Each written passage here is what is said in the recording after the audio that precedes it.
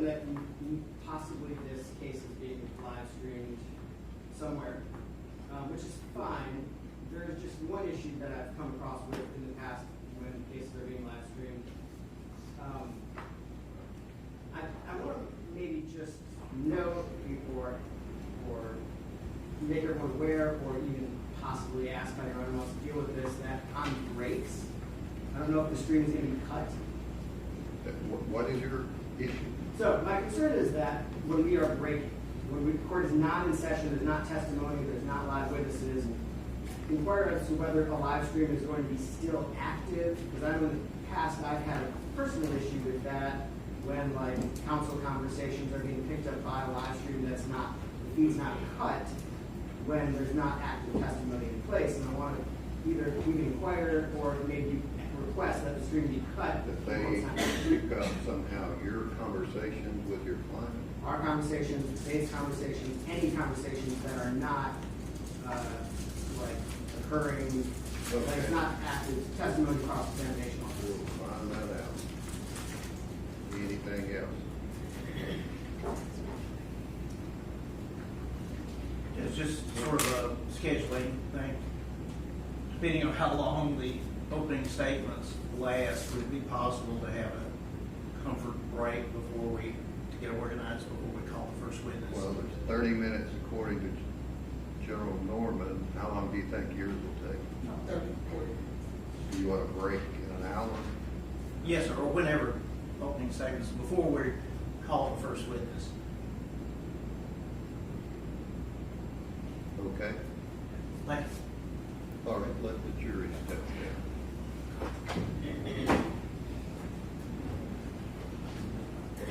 Judge, do you want us to use the podium, or is it okay if we don't? Oh, I don't, it's up to you. Do you not want it? Okay, I won't find that. If you want it, you can just put it over I here. don't.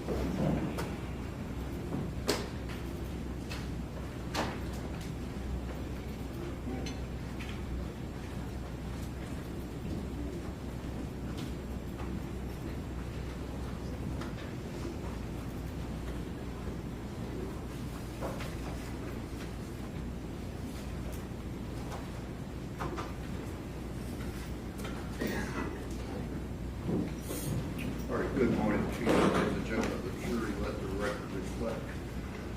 All of the jurors are here and present. If you will, at this time, stand, raise your right hand, and be sworn as the jury in this case.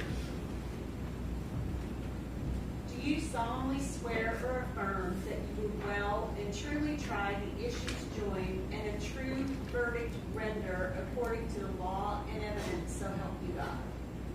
Yes. All right, you can have a seat. Okay. All right, the state will read the indictment. Yes, Your Honor. Please court, counsel. Members of the jury, the indictment in this case reads as follows. State of Tennessee, Davidson County, count 1. The grand jurors of Davidson County, Tennessee, duly impounded and sworn upon their oath, present Blaise Allen Taylor on the 25th day of February 2023 in Davidson County, Tennessee, and before the finding of this indictment, unlawfully, intentionally, and with premeditation, did kill Jade Benning in violation of Tennessee Code Annotated, Section 39-13-202, and against the peace and dignity of the state of Tennessee. Count 2.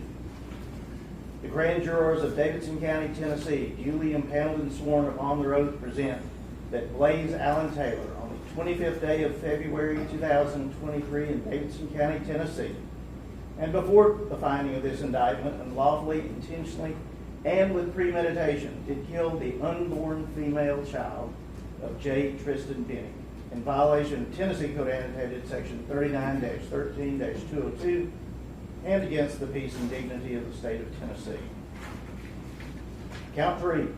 The grand jurors of Davidson County, Tennessee, duly impounded and sworn upon their oath to present that Blaise Taylor, on the 25th day of February 2023, in Davidson County, Tennessee, and before the filing of this indictment, did kill Jade Benning during the perpetration of or attempt to perpetrate murder in the first degree in violation of Tennessee Code Annotated Section 39-13-202 and against the peace and dignity of the state of Tennessee. Count 4. The grand jurors of Davidson County, Tennessee, duly impounded and sworn upon their oath to present that Blaise Taylor, on the 25th day of February 2023 in Davidson County, Tennessee, and before the filing of this indictment, did kill the unborn female child of Jade Benning during the perpetration of or attempt to perpetrate murder in the first degree in violation of Tennessee Code Annotated Section 39-13-202 and against the peace and dignity of the state of Tennessee, signed Glenn R. Funk, District Attorney General for the 20th Judicial District, and filed with the Davidson County Criminal Court Clerk on March 13, 2024. Thank you. All right, Mr. Brand, Ms. Collins, how does your client plead to that indictment? I'm not guilty. Okay. All right, does the state care to make an opening statement? Yes, Your Honor.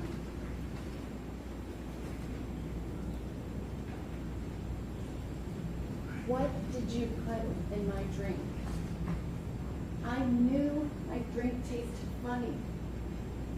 You did this because you didn't want the faith. Those are a few of Jade Benning's last words, heard by her very best friend, Nigel Jackson. Words that she heard spoken to Blaise Taylor over the phone 20 minutes before EMTs would find Jade Benning pulseless. EMTs found Jade Benning face down, laying across her bed, not in her bed, across her bed, face down. She was pulseless. When they found Jade Benning, she had this pink, frothy liquid around her mouth, like a spit up. And the area where she had been face down on her comforter, it had that same pink spit up vomit on it. The EMTs did not even know that Jade Benning was 5 months pregnant. They rushed Jade Benning to Vanderbilt Hospital, and when she arrived at the ER, Jade Benning was dead. You will hear evidence and testimony this week that none of the treatment team at Vanderbilt's emergency room had that night of February 25th, 2023, just after 10 p.m. when Jade Benning came to their emergency department. You will hear the evidence and testimony that the blood sample that was taken in the emergency room at 10:31 p.m., the very first blood sample from Jade Benning, that the later testing that came back months later, the concentration of cocaine in her blood was so high, it was unlike anything the medical examiner in this case had ever seen. But it was higher than anything the entire medical examiner's office had seen. You will also hear evidence and testimony that the testing of that pink spit up vomit on Jade's comforter, that it also tested an outrageous level of cocaine. You will hear evidence and testimony from multiple different experts that the physical evidence in this case shows that Jade Benning orally ingested cocaine that had been dissolved in a liquid. You will also hear that Jade Benning was drinking a pink drink that night. Before any of those events happened, Jade Benning was a young 24-year-old, about to turn 25, young woman who was very happy to be 5 months pregnant. Jade Benning was not from the Nashville area. She's from Arkansas. She grew up there with her mom, Bridget, her stepdad, Lynn. That's where she met her very best friend, Jade Jackson, when she was just 6 years old. Jade went on to school. She was a competitive athlete growing up. She went on to school, but her dream was to be a chef. And she achieved that dream. She went to culinary school. She graduated. And Jade actually had family living in the Nashville area. Her stepmom and dad and her half-sister lived in the Nashville area, and her stepmom's brother owned a restaurant, and he hired her on as a chef. And she was so happy to be living her dream. She had a group of really close friends that worked with her at the restaurant. And that was early 2022. And then in August of 2022, Jade Benning's best friend, Jade Jackson, her very best friend growing up, moved to Nashville to go to school at Mary. They were back together again, and these two girls talked constantly, told each other everything. They were so incredibly close. And it was about that same time in August of 2022 that Jade Benning had been linked with Blaise Taylor on a dating app.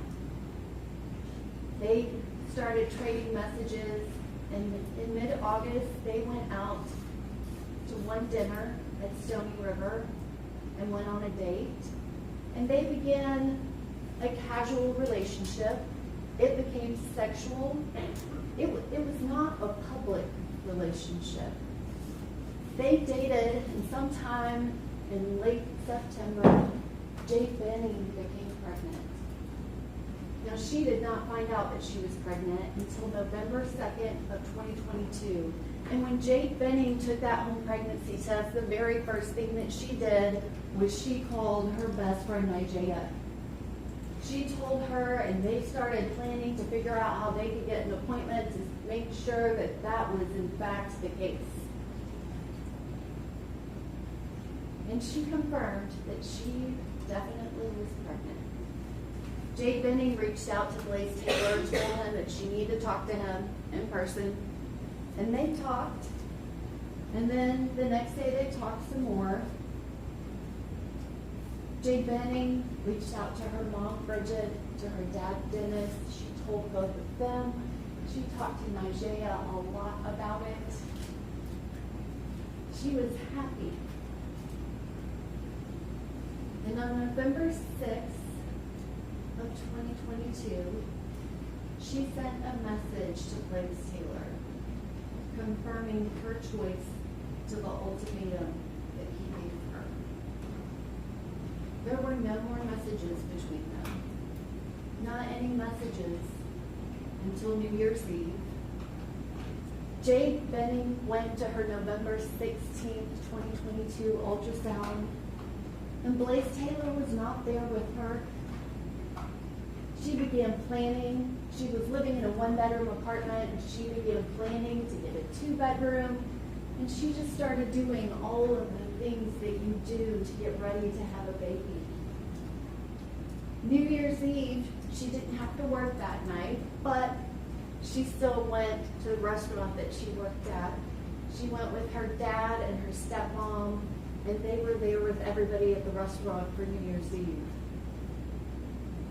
Blaise Taylor reached out to her on New Year's Eve, and after that night, they began speaking again. And the messages they sent back and forth, it was kind of trying to figure out what was going to be. Jade Benning ultimately expressed that she wanted a relationship with him. Blaise Taylor didn't go to any of Jade Benning's pregnancy appointments. She had 3 in February before she died.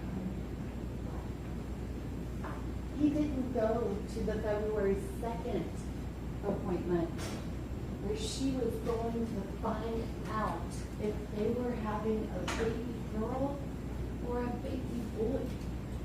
She asked him to go, and he did not. The week before February 25th, 2023, that day is a Saturday. Earlier that week, Blaise Taylor went out of town on a work trip. And he came back early that Thursday morning. And Jade Benning wanted to see him. And they messaged. She went over to his house mid-morning for a little bit before he went to work. And she asked to see him that night. But he did not make that plan happen with her. And on Friday, she again wanted to see him. She went over and they went and ate at Waffle House. And she wanted to see him that night. And she messaged him. But he didn't return her message. Now, Blaise Taylor was messaging people that night. He specifically sent a message to Cynthia Winford that said, I love you, and I need you to love me back and be in love with me. That is the night of Friday, February 24th. Jade Benning asked Blaise Taylor again on Saturday the 25th if they could hang out and have a date night. And he agreed. And she told him to be at her house at 7 p.m. Wear comfy clothes. She had something planned. And she had already been talking to Nigella Jackson about what she was going to do. She came up with an idea that they would do kind of like a sip and paint, not the sip because she was pregnant and she was not drinking any alcohol, but that they would paint and she would make dinner. She, the chef, Jade Benning, was going to make one of her specialties, chicken Alfredo. Nigella Jackson suggested that meal because it was her favorite.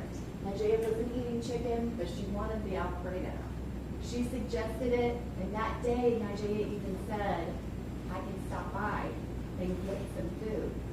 Because Nigella Jackson, her best friend, when she was 6 years old, had never met Blaise Taylor, and the man that she was having a baby with. And so that day, Jade worked early in the day, but she went home, she got everything ready, she had canvases, she had paint, she took multiple pictures of everything, she cooked the dinner, she took pictures beforehand, and about 7 o'clock p.m., Blaise Taylor came over, and they ate dinner together, and then at 7:30, Nigella Jackson, she had been at school, and one of her friends that she went to school with, Keontae Jones, was with her, and they stopped by to pick up food. They weren't planning on staying. They ended up being there for about 30 minutes, and they talked to them. Nigella got to meet Blaise Taylor for the first time. They did both notice that Jade was drinking a pink drink. They didn't drink anything while they were there. And they said goodbye. Right afterwards, Nigella starts texting Jade, talking about the cute interaction they had, and they have a couple text messages. And that's at 8 p.m. An hour and a half later is the next time that Nigella Jackson would hear from her best friend. And she did not sound the same at all. During that hour and a half time period, Jade was very active on her phone. She took pictures. There's a picture at 9:10 p.m. where you can kind of see a progress of the painting project.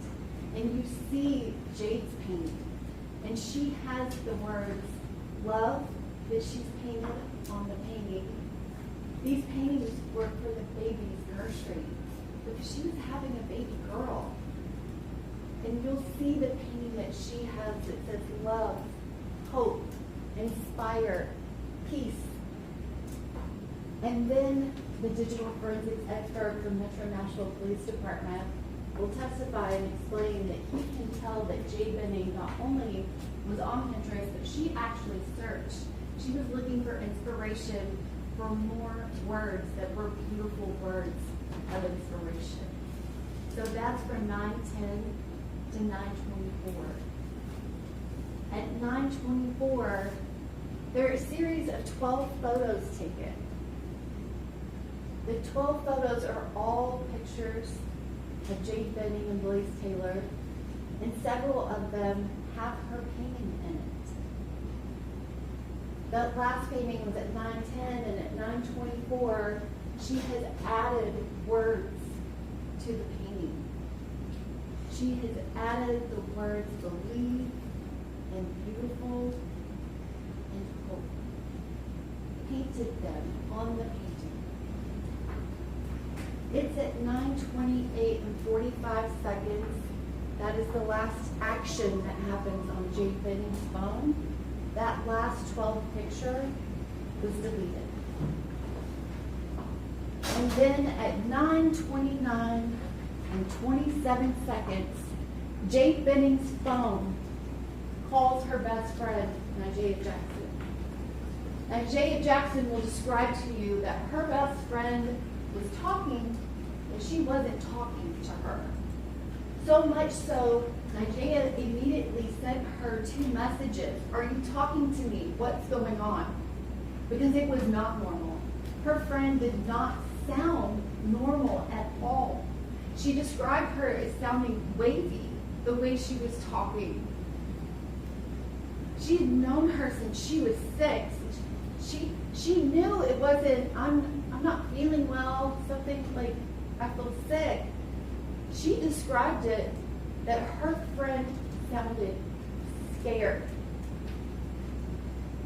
Her friend was talking to Blaise Taylor, and Jade Benning said, "What did you do?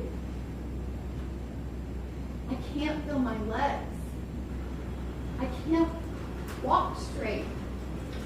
What did you put in my drink? I knew my drink tasted funny. What's in your hand? Show me. Show me your pocket. What did you put in my drink? I knew my drink tasted funny. You did this because you didn't want the baby." She was repeating, "What's in your hand?" At one point, he responded back to her, "Nothing." During the 6-minute and 9-second call, Jade Benning is screaming out to her friend who's not responding to her. She hears her friend say to Blaise Taylor, "You're scaring me." And his response was, "You're scaring me." After 6 minutes and 9 seconds, Jade's phone disconnected the call. Right before that call disconnected, Nigeria, she was so confused as to what was going on. She merged her friend Keontae Jones into the call so that he could hear it. And at the end, Jade was trying to speak, but couldn't form words. He heard Jade, but couldn't make out anything that she was saying.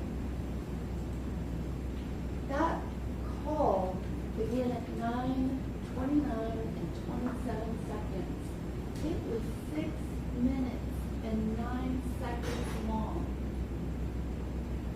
At 9:50 p.m., EMTs arrived at the patient, Jade Benning, and she was pulseless. Nigeria Jackson sped to her best friend's condo, and when she got there, Jade Benning was already in the back of the ambulance. They would not let her in to see her friend. She started jumping up and down so she could see in the little window, and she saw her friend, who was gray. Jade Jackson, she goes to Vanderbilt ER, and Blaise Taylor, he goes there too. He had called 911. She goes to Vanderbilt Hospital. She talks to the medical staff. She hears him talking to the medical staff, and he is not telling them what Jade said. She tells them what she heard her best friend say.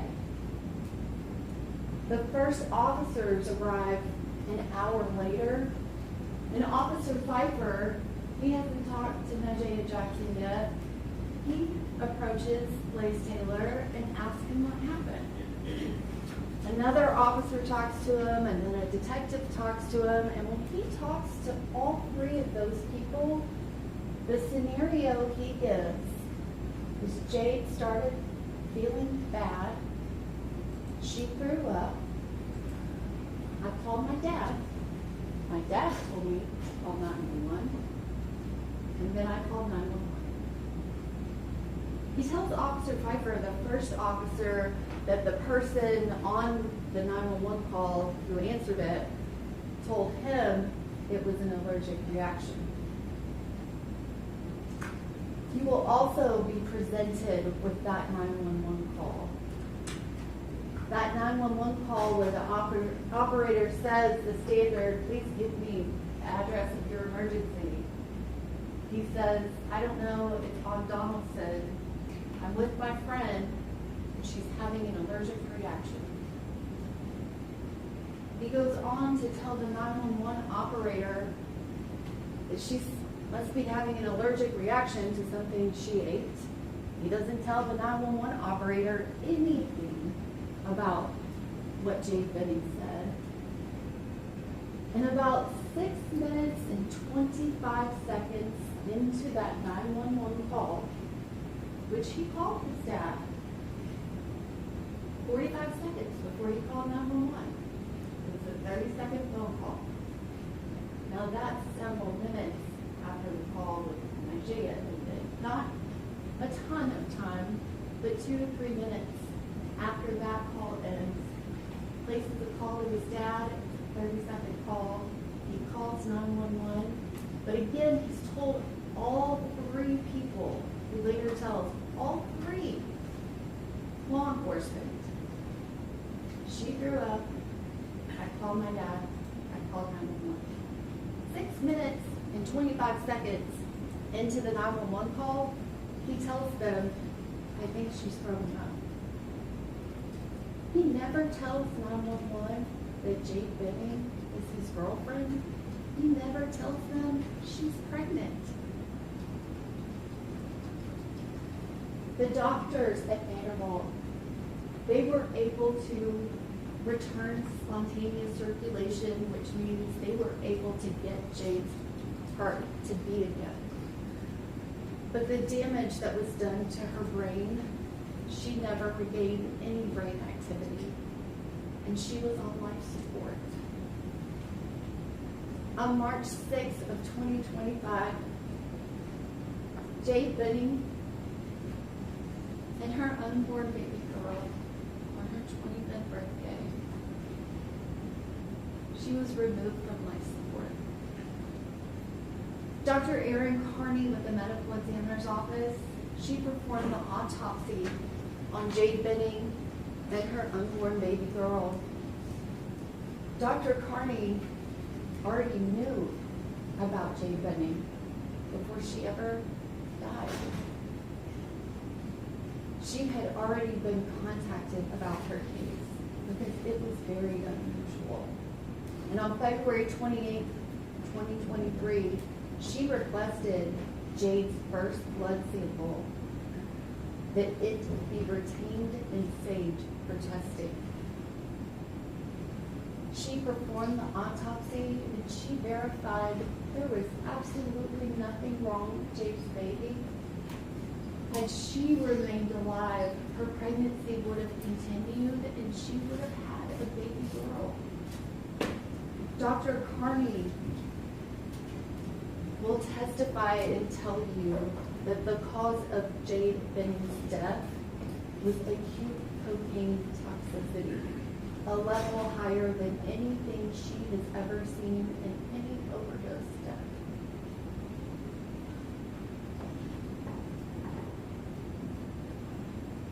You will also hear from another witness,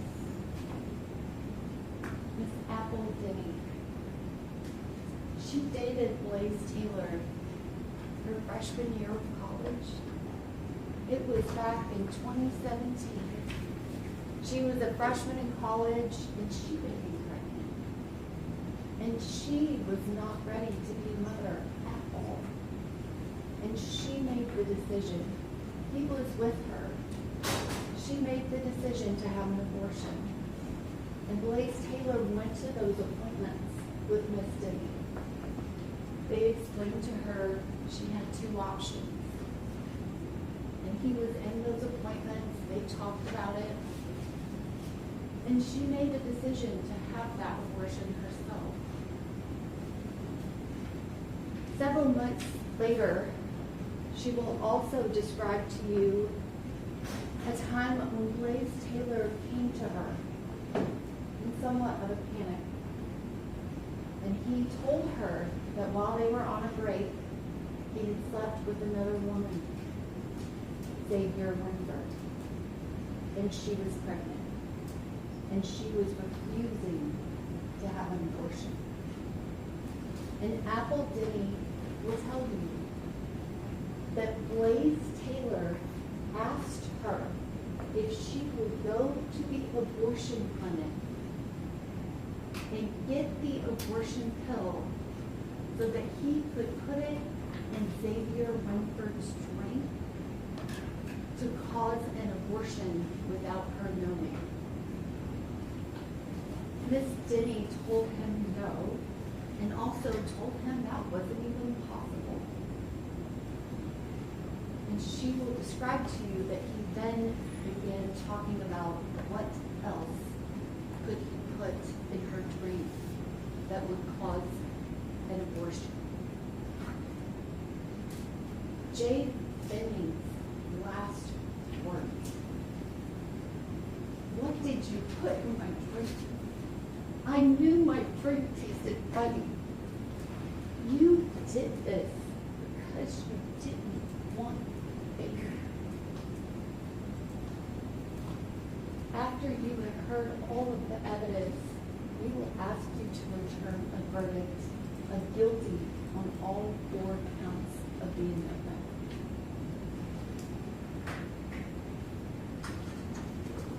All right, opening statement on behalf of Mr. Taylor. Yes, Your Honor.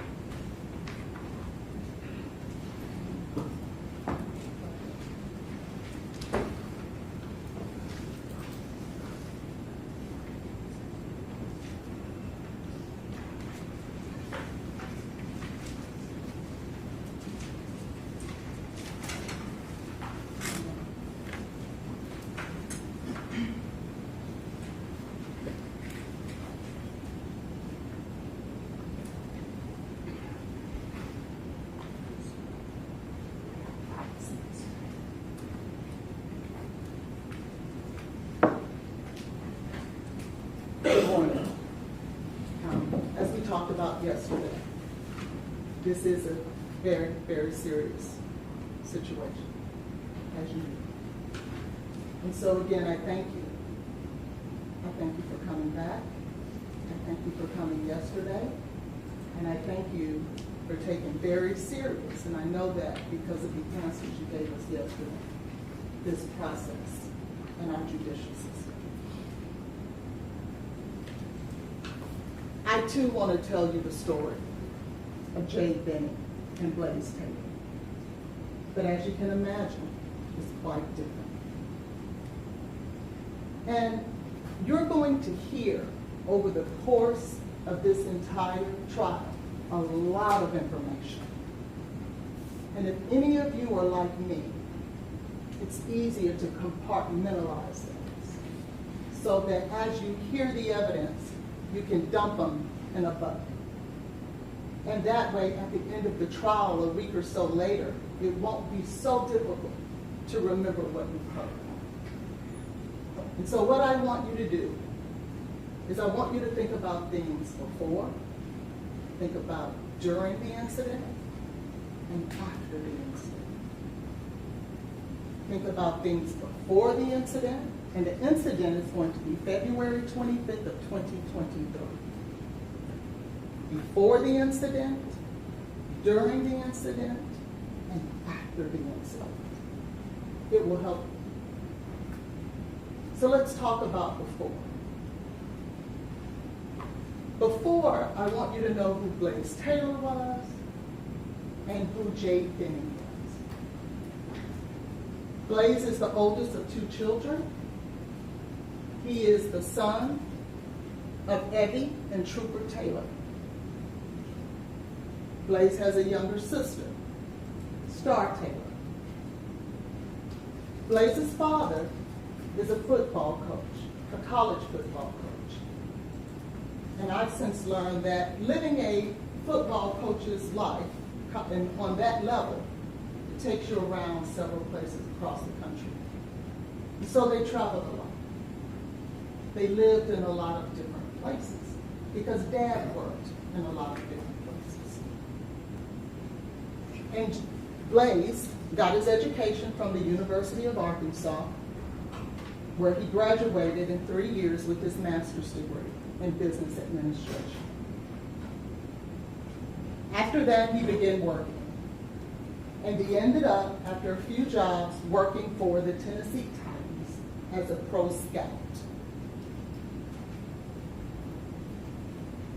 That is where, here in Tennessee, is where he meets Jade. But what's also important to know is that throughout Blaise's life, even when he played football, even when he was in college, he never drank and he never did any drugs. No alcohol and no drugs ever in his life. I want to now show you who Jade Benning is and was. She was a beautiful young lady. She was an aspiring chef. And she too was from Arkansas. And she moved to Tennessee after graduating from culinary school to become a chef and worked at Ernest's Hideaway Grill and Bar. But different than Blaise, Jade was involved with alcohol. And Jade was involved with drugs. And that is where they differ. But what they are alike, as you've heard, just as Blaise was casually dating young women, Jade Benning was casually dating young men. And so that is who they were before the incident. Now let's talk about Blaise and Jade and their relationship. Blaise and Jade met on Hinge, a dating app, in January of 2022. They exchanged a few messages, but never really hooked up. It went into February of 2022 when Blaise reached out to Jade, but yet she never returned the message. About a month later, she returns the message and says, "Oh, I've been busy, but it's good to speak with you." And then they went dead for a while. They didn't talk again until August of 22. In August of 22 is when they actually met up. August the 10th, they met and they had dinner. And after that, they began a relationship. They began casually dating each other. But they were not exclusive. He wasn't exclusive with her, and she wasn't exclusive with him.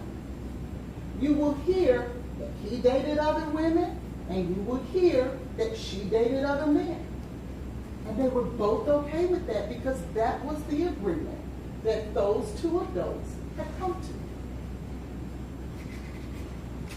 They had agreed that they would have a sexual relationship, but they would still date other people. And as adults, you will hear that that is what they decided to do.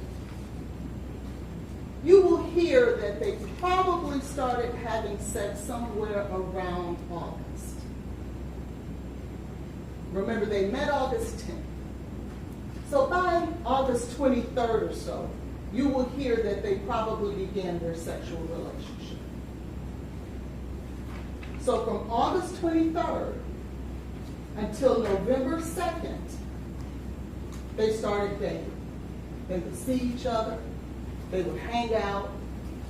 I believe that the restaurant where Jade worked was very close to Blaise's house, and it was convenient because of their schedules for Jade to go over to Blaise's house after he got off work, after she got off work. And she would spend the night there. He would get up and go to work in the morning. She would sleep late and get up and leave whenever she got up. Now you would hear sometime around November 1st of 22. Jade believes that she may be pregnant. And you will hear that she's having a conversation with Nigel. And what they're trying to figure out is who the father is.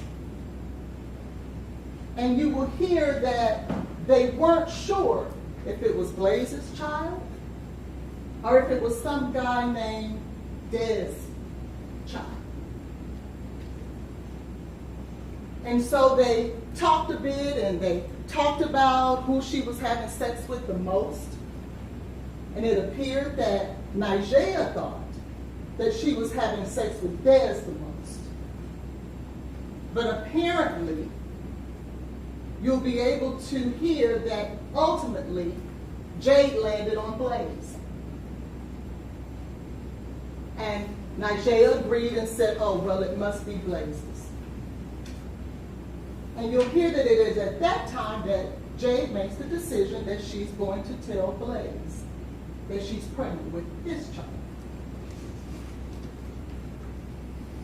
And so you kind of deduct, you'll be able to deduct that she did talk to Blaise around November the 4th.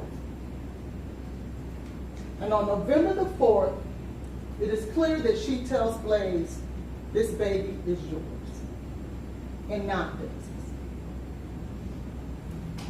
And you'll hear that it's true that Blaise, at that time, was not ready to be a father. With the woman he met less than 90 days ago, who was casually dating other people just like he was. And he did not want to go forward with the pregnancy. That's clear. He was 27, he wasn't married, he really didn't know her. And clearly he suggested alternative methods. And he suggested it to her because it was something that she had agreed to do with someone else in the past. But Jade wanted to keep this child. She wanted to give birth to Blaise's baby. And so what you'll hear, though, is that they had a difference of opinion. And that they were at an impasse. And so clearly they had talked about it from November the 4th until November the 6th. Because on November the 6th, you will learn that it was Jade who told Blaise, clearly, there's no agreement that we're going to come to here, and I'm not changing my mind. So what I suggest is you go your way, I go mine. You don't have to be involved with the baby if that's what you want to do. I will go on and I will love this baby with or without you. My next appointment is on this day. If you want to be there, you can. But if not, this is the decision that I made. You'll hear that that's the decision that Jade made for herself.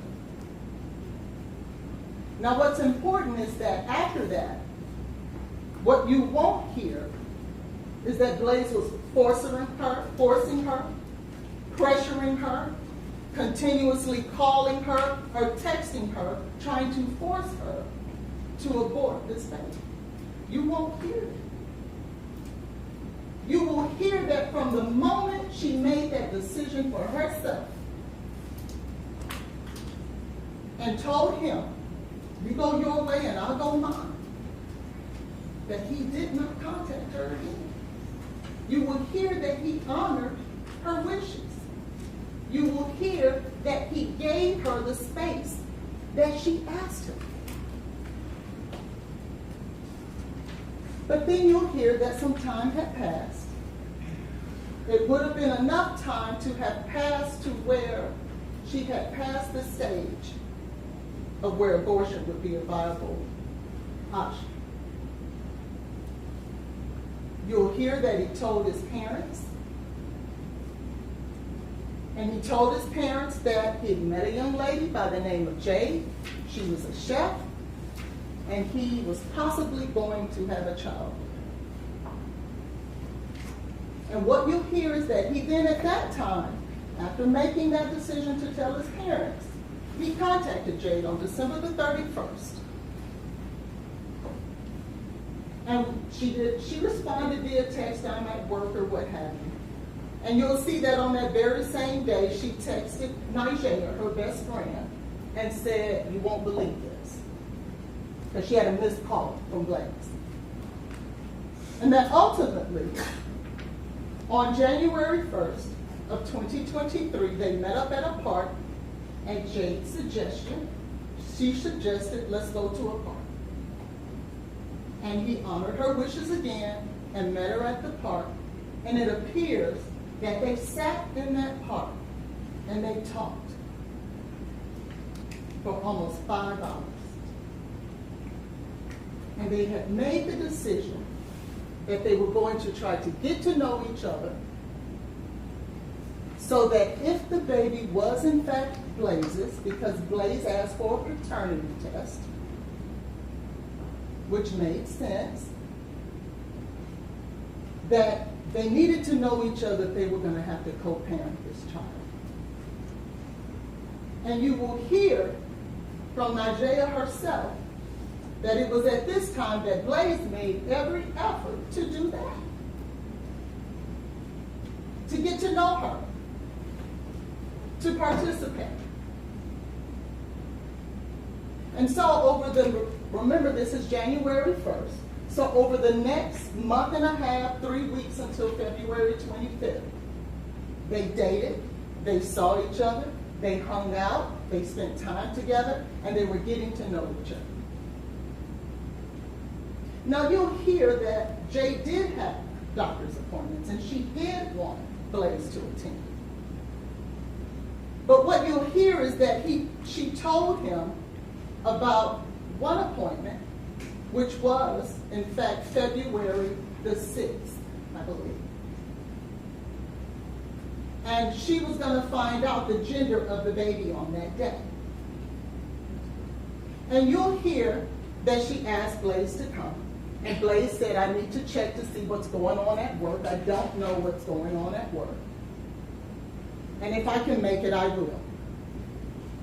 You'll hear he didn't make it. But you'll also hear that the next appointment she had was about 4 days later, but it was for a blood test. It wasn't necessarily another actual visit, the monthly maternity visits. That one was not until March 9th. And by that time, unfortunately, she had already passed. And you'll hear that during this time that they were split, and when Blaise was dating Xavier, Jade, now knowing that she was pregnant, was dating other men as well. In fact, there were 3 other men that she was dating in December. And you'll hear that we know that for sure because she was sending naked pictures to them in December. And there were 3 men, 3 different men, that she sent naked pictures to from December the 3rd through almost towards the end of December. So yes, you will hear that they both were dating different people. Now, we'll go to February 25th of 2023. Now, what's also important to know before we get there, you'll find that Jade was involved with drugs prior to the day that this happened, prior to the day that she was diagnosed with acute cocaine toxicity that caused her death. You'll hear that she was involved with marijuana. You'll hear that she was involved with Adderall. You will hear that she was involved with the weed cartridges. I think they call it resin. You'll hear that she was involved with mushrooms, that she would take mushrooms. And you will hear that she also drank a lot until she was drunk oftentimes. In fact, you'll hear that during maybe a day or so before she and Nigella was having this conversation about who was the father, and it was Blaise's, that she was inviting Nigella to share mushrooms with her.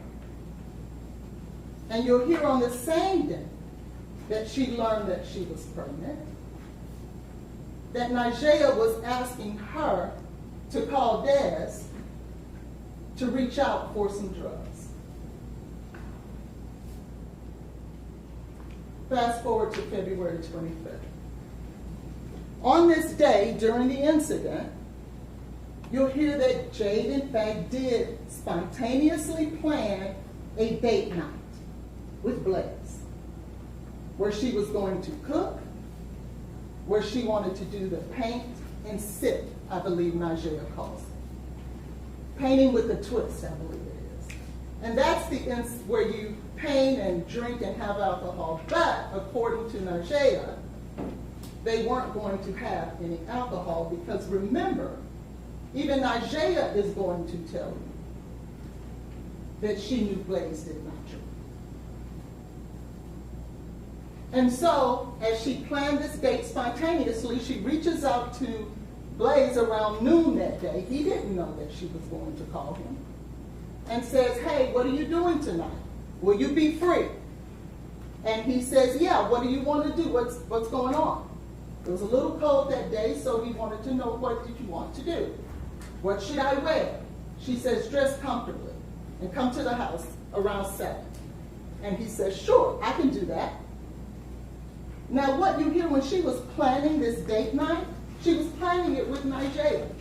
What should I cook and what should we do? And Nigella says, well, I want some chicken Alfredo. So why don't you cook that? And Jade says, okay, that sounds good. Now, what's important to know is that Jade was a very ambitious young lady, and she had her own business, JTP Eatery, which was like a small catering company. And when she would cook, you'll learn that some of her food would be infused with marijuana. In fact, you'll hear that her chicken Alfredo she would sell would be infused with marijuana. And cookies and brownies and things of that sort. So she makes the decision to have this date night with Blaise, and she and Nigella talk about it. And then at that point, Nigella says, well, I want some chicken Alfredo too. And Jade says, well, I'll put you some up for tomorrow. But Nigella says, and now we're in the bucket of jury, just so that you're oriented. Nigella says, well, no, I want to come tonight. Even though she's planning a date night with Blaise. She's now inviting herself into Jade's date night. And so she shows up I would say we know around 7:22 she sends a message, I'm on my way. And when she gets there, she brings a friend, Keontae, and she tells Jade, I want to bring Keontae too, because he wants some too. So we're both going to come to your date night. And they show up, and they stay there. But not for long. But what you'll hear is that when they showed up, Blaise invites them to stay. Hey, why don't you guys stay and play cards? And he had a deck of Uno cards that he was playing with. And he says, let's play Uno. And then he asks, well, do you guys know how to play spades? And Isaiah says, no, I don't know how to play spades. And so he says, well, you guys should stay, hang out. But Isaiah says, well, no, I don't want to intrude. We'll leave. And so we know that by 8:03, she was gone. Because she sends this text after spending that 20 minutes or so with Jade and Blaise. That was a cute interaction. What you won't hear is that she sent any text as if there was anything nefarious going on. You will hear that she describes that moment as a cute interaction. And you'll hear that Jade responds and says, yes, Blaise says, we should hang out again or you guys should have stayed. And Najee responds, well, no, I did not want to intrude on your date night, so we left. Fast forward to about 9:28. So this interchange went on from about 8:03 until about 8:12. Then you'll know about 9:28, what you're going to find is that Jade and Blaise, specifically Jade, was taking selfies with Blaise. And you'll find that the selfies were them kissing and laughing and joking and having a great time. You'll see those photos. And you'll see that they were taken from Jade's phone. But then less than a minute later, you'll hear that Najee gets this call. And the call, I want to make sure that I say it right. The call, less than 60 seconds later, Najee describes it as, it was the most wimpiest voice I've ever heard. Those were her words. The scariest thing I've ever heard. She was freaking out. I never heard anything like it. She was fighting for her life. It was as if she was in danger. She says that she overheard her saying, you put something in my drink. What did you put in my drink? But what you'll learn is that when Jade is making these accusations per Najee, that Najee sends a text back saying, are you talking to me? So when Jade is making these accusations, Najee's response is, oh, are you talking to me? You won't hear that she says, what are you talking about? Who are you talking to? You're going to hear that her response to those allegations are you talking to me?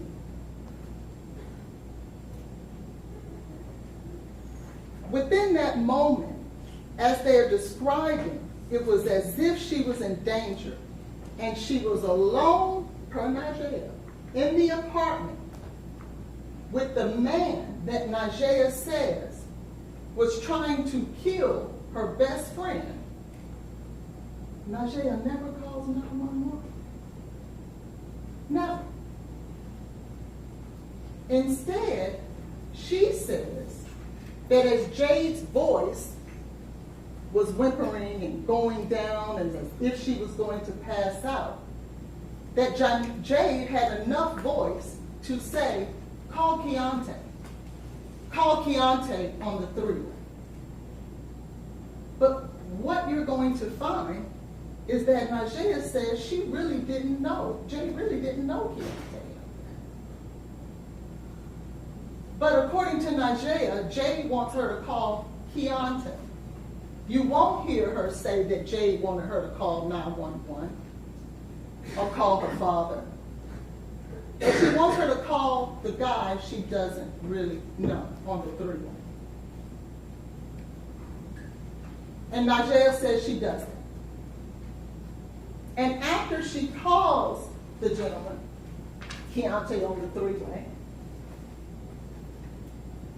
what you'll hear about Keontae is that he will tell you, yes, I was on the call. And her voice was, Jay's voice wasn't really, I couldn't really make things out. But I didn't hear the things that Najee said. I didn't hear those things. And what you'll also find is that with all the danger that Najee described, all these fear and everything that her best friend was going through, Keontae didn't call 911 either. What you're going to find is that there was only one person that night that called 911. Because Jade didn't call 911 either. You'll hear that with all of this medical emergency, all of these things that were going on with this young lady, there was only one person who called the police, who called for help. And that was Blaise. And you'll hear the 911, I promise you. And you'll have the opportunity to hear everything that he said and everything that he did.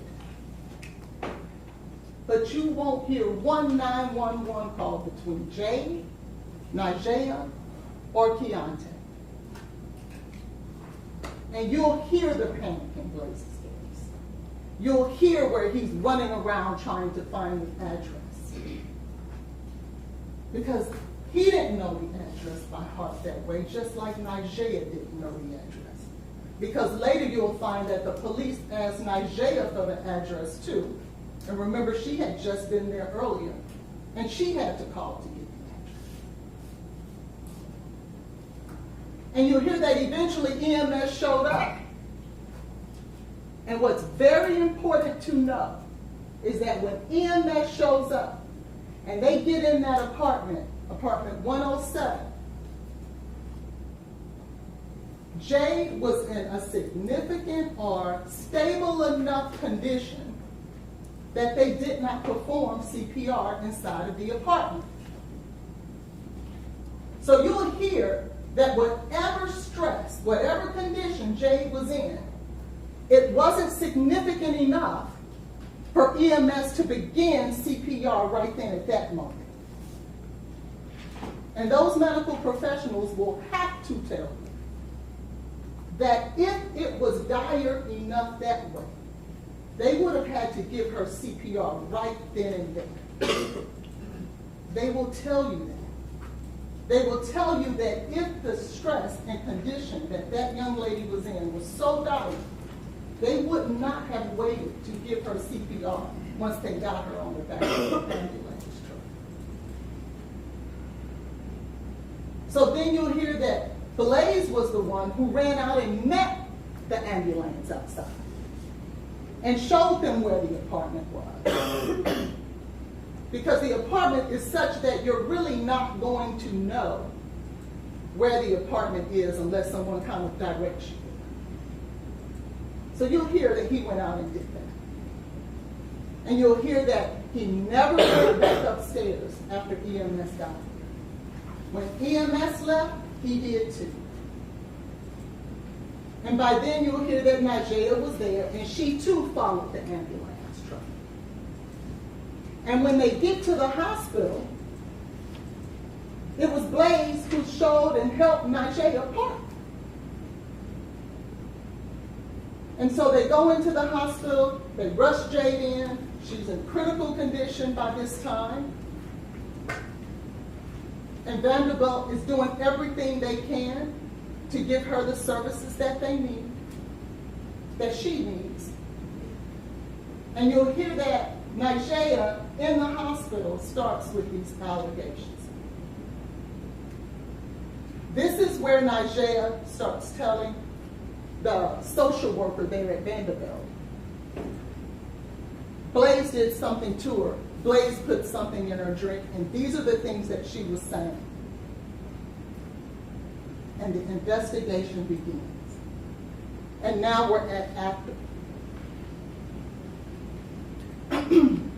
Oh, I'm sorry, I went the wrong way.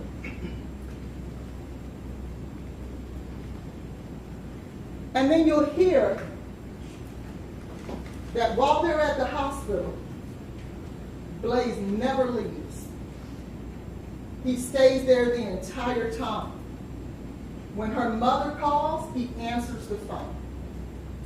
When the police questions him, he answers the questions. When another police officer questions him, he answers those questions. When another police officer questions him, he answers those questions. You'll hear that he cooperated with every authority there. And not one time, while he was at the hospital being questioned, being accused of being the person who caused this, did he ask for a lawyer? Did he exercise his right to the Fifth Amendment? Not one time. He did what he thought you would hear that he was supposed to do. But what you'll hear with Nigella is that at some point during the night, she's questioned as well. And you'll hear that those police officers tells her, we need to talk to this Keontae guy too, for obvious reasons. And you'll hear that Keontae, although he comes to the hospital, he meets Nigella in the parking lot. And you'll hear that when police officers have told her, we need to talk to this guy, she doesn't alert the police officers that he even showed up. She doesn't tell them that, hey, that witness to my best friend's medical episode, he's in the parking lot, come get his story. Instead, you will hear that she talks to him and then he leaves without talking to anyone, without giving anyone the side of his story of what happened. You'll also hear that she left again. And what's important to know is this, that you'll hear by this time, that apartment, based on Nigella's allegations, is a crime scene. And that even though it's a crime scene, and that even though Officer Fish, who was one of the initial responding officers, told Jade Benning's stepmother and mother, someone Nigella was in constant contact with throughout the night, as you can imagine. Nobody in that apartment, nobody out. It's shut down. It is a crime scene. There should be no one in that place. We need to go in there and figure out what happened. You're going to hear that Jade's friend, Lauren Weber, Nigella's friend, Lauren Weber, and another young lady went inside that apartment anyway. And that even though they weren't supposed to go in there and touch him, that she removed items out of that apartment, she locked it up, and then she brought her, Jade's purse and ID to the hospital. And you're going to hear that when the police officers hear this, and they learn that some people had entered this crime scene, that they said that that crime scene was contaminated. You'll hear that law enforcement says that themselves. And then you're going to hear that Nigella and 3 more other people went inside that apartment with gloves on and removed crucial evidence and kept it for 24 hours before they turned it over to the police. They gave it to her mother. Evidence of the crime, they grabbed it, removed it, and kept it. You're going to hear not one time when Isaiah was speaking to those police officers, did she tell them, hey, I'm about to go over here to Jade's house, you know, the crime scene, and we're going to go over there and help you guys out and remove evidence for you. She never says that. She never tells them that. They have to find that out through Jade's mother. You're going to also find that Najee had Jade's phone during this time and had gone into the phone. And we know that it couldn't have been Jade because by now Jade was in critical condition and in a coma and was manipulating through the phone.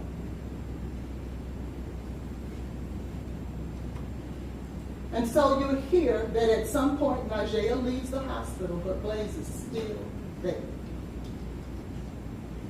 And he doesn't leave until Jade's mother gets there. And that you'll hear that he helped her find a parking space too. He ran out there and said, you know, save the parking space as well.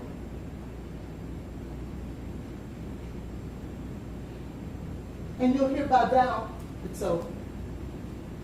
Jade is in critical condition. She's pretty much on life support. She had suffered a significant brain injury as a result of losing oxygen to the body. And you'll hear that there was, in fact, laboratory evidence, the blood, the urine. You're going to hear a lot of stuff about that. And yes, you're going to hear that there was an awful amount of cocaine in her system. But what you're going to hear is that the integrity of those vials of blood and urine were such that the results of those blood tests does not make sense. The experts are going to have to tell you that it was too much cocaine for Jade to take on her own, and too much cocaine for Blaise to have slipped in a drink and her not notice. But you're going to hear there are so many issues with the way the lab dealt with that there's not a medical professional alive who would rely on those results. They're going to have to tell you that.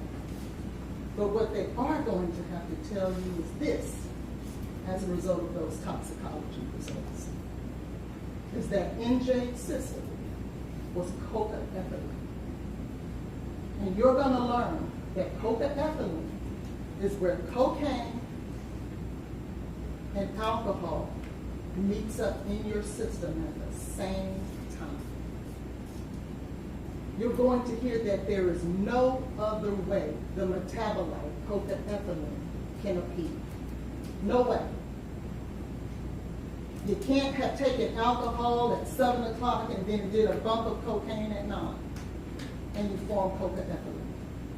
You're going to hear that you can't take a drink of alcohol at 7:30 and take a bump of cocaine at 8.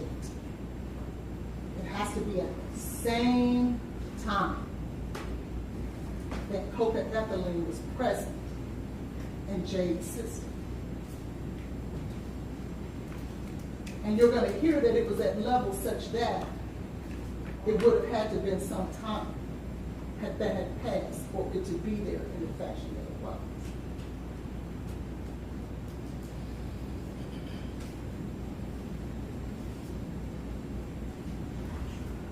You're going to hear that at the end of this, that the medical examiner, Dr. Carney, Dr. Aaron Carney, performed the autopsy on Jade Benning. And what you'll learn is that an autopsy is, what they like to say is that it's not done in a vacuum. And what that basically means is you can't just look at the body to determine what happened. you have to factor in surrounding circumstances as well. And what you'll learn is that there are two things that the medical examiner is responsible for doing: determining the cause of death and the manner of death. The cause of death is going to be the medical issue that caused you to die. And the manner of death, you'll learn, to be only 5 things.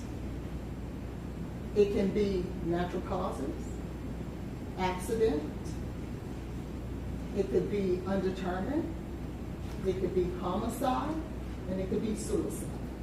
It's going to always fall in one of those 5 buckets. And because it's not done in a vacuum, you have to look at the surrounding circumstances before you come to a conclusion as to which bucket those 5 land to. And what you're going to see is the medical examiner, the medical professional, the person that we rely on to come to a conclusion professionally as to what happened in regards to the manner of death for Ms. Benning. You're going to hear that even she could not come to the conclusion of homicide. And homicide just means you died at the hands of another. Doesn't necessarily mean a crime occurred. It just means that you died at the hands of another. You're going to hear that Dr. Carney is going to get on that stand. Remember, we talked about that's where your evidence will come from. And she's going to have to tell you, I cannot rule this a homicide.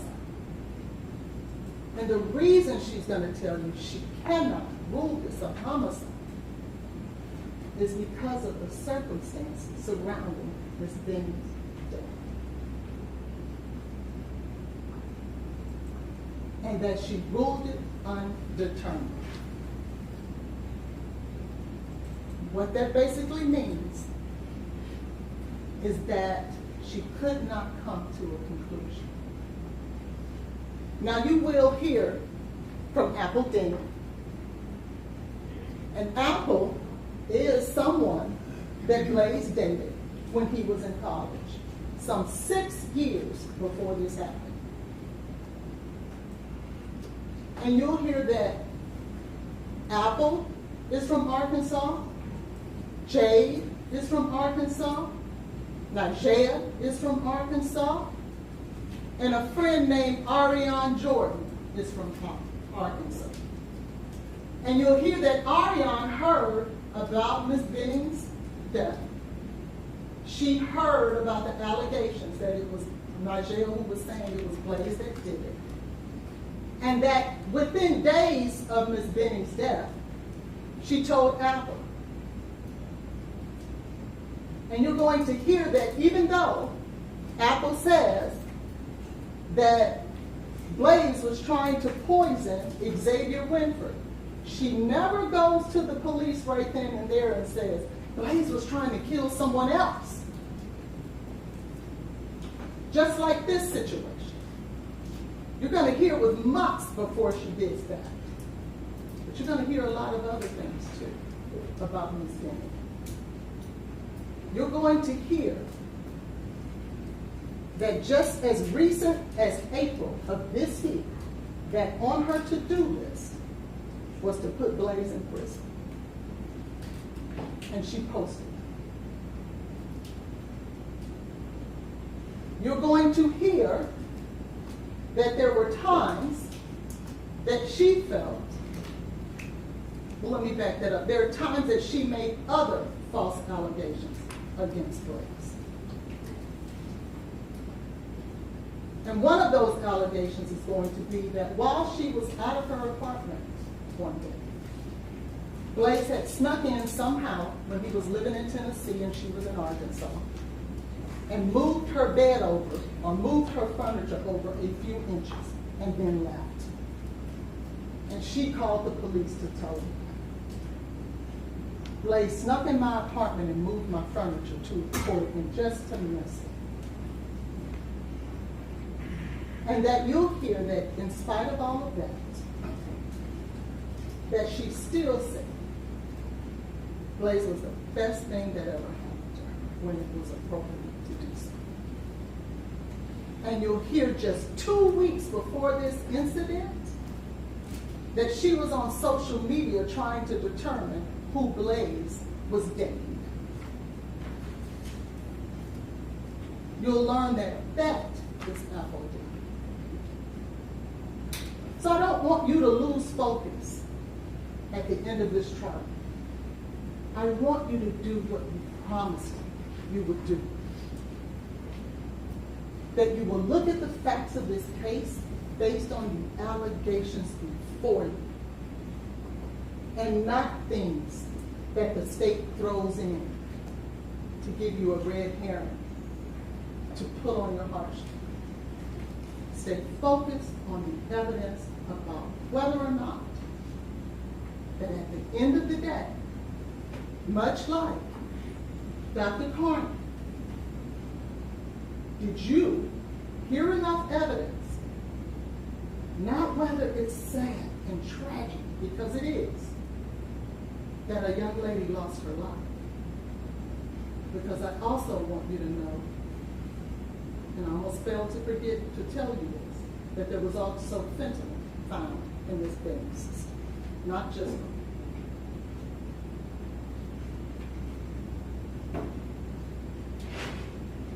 that at the end of the trial, in the same way that Dr. Carney cannot rule this a homicide, you can realistically, honestly, to lay your head down at night, get to the conclusion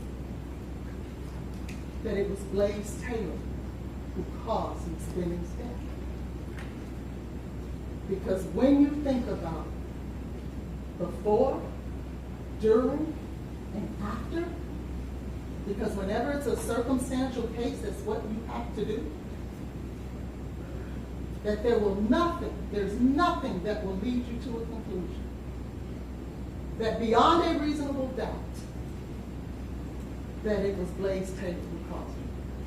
And so I'm asking, Blaise Taylor is asking, his family is asking, and justice is asking to find him not guilty. Thank you.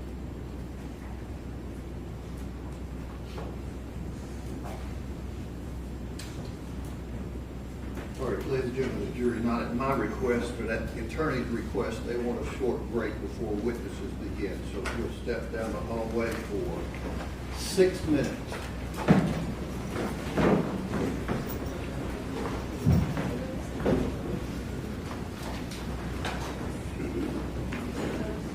Everybody will just remain where you are. You came, you stay. While the jury's exiting.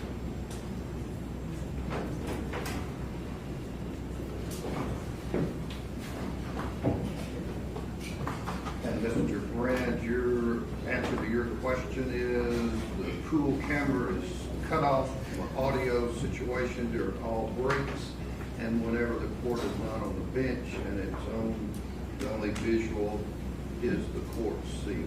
Thank you. 6 minutes. Court's in a recess.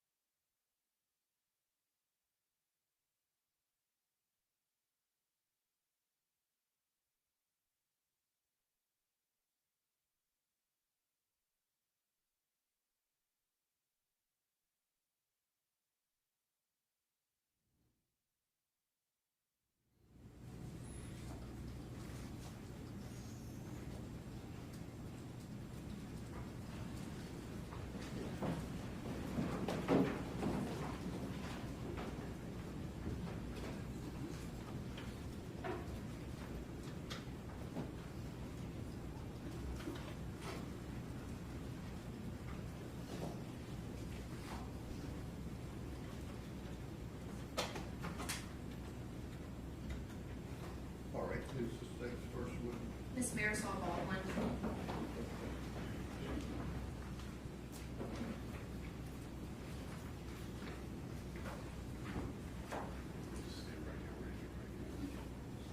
Do you swear the testimony you're about to give to be the truth, so help you God? Yes.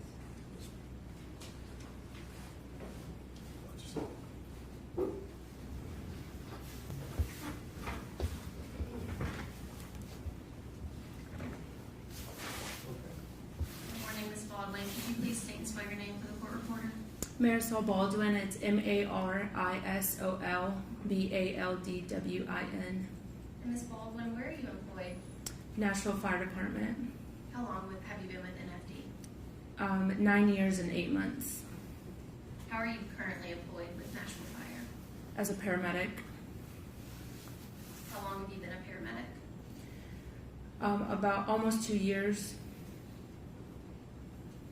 And what was your employment prior to becoming a medic with Nashville Fire? An advanced EMT. Okay. And how long were you an EMT? 6 years and 4 months. Can you explain to the jury what the difference is between a medic and an EMT, please? Yes. So the EMT is trained in basic life support, and they're also going to be responsible of the ambulance driving to and from calls. They're going to be assisting the paramedic, but they're not responsible for any advanced life support. And were you on duty on February 25th of 2023? Yes. Okay. In what capacity were you working on the 25th? I was working as an advanced EMT. And on the 25th, did you respond to an incident located at 1522 Lebanon Pike, apartment 107? Yes. And is that here in Davidson County? Yes. Do you recall what type of incident you were initially responding to? I believe our CAD system said allergic reaction. And were you in the ambulance Yes. as the driver or the passenger? Driver. And did you respond to that apartment with lights and sirens? Yes. Why? That's our policy. Every call gets lights and sirens. Okay. And do you recall what you initially witnessed when you arrived at the apartment complex? As we arrived, we were led into the apartment and we found our patient lying in one of the bedrooms in the apartment. She was lying face down on a comforter. Okay. Do you recall who led you to the apartment? Yes. Who was that? You're pointing at someone. Yes, I'm sorry. Did you see a male that day? Yes. On the 25th? Okay. Yes. Do you see him in the courtroom today? Yes. Can you point him out, describe something he's wearing for the court? Blue suit with white shirt and Your Honor, gray correct to tie. reflect for identification of Mr. Taylor. Okay. Your Honor, if I could pass 2 photos of the witness.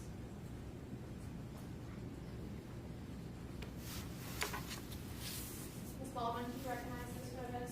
Yes. Okay. Your Honor, if I could publish the first photo, we have them on a PowerPoint, so it'll be digital. Okay. Go to their computer.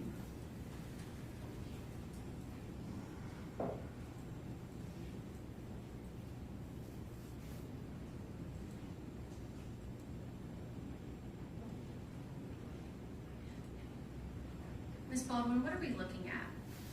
This is the apartment. As you go in the front door, this is what we saw. Okay, and the 2 females standing on the left, were they there when you arrived? No. Okay. Who do you remember seeing initially when you got to the apartment? We saw the male there initially. Okay, can you describe to the jury what the male's demeanor was like? He was frantic, but not really giving us any really useful information for us. Okay, and what do you mean by that? We really had no idea why we were finding her in the state that she was in. So, Okay. Can you describe to the jury what you mean by that, not finding her in the state she was in? we were expecting to see signs of an allergic reaction. And we didn't see any hives on Miss Benning. We didn't see any swelling. We didn't have any answers to our questions that we were asking. What were you asking? If she was allergic to anything, because it did come in as an allergic reaction, and all he was saying was she ate bad food.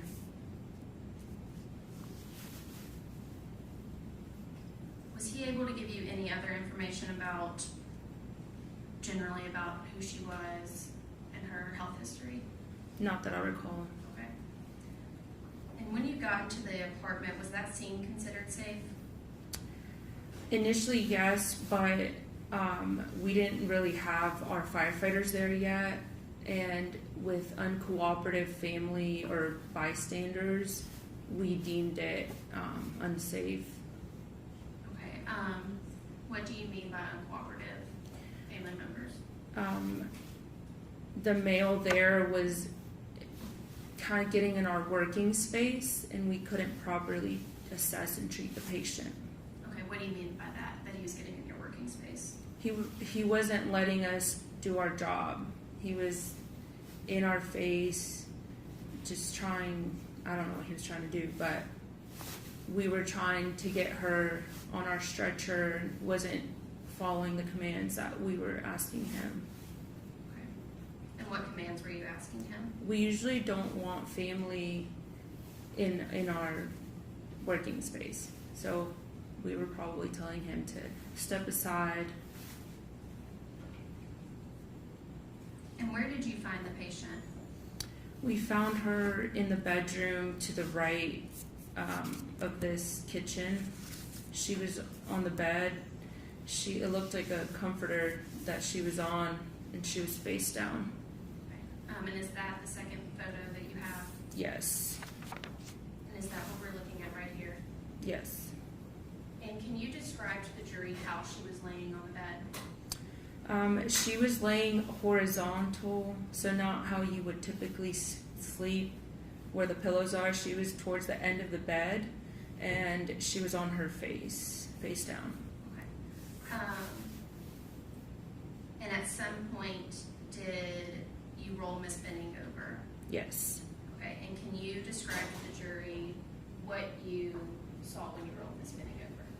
We rolled her over, and we immediately noticed that she was unresponsive. She didn't respond to us flipping her over on her back, and we noticed that she had some kind of fluid around her mouth. Okay. Was that fluid any particular color? Do you recall? It was like a light pink in color.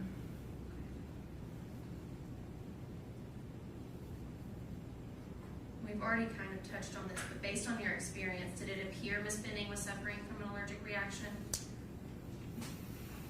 Not fully. That wasn't. We were definitely trying to cross off multiple things that it could be, but it wasn't a typical response that we would see for an allergic reaction. Was Miss Benning limp? Yes. And did Miss Benning have a pulse? At what time? When you got to her. I don't personally remember checking it. Would that have been something that the medic did? Yes. Okay. And at any point, did the male in the apartment try to touch Miss Benning? Yes. Okay, can you describe to the jury what happened? So our firefighters were pulling their truck into the parking lot, so they were a little bit behind us, but we couldn't physically carry her, my partner and I, and he took it upon himself to do it, and we don't allow help from outside agency, like from our people. And he attempted to do that, so that's what I meant, that he wasn't listening to our commands, and then he eventually placed her on the floor right in front of the island. Back to the other picture. Mm-hmm. Okay, can you kind of describe to the jury where he put this in? So right in front of the island, just in that empty space, that's where he put her, and then when our firefighters got there, then we all lifted her and put her on our stretcher. Okay, and then what did you do with Miss Benning? We wheeled her to the ambulance. point do you recall someone else showing up? Yes, a young lady. Okay. And what do you recall about that young lady's demeanor? She was hysterical. She was crying, asking us questions, trying to get inside the ambulance, looking in the windows. And was this much different than the male's demeanor? Yes. Okay, how so? She was crying. She kept asking us, is she going to be okay? Is she going to be okay? What's going on? At any point did you see Mr. Taylor crying? Not that I saw. At any point did Mr. Taylor ask you if she was going to be okay? Not that I can remember.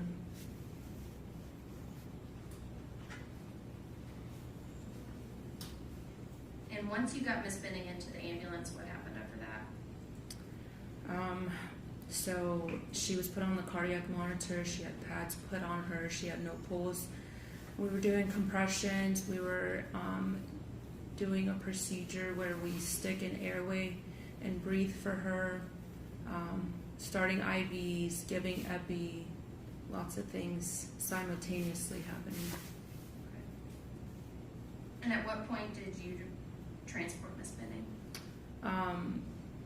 Once my partner, she said she was ready, and we took firefighters with us, and then I think it was after 10 minutes of being there total time. And did Mr. Taylor ever attempt to get in the ambulance with Miss Benning? Not that I recall. And where did you take Miss Benning? Vanderbilt Adult ER. And did you transport Miss Benning with lights and sirens? Yes. Okay, and why so? She was critical. What do you mean by that? Cardiac arrest is deemed critical. And at any point, did Miss Benning ever have a pulse? Not that I can remember with us.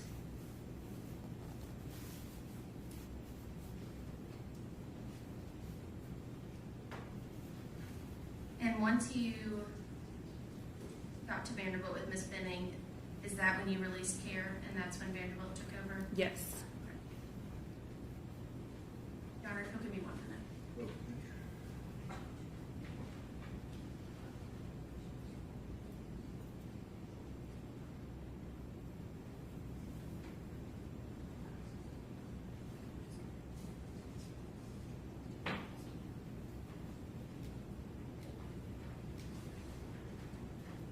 Ms. Baldwin, who was the paramedic with you? Andrea. Okay, what's her last name? It's Rose now. I believe it was Arwen at the time, or I'm sorry, Agral at the time.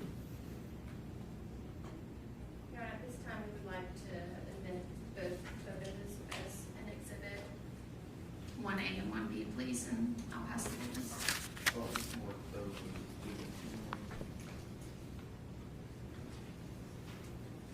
Questions on behalf of Mr. Taylor?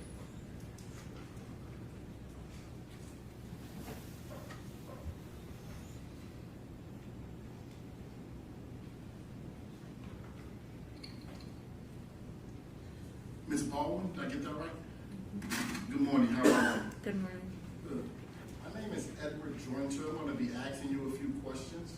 If at any time you don't understand, please let me know and I'll try to rephrase. I want to just make sure I understood your role on that day. You were acting in what capacity? I was an EMT at the time.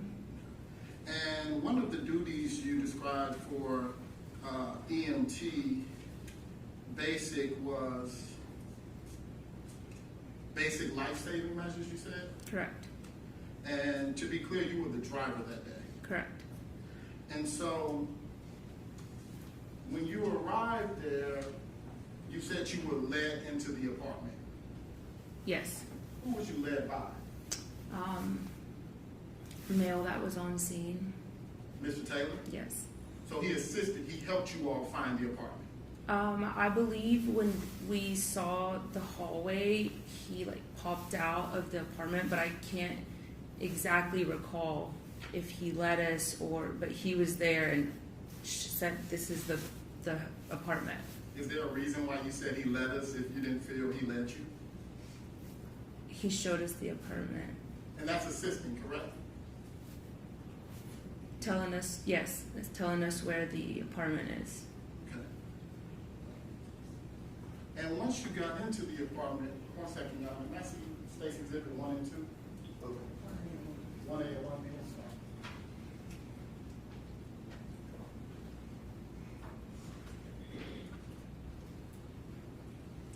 Commissioner Butler, Okay. I'll switch it up.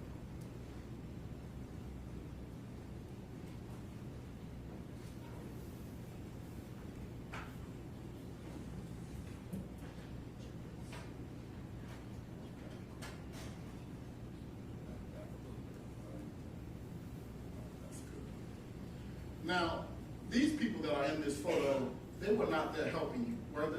No, Were they there when you got there? no, Do you know who these people are? no, Is this the entryway when you first come into the apartment? yes, And I'm going to now show you State's Exhibit 1B. Was this the bedroom where you found Miss Benning? yes, And I want to orientate you to this window over here. Was that window shade up when you entered the apartment? I can't recall. Because you all didn't take these photos, did you? No,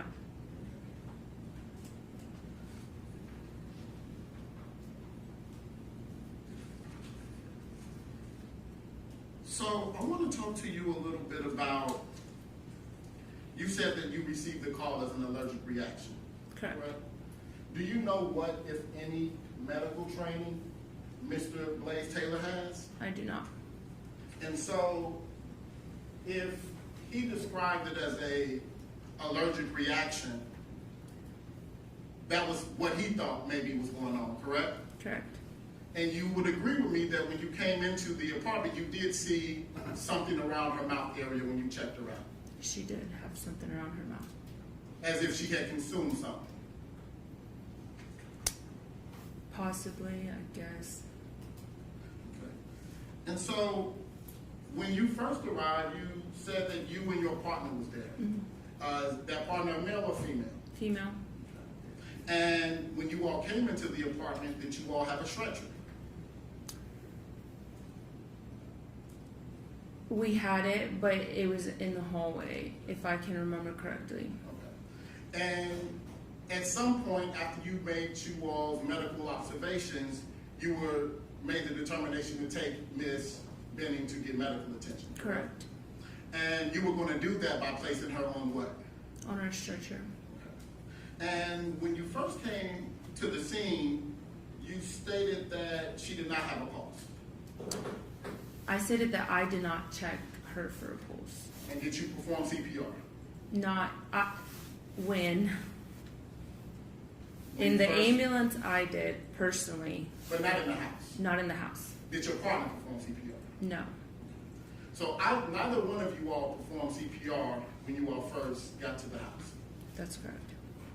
At some point, you all were going to transport Miss Benning, correct? Correct.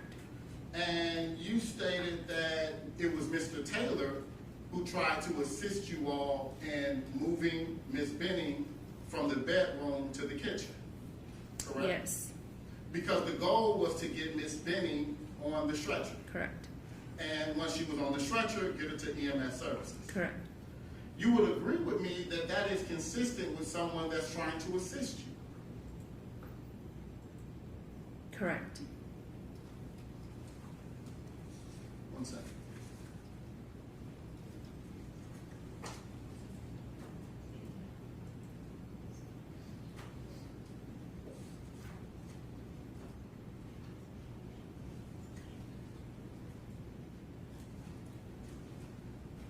Now, Ms. Bowman, you've been EMT for 9 years now. EMT and paramedic, both in the 9 years. Okay. And have you ever had an occasion where you showed up to the scene and you had to render CPR? Yes. Sometimes that's not uncommon depending on the situation, correct? Correct. can you just educate this jury as to what are some instances where you would immediately perform CPR when you come upon a patient? Can you ask that again? Sure. Just, Can you educate the jury on what are some medical scenarios that you will perform CPR immediately upon arriving to a patient? if a patient is pulseless, we would start CPR until we can get the cardiac monitor on them. Okay. And is a pulse something you check upon reaching a patient? Yes. But just to be clear, you didn't perform CPR when you immediately came upon Ms. Benning, did you? Correct. No further questions from Ms. Wilson? We redirect. No, sir. Thank you. Clerk, who's the next? The state's next witness is Andrea Browning.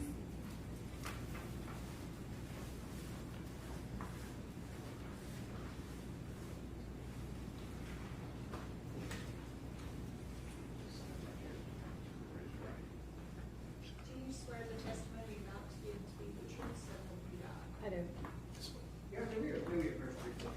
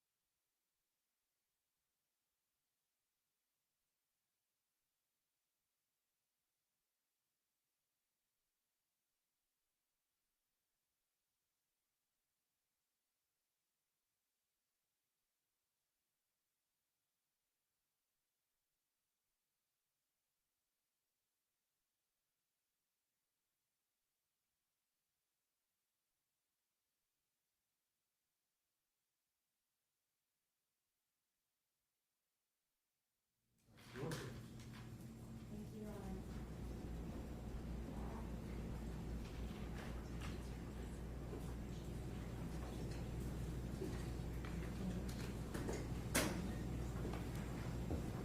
Good morning, Ms. Browning. Could you please state your name for the record? Andrea Browning, And could you spell your first name and your last name for the court reporter? ANDREA BROWNING. And Ms. Browning, what was your relationship with Jade Benning?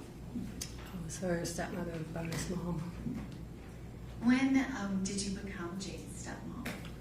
When I married her father in 2009, And how old would Jade have been at that time? 11. Had you met her before you actually married her father? Yes, And it's her father, Dennis Browning. correct. Where were you living at the time that you met Jade and you and her father got married? We were living in Fort Walton Beach, Florida.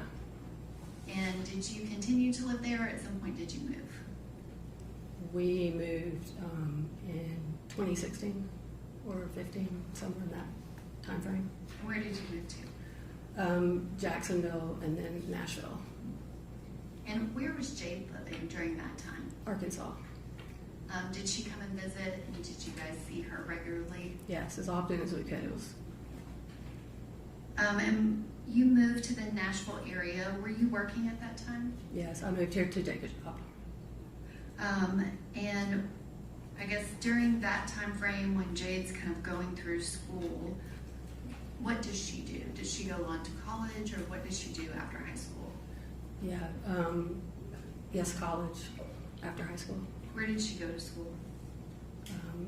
The culinary school is what you're asking about. I forgot the name of it. I'm sorry. That's okay. Did she go to a culinary school? Yes. And did she graduate? Yes. And at some point, did Jade move to Nashville? Yes. And do you remember when that was? January of 22, I guess. The time frame is, January of 2022, sound right? yes. Okay. And when she moved, did she have a job or what was she doing? She moved here and accepted a job as a chef. And where was she working at? Ernest. And do you have a connection to Ernest? Yes. Is the, I guess, full name of the restaurant, was it Ernest Bar and Hideaway? Correct. And what's your connection with that restaurant? My brother was a co-owner. Can you describe, did you go to the restaurant, or how often did you see Jade once she moved back to the Nashville, or I guess the first time for her being in the Nashville area? Right. Pretty regularly, just would stop in after work, see her, or just when I could get down there. Did you spend time with her outside of going to the restaurant that she worked with? Yes. And does Jade have any siblings? Yes. And can you describe her siblings? Our daughter Ava, and she's 7 now. She has Down syndrome. She's a beautiful little girl. Did Jade spend time with her when she was here? Absolutely.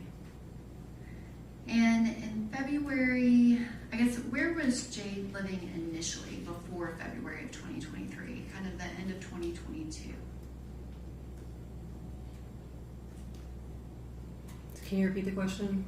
Yes. Where was Jade living at the end of 2022? At the apartment in Nashville. Did she have a 1-bedroom or a 2-bedroom? 2-bedroom. A 2-bedroom apartment at the end of the year before she moved? No. Sorry, I forgot the dates. At the end of the year, she was still in her 1-bedroom. Okay. And at some point at the beginning of 2023, Right. did she move? Correct. And did you go to that apartment? Yes, ma'am. And can you describe, how did you find out that Jade was expecting and pregnant? she told me. Do you remember when? Yes, it was just after Thanksgiving, 22, and she was at my house, and we were gonna help her fix something on her tire, like a hubcap or something, I think. We neither one knew what we were doing, so we were getting help from my father and also YouTube, and then we went inside, and both my parents were there as well, and she told us that she was going to have a baby. And at that point, did she tell you anything about Blaise Taylor? No.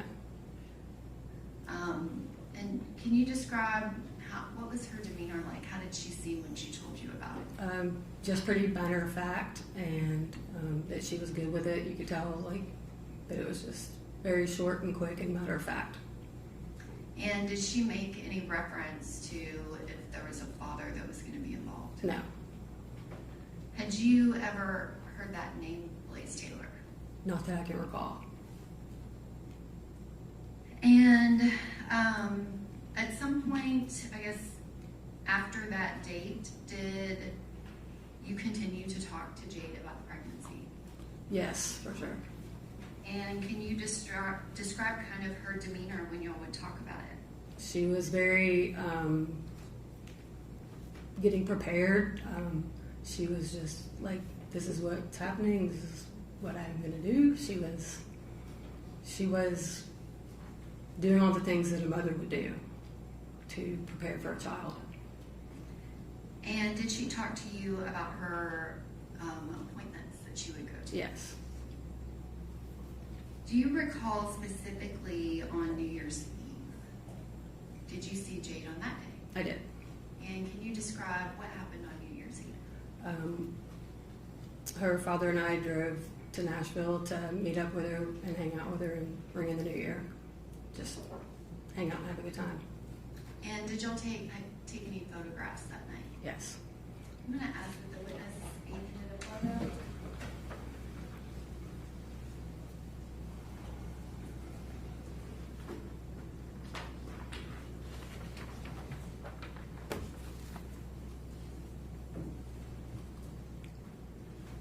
Ms. Browning, do you recognize that photo? I do. And what is that a photo of? Jade and her father and I. And was that taken on New Year's Eve? It was. So that's December 31st of 2022? Yes. Your Honor, at this time, I would ask that that be admitted as the next numbered exhibit, which I believe is number 2, and request permission to publish it for the jury. Okay, thank you. Yes, Yes. Ms. Browning, can you just point out who the 3 people are in the photograph? If you can touch the screen that's in front of you. Yeah. Jade to the left. If you touch the screen, it'll make a mark. Okay. There's Jade and Dennis and myself. Can you describe Jade's demeanor on that Christmas Eve? New Year's Eve. I'm sorry, New Year's Eve. Yeah, I can. She was just really happy to be hanging out with everybody and happy that her dad was there to celebrate with us as well. And that night, did Jade have anything to drink? No. Did you know of Jade to have anything to drink after she found out she was pregnant? Not at all, because we just had celebrated Thanksgiving and she was not having a drink. And Was then everyone- just was after everyone else Thanksgiving. having a drink? Yes, And did she not only not have anything, but not even have a sip? correct. And on that New Year's Eve, when you were celebrating, did she say anything to you about Blaise Taylor? No, Kind of after New Year's Eve, that January, February, did you continue to see her on a regular basis? for sure. And specifically, when she was moving into the new apartment? Yes. Did you talk to her about that? Yes, we did. And did you actually go to that apartment? I did. I'm gonna ask the witness be handed a single photograph that's been shown to the defense counsel.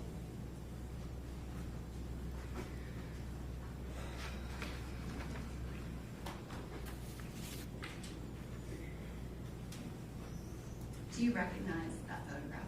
Yes. And what is that a photograph of?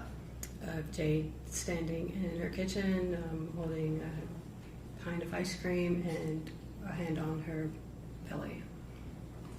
Your Honor, at this time I would ask to admit that photograph as the next numbered exhibit, which I believe is number 3. okay. And may I publish that to the jury? All right.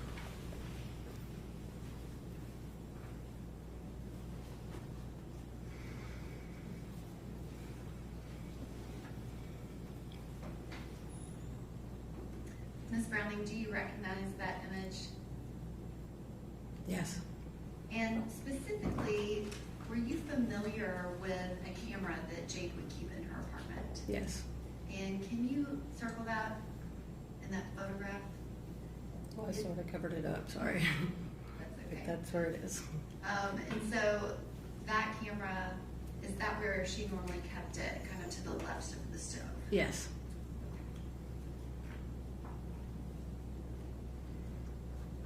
And in that time of February, in those last few weeks of Jade Benning's life, did you go to any appointments with her? I did. And can you describe that? I met her at the OBGYN in Franklin and just sat with her in the waiting room until they called her back and went back with her. We saw a sonogram, I believe, one of the times I was with her. Did you go to more than one appointment with her? I want to say I did, but I'm not 100% certain. It's been a minute and I forgot the details. I definitely remember being with her when we saw the sonogram, and I actually do think I was with her at more than one. Because one was in like the office where the doctor was with her, and then one was with the sonogram. And did you know who her OBGYN was? Yes, And who was that? Allison Mullally. And did you also know Dr. Mullally? Yes, she delivered our baby. And you said that you specifically remember one appointment with a sonogram. Was there something kind of big about that appointment? Just checking the anatomy and finding out If it was a girl or a boy? the gender, yes. And you were with her at that appointment? Correct. Was anyone else there? No. And did she find out on that day? Yeah, And what was she having? a girl. Was there anything else that came up during that sonogram? Yeah, I don't really remember all the specifics, but just some further testing. They were just going to check everything out, make sure everything was okay. And did Jade have to go back for testing and another appointment? Yeah. And do you remember if you went to either of those with her? I can't really recall. Can you describe Jade's demeanor at the appointment on February 2nd when she found out that she was having a baby girl? She was good with that. She was happy. And did that demeanor change at all from that February 2nd date up until the last time that you saw her? No. When was the last time that you saw Jade before she was murdered?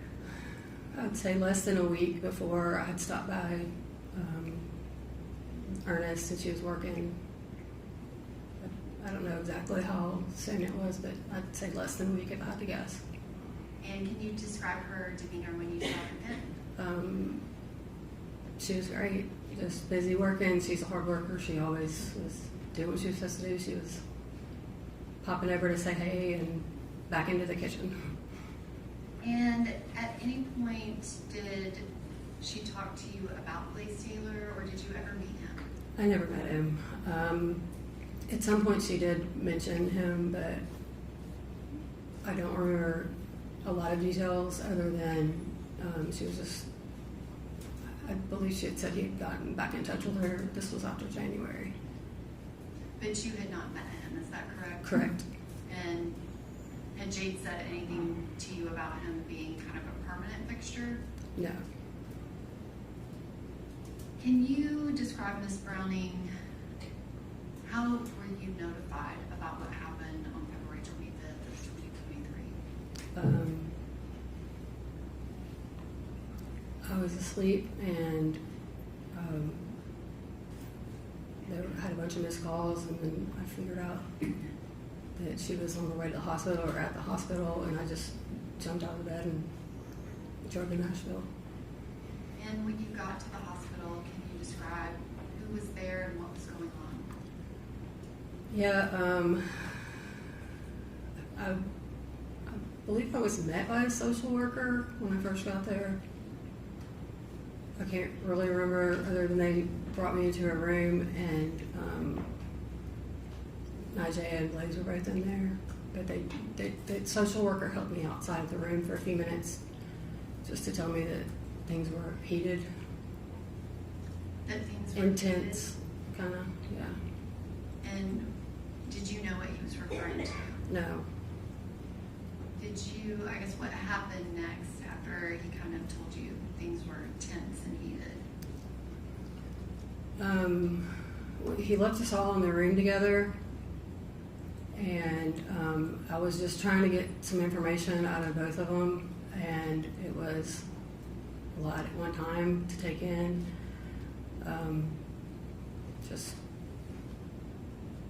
So I ended up asking, just to speak to Najee because I knew that was Jade's best friend.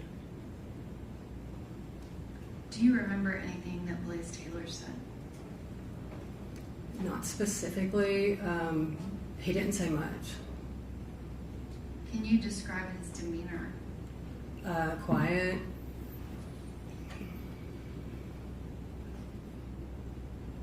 Did you see him cry at any point? No. And kind of same questions about Najee. Can you describe her demeanor? Yeah, she was really worried. She was a little frantic, and we were both panicking at that point. But I was just trying to, talk to her and kind of ease her a little bit as best as I could, and also as well as just hear her version of what had happened. And had you met Najee and Jackson before? I knew that she was Jade's best friend, but we had tried to link up, and we didn't link up at that point. I think I might have when they were really little, but not since she had been living in Nashville. I hadn't seen her. We missed each other on a couple of dates, but yeah. But you were aware of who she was? For sure. And her relationship with Jade? Absolutely. And did she tell you everything that she knew about what had happened that night? Yes. And did she specifically tell you about things she heard Jade say? Yes. And were you there? Was she telling other people at the hospital as well? No, it was just me and her at that point. Do you remember specifically everything that she said? I don't. Do you remember generally? I do remember that she was saying that she was talking like. You care to be heard on the objection? I'll sustain the objection. Thank you, Your Honor. She did tell you specific statements. Is that right? Yeah. And after she told you that, can you describe what happened next?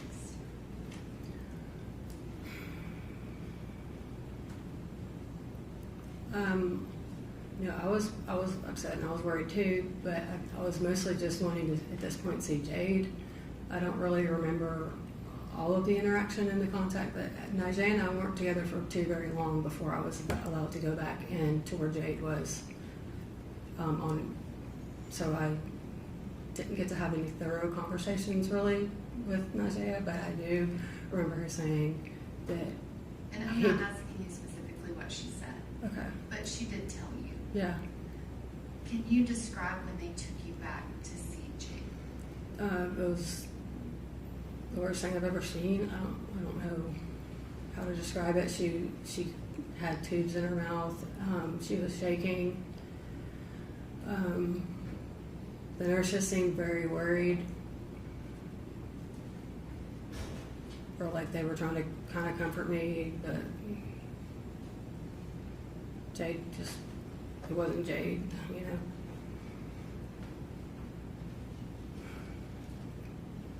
Did they let you stay in the room for very long? Yeah, it seemed like it. I don't know how long it was, but they were going to be moving her, so I was with her as long as I could be before they moved her.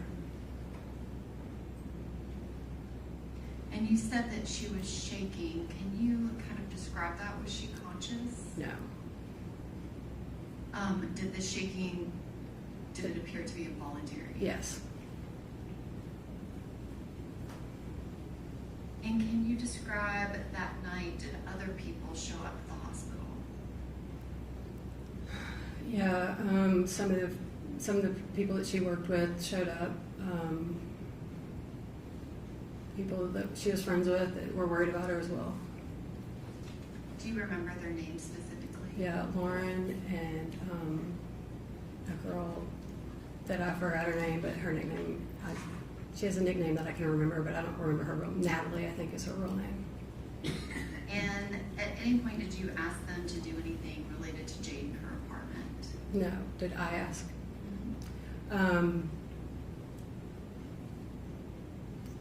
We were just concerned about it being unsecured. I don't recall asking them to do anything specifically. We were trying to find out what we should do because she needed her identification. I believe there was a candle burning in the apartment. We were worried about Jade's belongings and her having access to the things that she needed.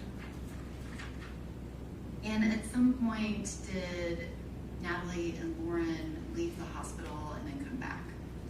Yes. Or I don't know if they came back or not. I don't remember all that. Okay. Did you ever receive anything of Jade's? Me personally, no. And did you have any other? If I did, I don't recall. So it's been a while, and it was a high stress, and I don't really remember all the details of that. Absolutely. Did you see Blaise Taylor again from that first interaction when he was in the room with Najee? No, I saw him in the hall briefly, but that was it. Did he say anything to you? No.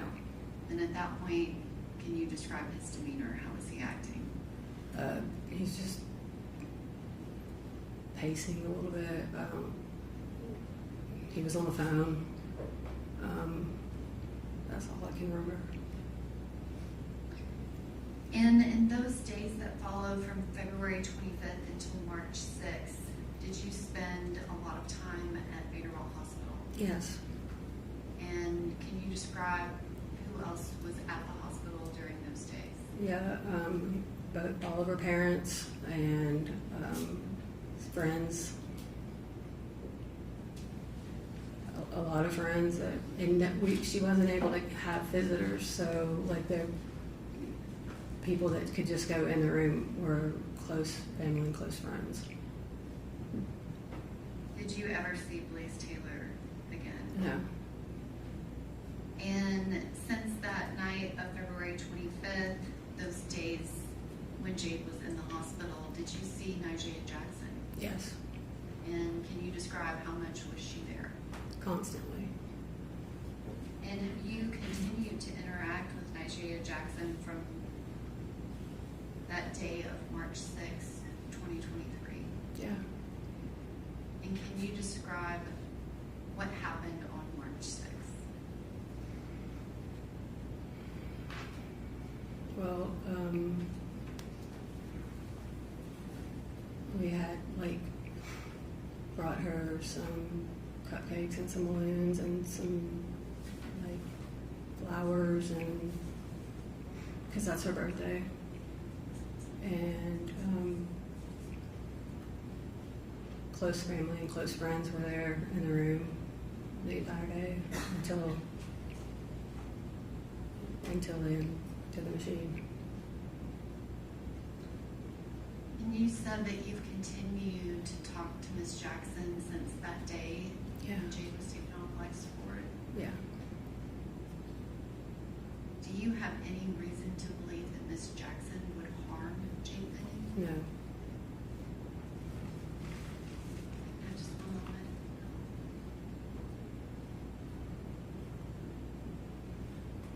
Thank you, Ms. Browning. I don't have any other questions. Questions on behalf of the defendant?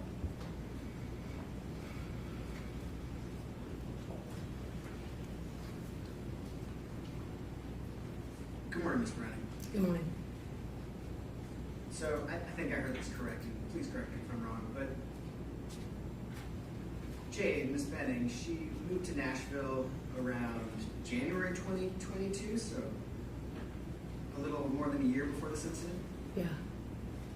And you lived here a good bit longer than that, is that right? Yeah. I moved back here in 2016. 2016, okay. So before that, Jade lived in Arkansas, is that correct? Yes. Do you know where she lived before this? And not specifically. You don't know? I know that she was in Northwest Arkansas. I think it was Brightwater was the name of the culinary school. So she was at school before she moved to Nashville? Yeah, and then I don't know who she lived with after that during COVID, and I don't know specifically about her exact location of where she lived. I know that it was in Arkansas. Okay.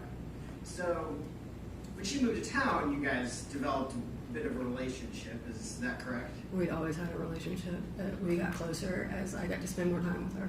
Sure, so you got closer when she moved to town, right?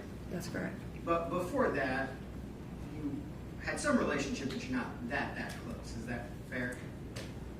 We're close. We're family. But you didn't know what city she lived in before she moved to town, is that correct? That part was irrelevant to me. I knew that I could get to her when we needed to.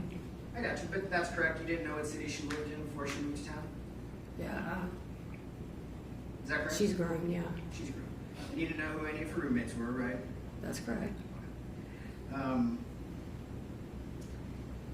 So when she moves to town, did she have a roommate or did she live alone? Alone. She lived alone. Okay. Were you familiar with any of the people that she was dating or seeing when she moved to town? No. So now Jade Jackson doesn't move to town until August, right? Okay. Is that correct? Sure.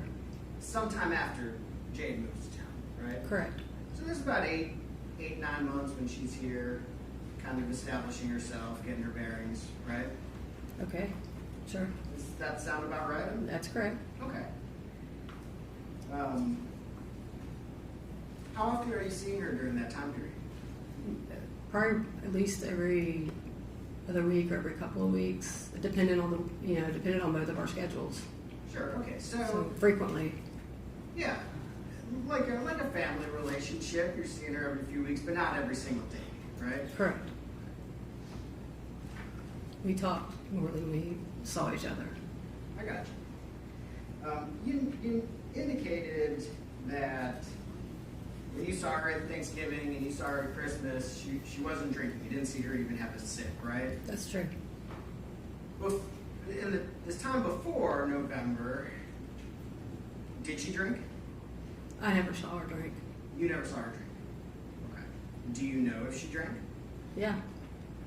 So she drank, but she never drank around you. No. No, she didn't drink around you? Correct. Okay. But to your knowledge, she did drink?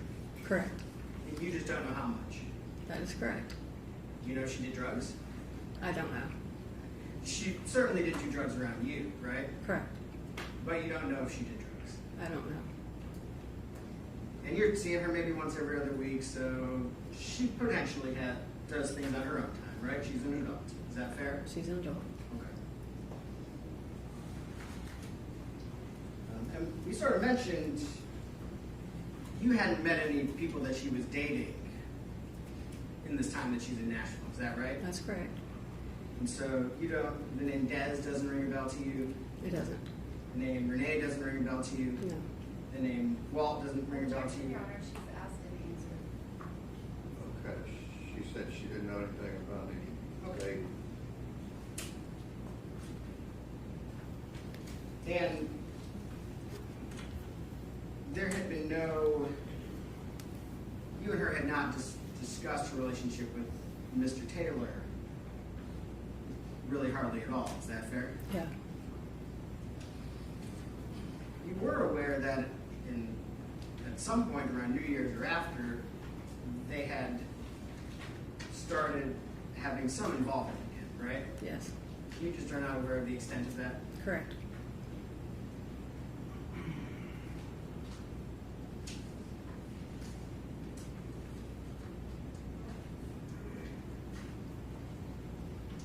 I want to talk to you a little bit about this night, February 25th, 2023, okay? All right. Who did you receive a call from notifying you that Jade was on the way to the hospital? Both her mother and her father. Her mother and father? Correct. Do you know about what time you received those calls? No, I know it was late-ish, like not too late, like 10-ish, or maybe a little before. I don't know exactly. Okay. You said you had to come to Nashville. Yeah, yeah. Obviously we don't want to know exactly where you live, but about how long did it take you to get from your house to the hospital? About 25, 30 minutes. 25. Do you know about when you arrived at the hospital? No, not without looking. Do you think you got there before midnight? Probably. You think you got there before 11? No. Probably. By the time you got there, were police officers already there? No. So you got there sometime after Jade, but before police had arrived? I believe that's correct. And some of your initial interactions, if I'm understanding, were a conversation with Najee and Mr. Taylor and a social worker, is that correct? Yeah. Were you guys all in a room together? Were you in a hallway? Where was this interaction? A room. It was in a room. Correct. And you described that interaction as tense? No, it was just tense when the social worker wasn't in there. So the three of you were alone in there? Correct. When the social worker was there, it was a little calmer? I don't think that he ever went into the room with us. I don't remember him going into the room with us. He was just trying to prepare me for what I was going into a room with. Oh, so you spoke to the social worker in, like, the hallway? Like right outside of the room, I believe. I don't remember the exact specific details of every conversation and interaction, but I don't recall if the social worker came in with us or not, but I feel like he just left us at the door, but he did leave us alone. I understand. And and it is tough sometimes to remember exact details. So before you go into this room, you talk to the social worker. Were Mr. Taylor and Jade Jackson in that room alone? I believe so. I don't know because I wasn't there. I don't know. That's maybe the best of your recollection? I don't know if they were alone. I don't know if he left them alone. But at some point, you and Miss Jackson and Mr. Taylor were in that room alone together. Yeah, so it was very brief. And that's the interaction that you described as tense. It was. And while I don't want exactly what was, not going to ask you about exactly what was said, is that the first time you heard anything that resembled an accusation made of Mr. Taylor? As far as I can remember, yeah. At some point after that interaction, did law enforcement arrive at the hospital? Yes.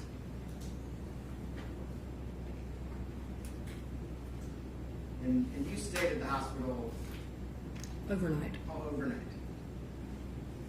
And you spoke to law enforcement, right? Yeah. And was it your understanding or impression that law enforcement was kind of speaking to everybody that night? Yeah. And obviously they were taking the situation very seriously. Right? Correct.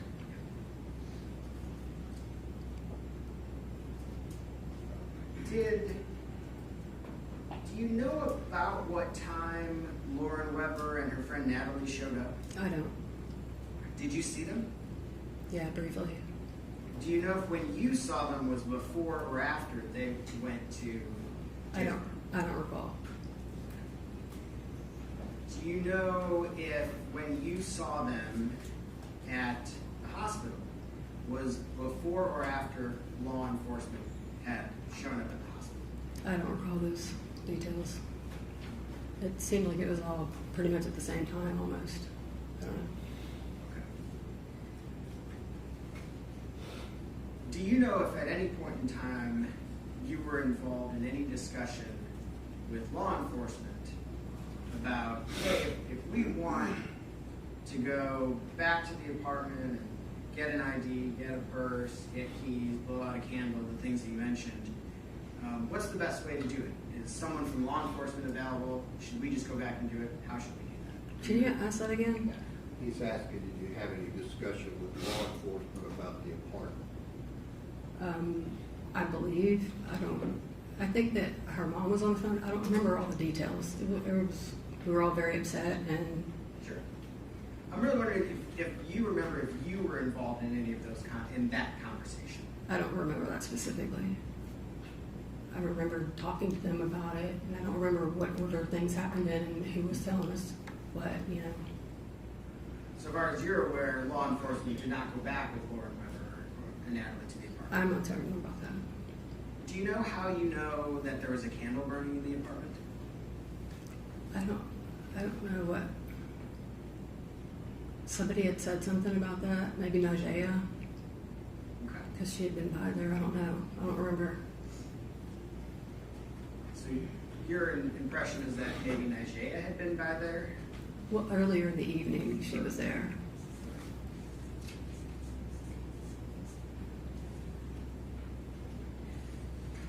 After that night, February 25th, and I know a lot happened that night, the next day, and the following 9 days. Were you pretty involved with the rest of the family in the next 9 days? For sure. Yeah. Was it your impression that Mr. Taylor was a welcome part of Jade Benning's family during those next 9 days? No. Was it your impression that Mr. Taylor would have been welcome at the hospital by Miss Benning's family if he had showed up there? Probably not. Was it your impression, or were you involved in any specific discussions about specifically not allowing Mr. Taylor to come to the hospital? Was I involved in him not being allowed to come? Yes. I wasn't involved. I was told. That he was not allowed? I guess, I don't remember exactly what the exact terms were, like, he wasn't to come into Jade's room. He was not to come to Jade's room, possibly not to come to the hospital to visit her at all? I'm not certain what the restrictions were. But that's your impression, that was the family's wishes? Right. So there was some questioning while you on direct by the state's attorney that you were at the hospital, the family was at the hospital, right? Is that correct? Right. Jade came to visit her at the hospital, Right. But Mr. Taylor never came to visit her. He did not. He did not. But in fact, he may not have been allowed to visit her, is that correct? Potentially. Even if he had wanted to? I don't know what he wanted. I don't know. But the family certainly did not want him around, correct? Right. And at that point, Jade was unconscious, right? Correct.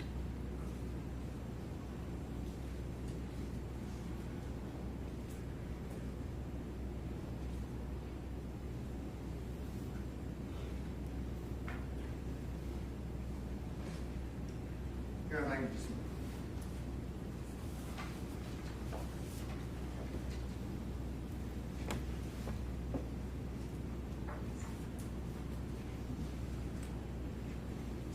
Do you remember having a conversation at the hospital with Officer Fish? I think you were on an upstairs little alcove in the hospital. I do remember having a conversation with an officer, but I don't remember their name. Sure. Do you remember as part of that conversation being advised that nobody should go in or out of that apartment? I don't know what time all these things took place that you're referring to, so. Sure. Miss Burks was on the phone during that conversation. You called her, it was on speakerphone. Remember that conversation? I do.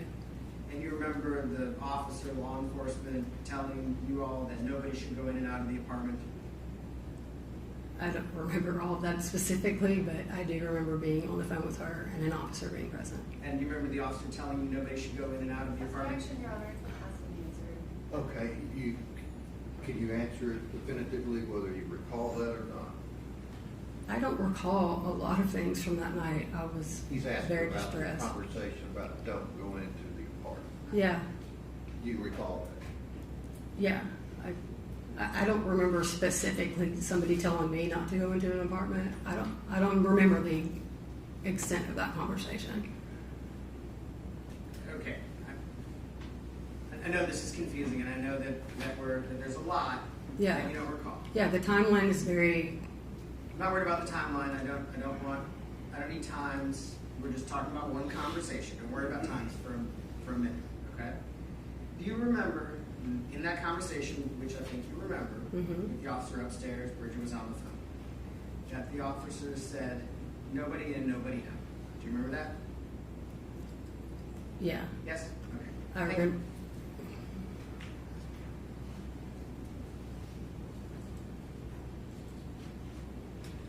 You need to read your record. No, Your Honor. All right, thank you. Let's see. Who is the next witness? Dr. Allison Mullally. Okay.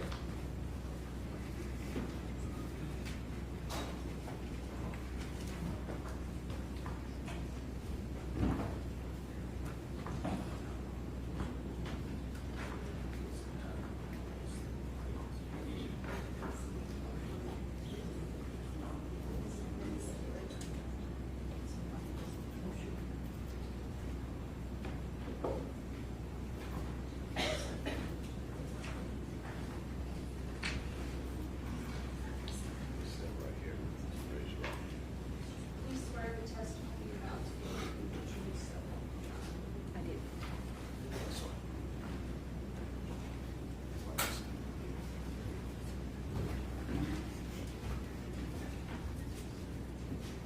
I do. Still barely morning, so could you please state your name?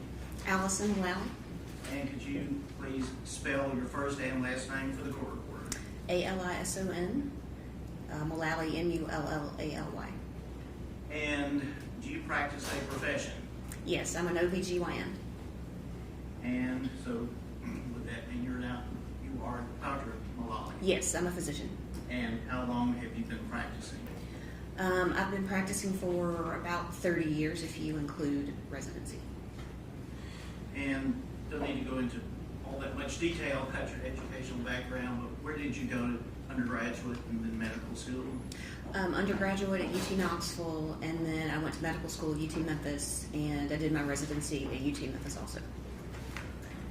And with respect to the specialty, would that be the obstetrics, gynecology? Yes, that's that was the 4 years of residency. OB/GYN. Oh, yes, obstetrics and gynecology. And has that been essentially your primary, if not only, area of practice for the last 45, 30 years? Yes. Where is your practice currently located? I'm at Vanderbilt Franklin Women's Center, which is in Franklin, Tennessee, and it's right next to Williamson Medical Center. So is it a part of the Vanderbilt medical umbrella? Yes, it's part of VUMC, but I don't practice at Vanderbilt Hospital. We just do our deliveries and our surgeries at Williamson Medical Center. So is it essentially full service there where you can do examinations all the way through delivery?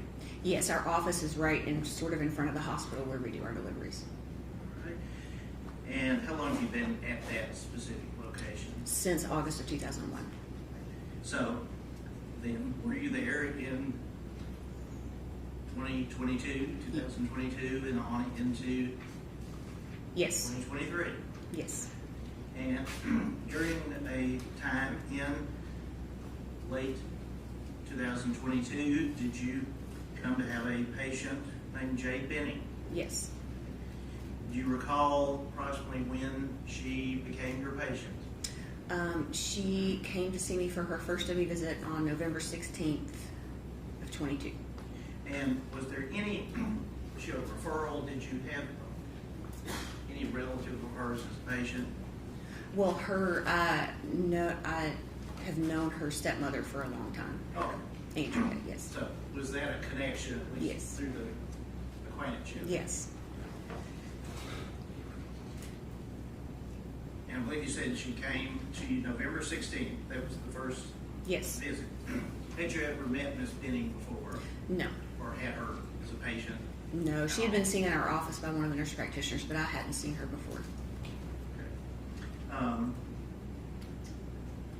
Tell us about that first visit. What occurred? What did you do? Did you obtain a history from Miss Benning? Yes. So it was a routine first OB visit. She had had a positive pregnancy test at home. And so saw her, took her history, vital signs, and did a pelvic exam. And then we do just a bedside pelvic ultrasound, just a vaginal ultrasound to confirm dates. And so all of that was done. And everything. Oh, pardon me for interrupting. Was the information you gained from Miss Benning and the information she provided, the history, was that for the purpose of medical diagnosis and treatment? Yes. Were those obtained for that purpose? Yes.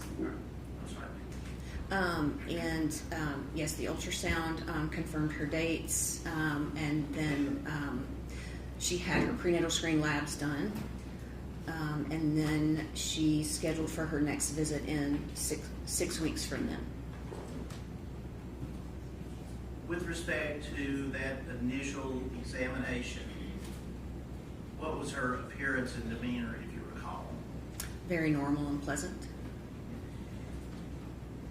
Physically, how was she?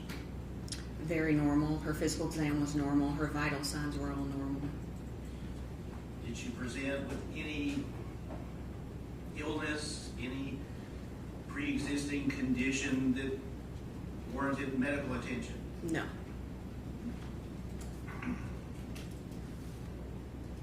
With respect to confirming the pregnancy, is that the time that you, as a doctor, estimate a due date? Yes. And how is that, what is a due date and how is that arrived Well, we start by using the first day of the last menstrual period, and then conception generally is a couple of weeks after that. So we start with that, and then the due date is 40 weeks from that. So her due date was estimated to be June 19th, and which went along with her period and coincided with the 9-week ultrasound that I did. So everything matched. Mm-hmm. And the ability to get that due date, was that in part because of the history she had given you? Yes. And so everything was consistent? Yes. At that point. Now, what is the precision, if any, of the due date? How close is that to the hours, minutes? It's pretty precise, especially since it coincided with the early ultrasound, which is very accurate at estimating. So, within 3 days or 5 days, it's very accurate since it coincided with her period. The first visit and examination, were there any concerns about her ability to keep the pregnancy going? No. Now, I'll go ahead and ask this as part of her history. Did you learn at that time, or perhaps later, that she had had a previous pregnancy? Yes, it was in the history that she had a prior pregnancy, and I don't recall if she had had a miscarriage or a termination. A lot of patients don't like to discuss that, so I don't really dwell on that for very long. So it's documented in the record, just non-specifically. Is that relevant It's to not. the treatment that you would provide or did provide? No. And first appointment, was she there on time? Yes. Do you recall whether or not anyone came with her to that first appointment? I believe she was by herself. I know she never had a male partner with her. I think Andrea may have come to an appointment or two, but it was maybe at a later one. Okay. By Andrea, Miss Browning? Yes. The next appointment, did she keep that appointment? Yes. Was she on time? Yes. Do you recall her appearance, demeanor at that? Normal and happy to be there. Okay. When you say happy to be there, what do you mean by that? Engaging and interested in information and appropriate concerns, and Did she express to you any concerns about the pregnancy? no. Or the opposite, any happiness about it? I remember her being happy about it, but I can't remember anything specific Okay. about that. Suffice to say, was there anything unusual about her actions or appearance, No. anything to do with it? No. And just briefly, I don't need to go into specific details, but what was the second visit? What did it entail? The second visit is usually when I do the breast exam part of the exam. I go over the prenatal labs, and we just listen to the fetal heart tones with the Doppler. And then at that visit, she would get scheduled for her 20-week ultrasound at her next visit. At that second visit, was there any concern on your part about her ability to carry the child to term? No, everything looked good. The ultrasound, you recall approximately when that was? It was at 20 weeks. I think the date was February 2nd, I think. Hang on just a second. Would you have them have a seat, Ms. Haney? All right, then if there's not room, just leave. If there's not room, just leave. Can't be distracting things. All right, go ahead. Thank you, Your Honor. So, February 2nd. Now, are you present for that, or how is that scheduled and operated? No, I'm not present for that. That's done in a separate room in our office with the ultrasound tech, and then the maternal fetal medicine doctors read the report, and the report comes to me. And did that occur in this particular case? Yes. Now, on that February the 2nd, 2023 date, would Ms. Benning have known the results or been given the results of the ultrasound? I called her, I think, on the 6th with the results because there was not really an abnormality, but a soft finding for a soft marker for Down syndrome. So what we do in that case, it was an intracardiac echogenic focus, and that's not a problem with the heart in and of itself. But we offer genetic testing because she didn't do that before, so we offered her genetic testing because if the genetic testing is normal, then we know that it's just a normal variant and it's nothing to worry about. So I talked to her on the phone and discussed the results, and she decided she did want to do the genetic testing just to make sure everything was okay. And so she came in and had that drawn. I can't remember the date of that.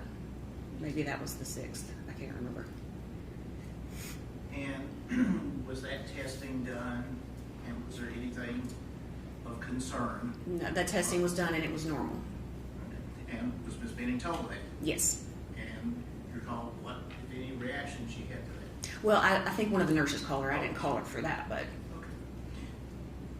Did you see her again? I didn't see her after 20 weeks. Okay. After the 3rd visit. All right. Well, that's what I say. Yes. Third actual visit, not counting the ultrasound.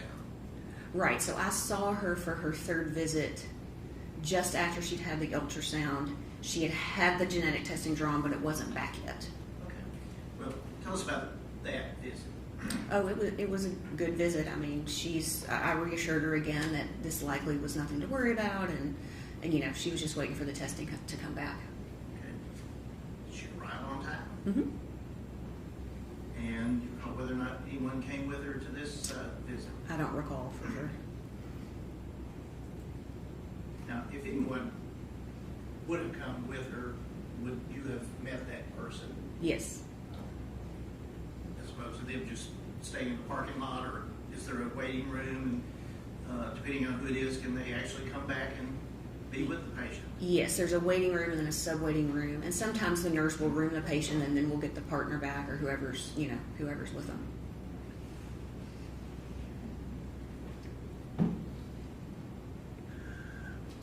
Again, on February the 10th, I was calling the 3rd visit. Was she progressing normally? Yes. And again, other than waiting for the genetic testing, were there any concerns about her ability at that time to carry the child to term? No. What was her demeanor, appearance about that visit? It was normal. Did she ever express any concerns or any hesitancy about wanting to have this child? No. Now, as part of the history that you obtained, are there certain things that an expectant mother should not do? As in drinking, drugs, probably any number of things. Yes. Mm-hmm. And did you have those kind of discussions with Ms. Benning? Yes, I always take a history to make sure they're not doing any drugs or alcohol or smoking or vaping. Okay. And I would note it if she was. Was there any indication she was doing any of that? No.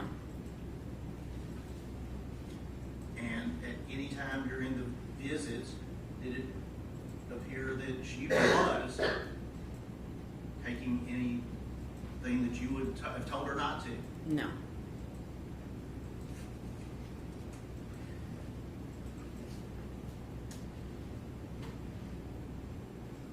You'll ask about time. Did she ever miss any visit? Was there any visit scheduled that she missed? No. And did the name Blaise Taylor ever come up in any conversation or any history? No. Given? Did that name mean anything to you at all? No. Did there come a time when you found, prior to what would have been her next scheduled appointment, that she had been admitted to Vanderbilt Hospital? Yes. I don't remember when that was, but I got a call from one of the MFM doctors just to let me know, said she was my patient. And was there anything that you could do at that point? No.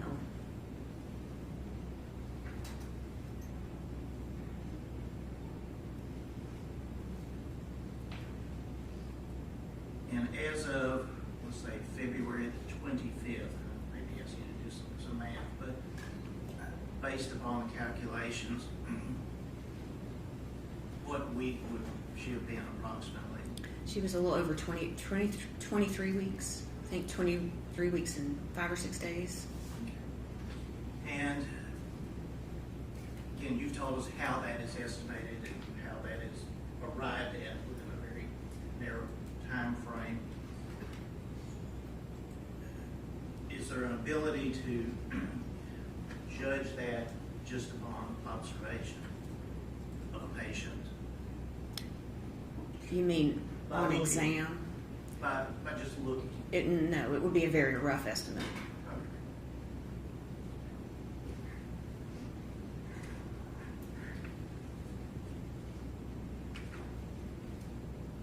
That appointment that she was not able to make, what would have happened at that? We would have measured the fundal height, listened to the heartbeat, and she would have had her gestational diabetes screening test. You told us about her being advised of the ultrasound. Would she have known the sex of the child she was carrying? Yes. And it was a girl. Did you know? I was going to say.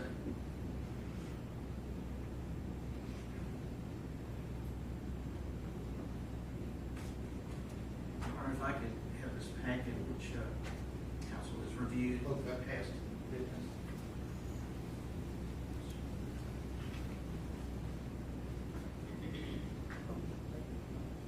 Dr. Malali, you're being handed a packet of materials and some paper clips, keep them separate, but could you review those and see if those appear to be the Vanderbilt University or basically your medical records of Miss Jade Benning and your treatment of her?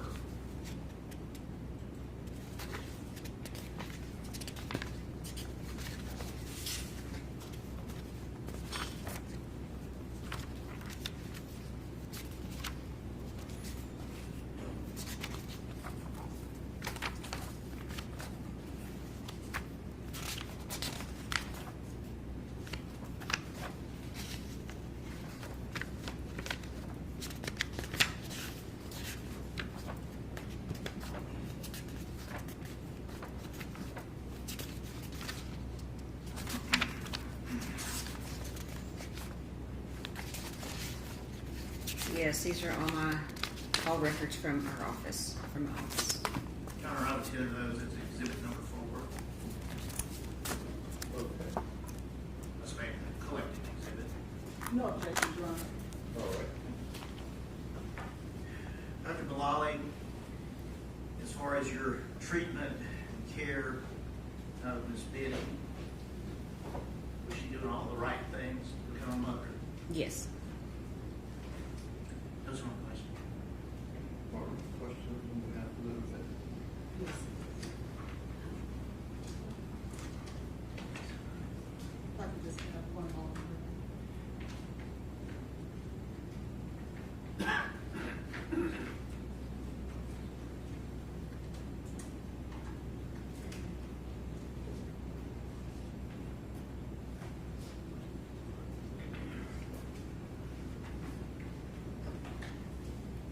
Dr. Malali, how are you?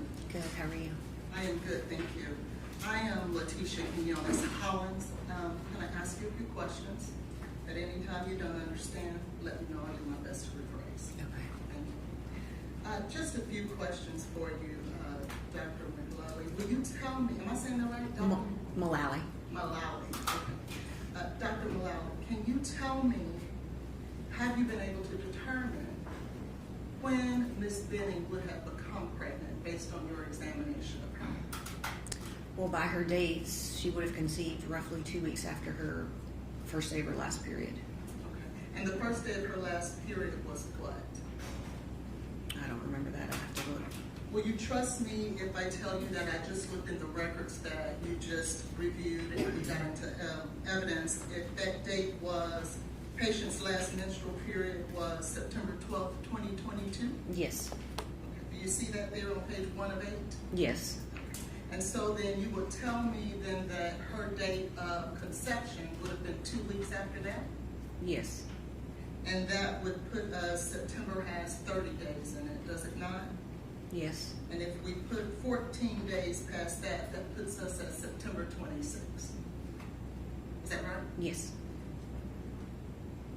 So then we would be safe to say that by September 26th of 22, Ms. Benning would have been pregnant. Roughly, yes. And what day was she in your office? November 16th. And that is the day that she was diagnosed, if that's the proper term, of being pregnant. Well, it was confirmed to be an intrauterine pregnancy. Okay, confirmed to being pregnant. Fair enough. So, would it then be safe to say that if September was the last time she had a period, she did not have a period then in October? Correct. Now, you stated on direct examination that the patient did not or was not involved in any drugs, to your knowledge. Is that right? Correct.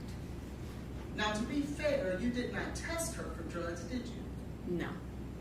So you're only going off of what she's sharing with you. Is that right? Yes, and somewhat by her vital signs and her demeanor. Okay. But you'll agree with me that certainly someone's vital signs and demeanor is not indicative as to whether or not they're using drugs. Not always, correct.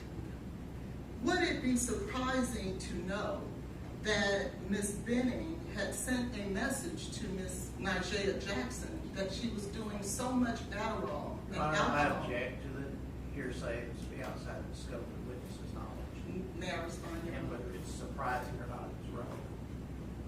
What's your response? Yes, there's just been an allegation that Ms. Benning has not done any drugs in her Said to her knowledge. Now, they're objecting to hearsay.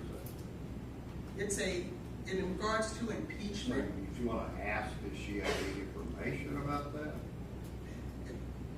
Dr. McLeod, did you know that, or would you have known that Ms. Benning had felt that she was doing so much alcohol and Adderall that it was I'll causing? sustain the objection. Can I give you a hypothetical? Yes. If a patient, Check this witness has not been tendered as an Hypothetical expert. about what? about a patient doing drugs or alcohol. You want Ma'am. to ask this doctor if they want their patient using alcohol or Adderall while they're pregnant? No, I don't. What I would like to do, What's your question? what I would like to What's do, your question? my question is whether or not, based on this doctor's statement, that Ms. Benning was not doing drugs and or alcohol, and that she would be able to tell by her vital signs. Is that your question you're wanting to ask this lady? The question I would like to ask her is whether or not someone feeling as though they're doing so much Adderall and alcohol, their body is shutting down. She doesn't have any knowledge about that, and I've sustained the hearsay objection. So am I not allowed to ask I this? sustained the hearsay objection about your question. Let me ask you in another way, if I may. Did Ms. Benning ever share with you that she was doing Adderall? No. Did she ever share with you that in November she was doing mushrooms? No. Did she ever share with you that she was doing alcohol? No. Did she ever share with you as her medical professional that she felt like she was doing so much Adderall and alcohol that her body was shutting down? No. If she would have shared that with you, would that change your previous statement in regards to that she was not doing any drugs? If she told you she was using drugs, that would change your opinion about whether she was using drugs, is what she's asking. Yes. Okay. Fair enough. Thank you. But what you've just represented to this jury, is it not, Dr. McLeod, was that based on your knowledge and representations to you I, Ms. Bennings, she was not doing any drugs or alcohol at all. Is that correct? Correct. Thank you. Any other?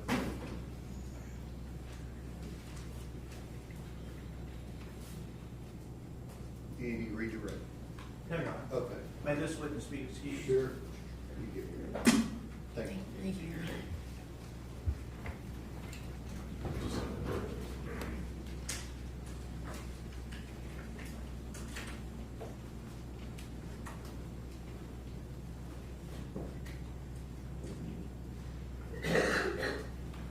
All right, ladies and gentlemen, we're going to break for lunch. Just remember what I said about not discussing the case, forming any opinion about it, the other admonitions I gave you yesterday.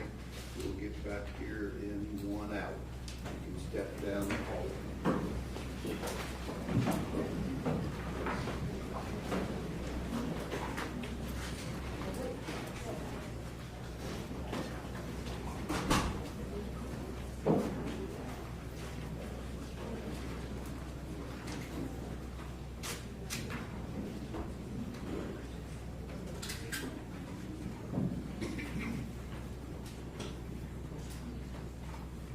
All right, we'll get lunch recess till 1:15.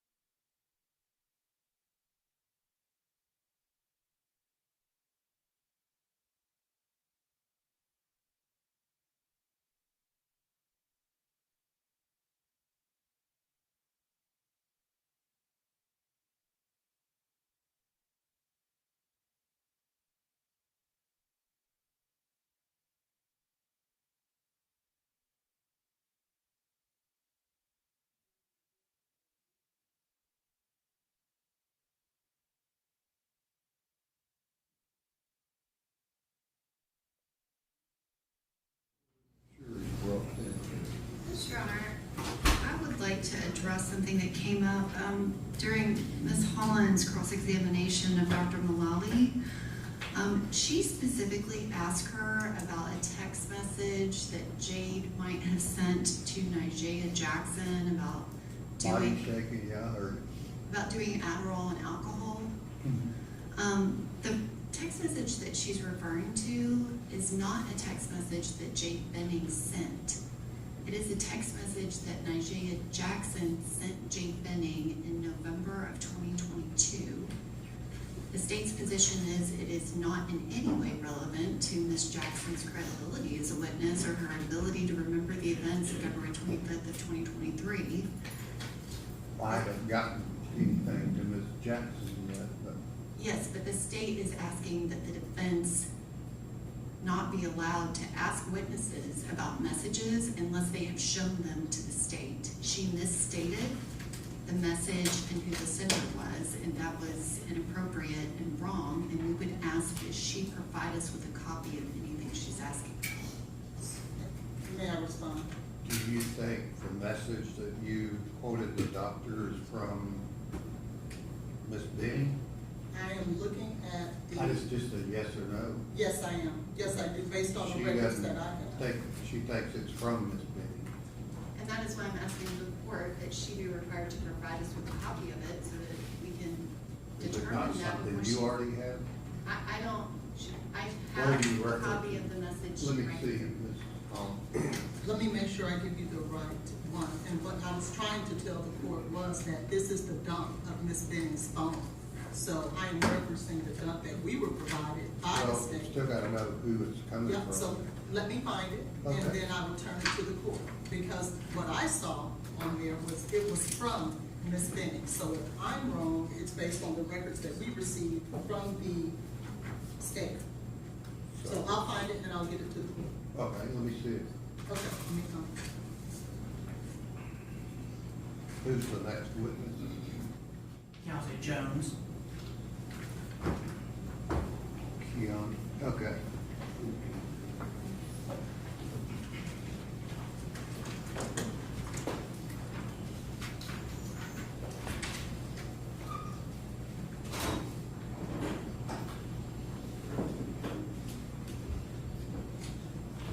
Does the state have their available text that you're saying came from Ms.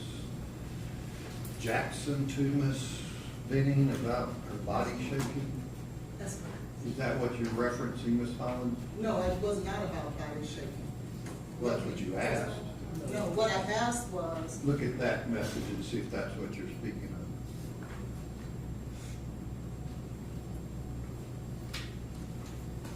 yes, that is. That's it. It's, it Okay. was on my computer, so Let me let see me it. pull it up on my computer. So that's the state's copy, just let me see it. If that's the state's copy, it's not what I was looking at. But that's the text that you're referencing. I don't know that that's the text. I thought you said it just was. The text context was, it doesn't mean that the sender and the recipient that I was looking at was, because I verified that before I went into it. So if I can pull it up on my computer, because that's, I just remembered I was looking at it from my computer. Well, it says a phone number ending in 0608. How do you pronounce it? Nigella. Nigella. My body is starting to feel like it's shutting down. Yeah, it's not shaking, you said shaking.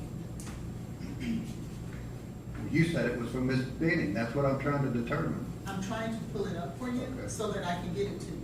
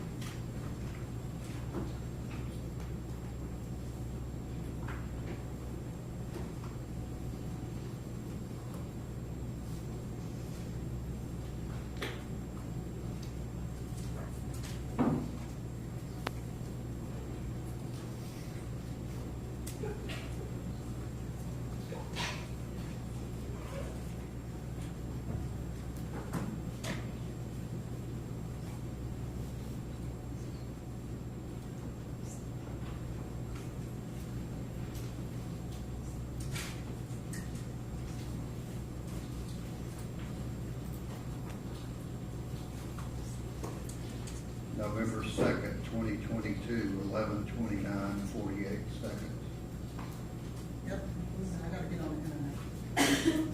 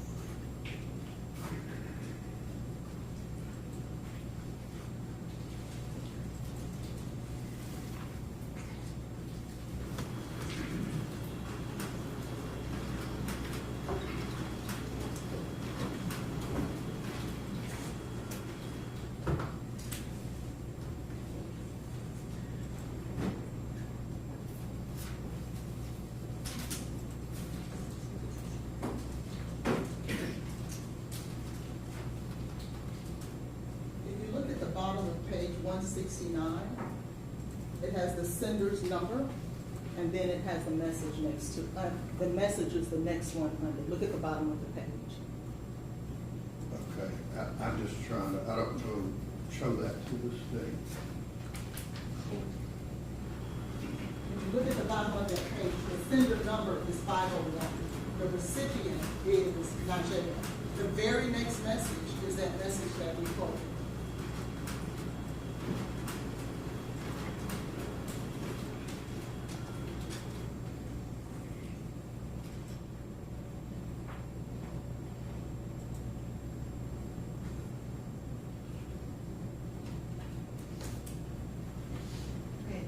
Her copy is the metadata.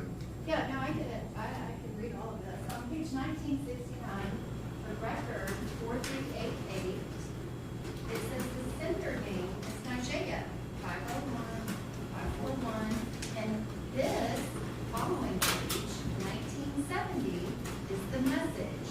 If you also see the sender goes with this message. Can I finish? So I can tell you?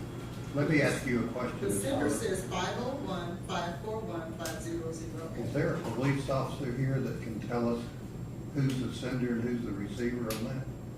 I absolutely can get someone here. Okay, why don't you do that? Yes. So you're, Ms. Hollins, you're still thinking that this message is from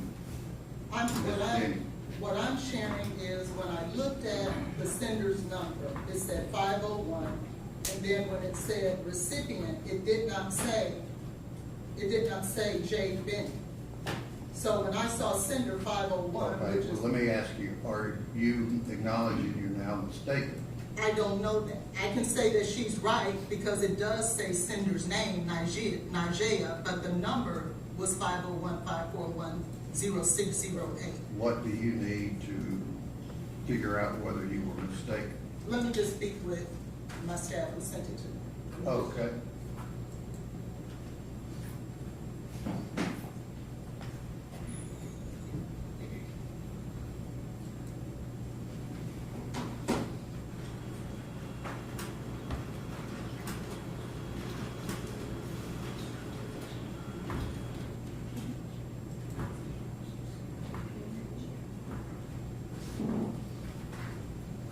So what she shared with me that it was in fact from Nigeria. However, we have several other messages where she does in fact do the same drug. So we can come back. You're jumping way ahead of me. Well, The question you asked the doctor, is that wrong? Let me say this. That's just a yes or no. Well, no, it's not, Your Honor. If I can, for the record, please allow me to say what I need to say. Sure, for the record, go ahead. Thank you. We were mistaken in regards to that Does particular the jury message. need to know that? They can, but if they know that, then I need to be able to go into other messages that suggest the same drugs. Because I can go a day later Because one of the questions I asked I'm was, just did saying, the you? doctor's gone. I'm just saying the message you try to convey to the jury is, you want to listen to me or co-counsel? I'm listening to you. If I can. What did I just say? You said, do I need to let the jury know? No, I said the doctor's gone. I heard that part too. But if you would remember, what I said was, if she told you she did mushrooms, would that make a difference? Right. I have a That's text. not what I'm dealing with. I'm dealing with the question that you used this text message from what you said was Miss Benning, and now that's not true.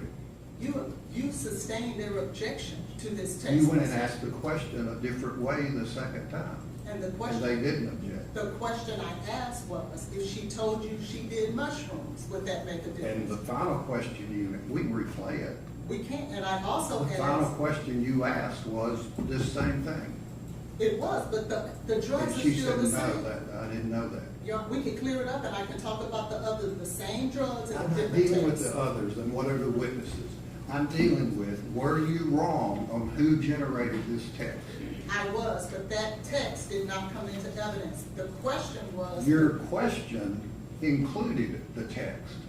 No, it did not. Not what was in front of the question this witness was able to answer did not deal The with the text. question they objected to and it was sustained did not come in. Then your final question after the mushrooms and everything else was, if you knew that she was taking Adderall to the point of shutting down her body, would that been contrary to her history? She answered yes. They didn't object.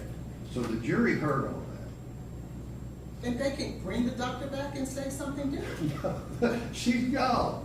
Well, she can come back. If she wants to impeach that, she can. But And you said it didn't get out. Why was they impeaching? because you're saying it did. And I'm not It gonna. did. Well, then she I'm can gonna do bring what the she jury needs to do. down, Your Honor, I don't tell wanna them argue to that the court. questions are not evidence, which I've told them from the get-go. That's right. But that the question you asked, generated from a text from Miss Benning, was not from Miss Benning. The question I asked had to do with the drugs Ms. Benning was doing. And there's a plethora of You weren't evidence. asked about that, and I'm not getting into it. Okay, well, that's what, if she goes and If you corrects think that. you want to question now who you know is Miss Jackson, then we can have a jury out of it. Do you think it's relevant that this text comes in to impeach Miss Jackson about her reliability? No, I don't. Okay, then let the jury step in.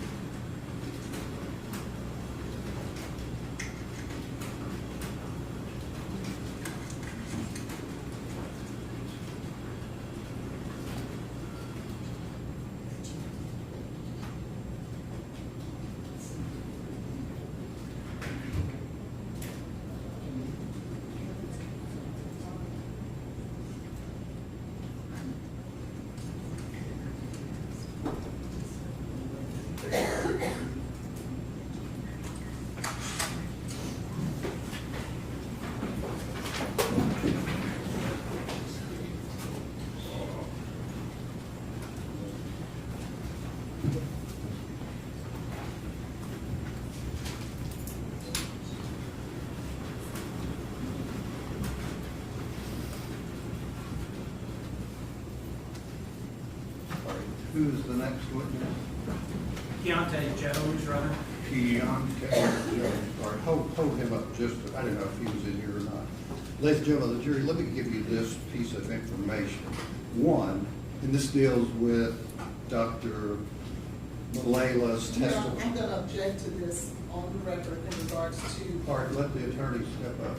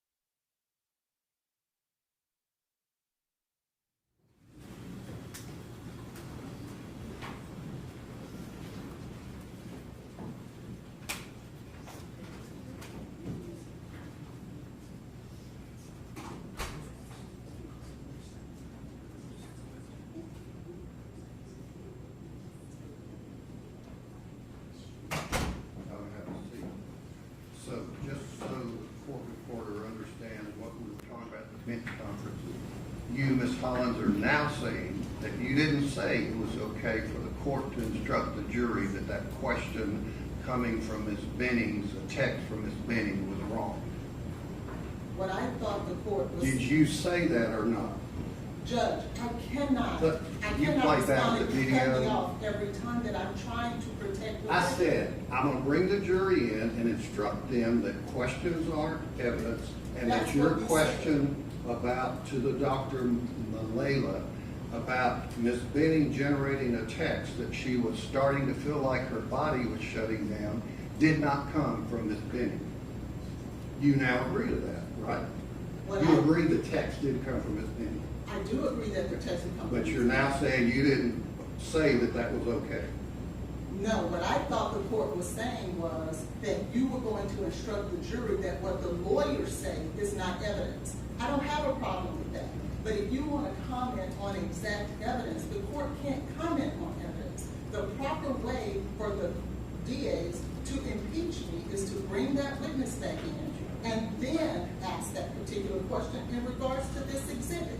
That is the proper way. Then at that time, I have a right to come back and ask about those very same drugs so that the jury doesn't believe that I'm misleading them. The way that the court wants to do it, it makes the jury believe I'm misleading them You did. about the drugs. Because You're you right. misunderstood the text. You're right, but the court sustained the state's objection. Not the third time. The third time, if my question is wrong, the proper thing for them to do is to bring that witness But that back. message got to the jury. So how would I explain to the jury what question or what information we're talking about? Your Honor, that's not for you to do, it's for the state to do. How would I, you're saying it's okay for me to bring the jury in and instruct them that what the attorneys say is not evidence? That's correct. About what? That's for the jury, for them to come back and decide. If the court comments on direct evidence, it is improper. And the court knows There was no evidence of your question. Then why are we talking to the jury if there's no evidence? Because you brought it up and misunderstood what your staff gave you. So that means that the state has a right to bring that witness back up. That is the way that that is handled. It's not for the court to then impeach me. That's not the way that Is that the goes. doctor still around? No, Your Honor, but she keeps talking about us impeaching her. She is I supposed to don't be know. ethical, follow the rules, and not Please, lie let's to the not talk about witnesses. Okay, so She wasn't unethical, she was wrong about who sent the text. that Maybe happens. that's the last time that'll happen. You're right, Your Honor.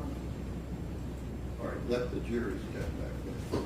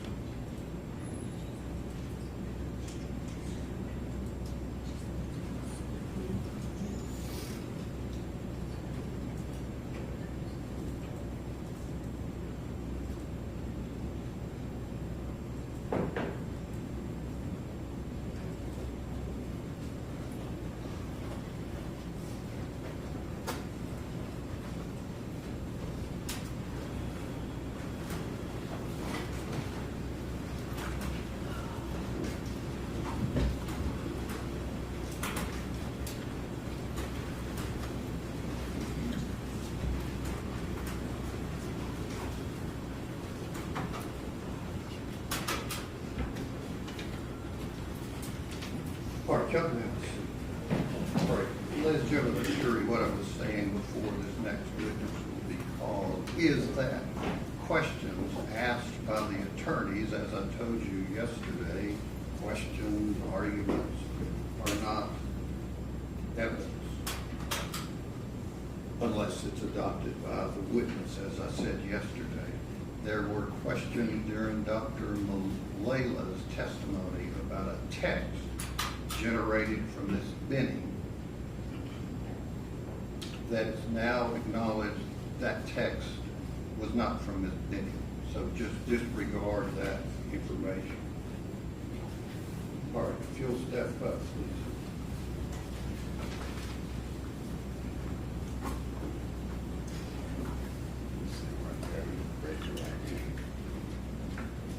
Do you swear the testimony you're about to give to be the truth, so help you God? I do.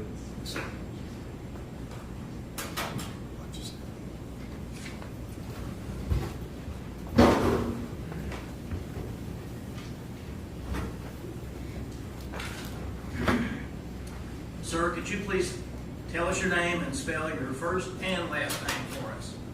My name is Keontae Jones. First name Keyyaunte, last name Jones, Jones. And how long have you lived in Nashville? About 4 years now. Okay. So, are you originally from Nashville, Tennessee? No, sir. Why did you come to Nashville? Came down here for school. And what school is that? Meharry Medical College. And what medical degree are you pursuing? Doctorate of Dental Surgery. Where did you go to undergraduate? Grambling State University. And when did you graduate from there? I graduated in fall of 2021. And when did you begin dental school? I began dental school fall of 2023. When you came to Nashville, did you already know anyone here? No, new person in town. Did you live on campus or close to the Meharry campus? Did not live on campus, but I'm in close approximation to campus, yes. What is your current status as a student at Meharry? I'm going into my 4th year of dental school. And how much longer is there to go? A few more months.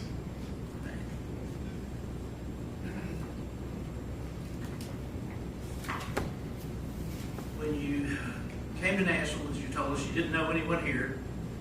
Did you meet fellow dental students and or other people here in Nashville?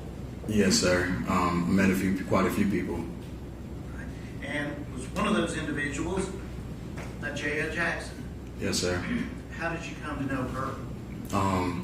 Hanging out with different people in our class. Went out a couple times. Got lunch, things like that, and then we developed a friendship. Was she also a student at Meharry? Yes, sir. In the dental school? Yes, sir. Is she still in dental school? Yes, sir.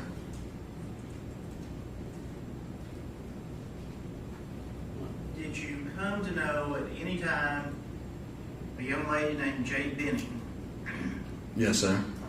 And how did that come about? Through being friends with Najee, just, I guess, developed like a mutual friendship in that sense. Did you know Jade Benning prior to being introduced through Najee Jackson? Never met her a day in my life. Okay.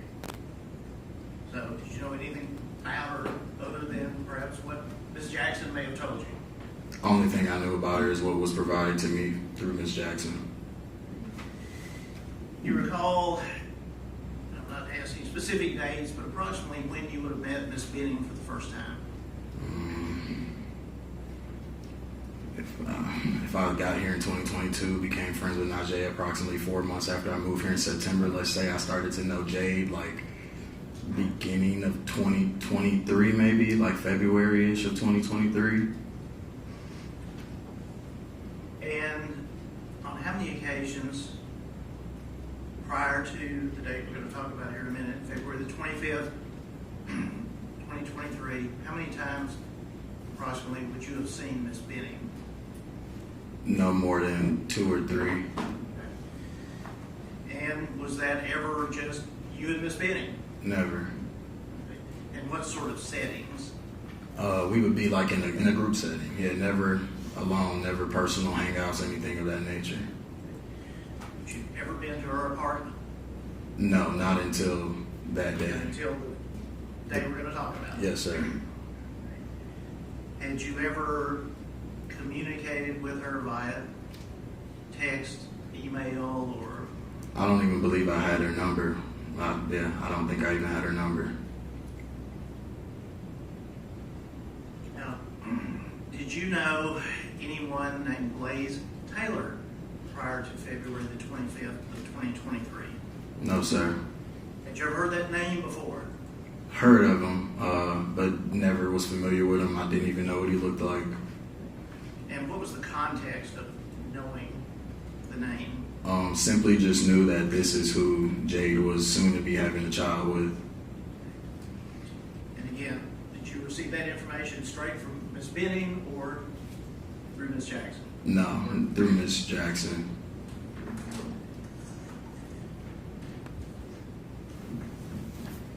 Let's move on to February the 25th of 2023.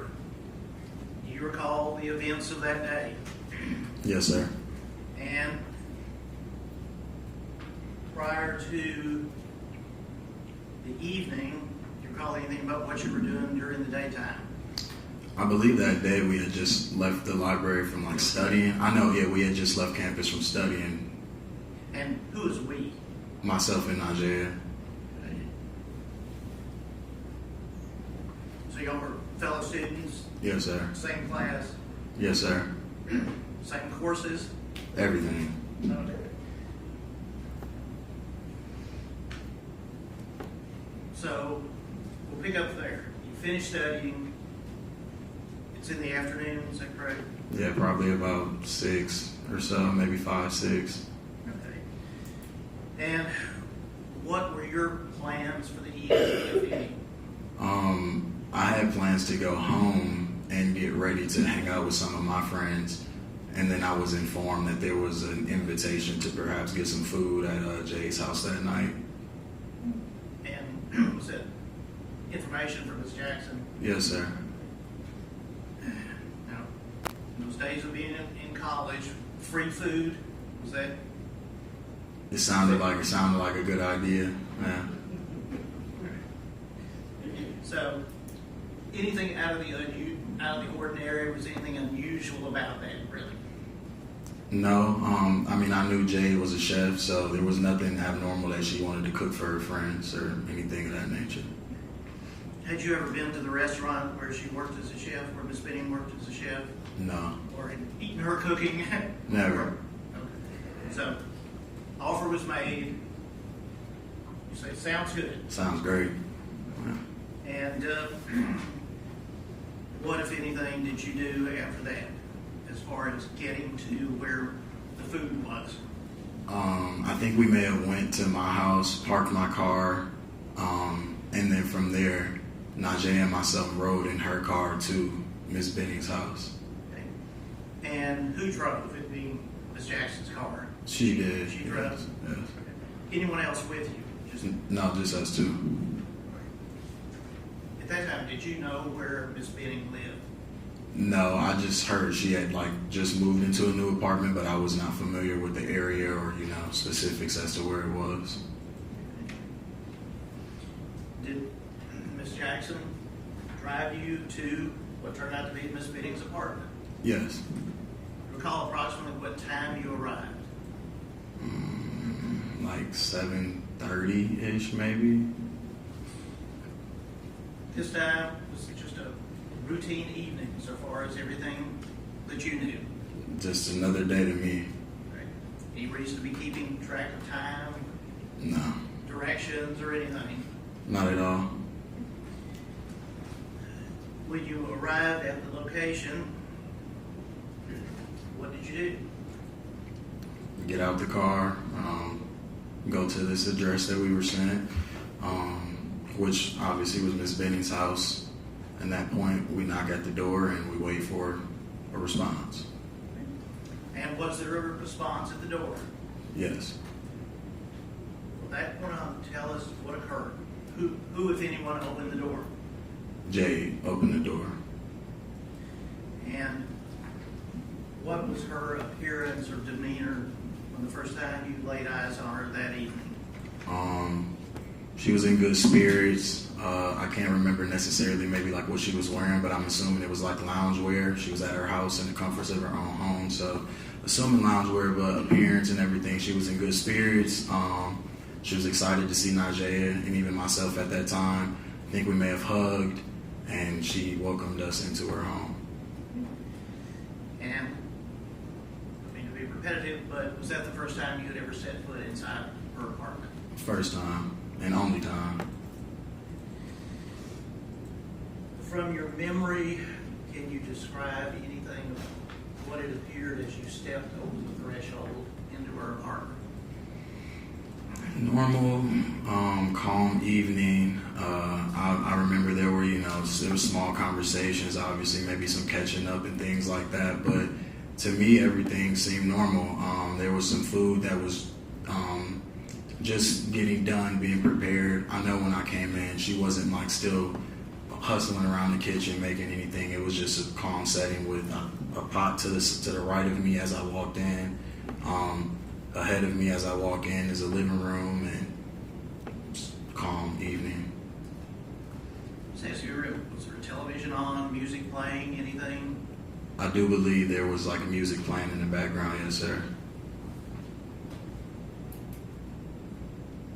This time we've talked about 3 people being there. Mm-hmm. Was there anyone else besides you, Ms. Jackson, and Ms. Benning? Yes, there was a gentleman there, yes. Had you ever seen that individual before in your life? No.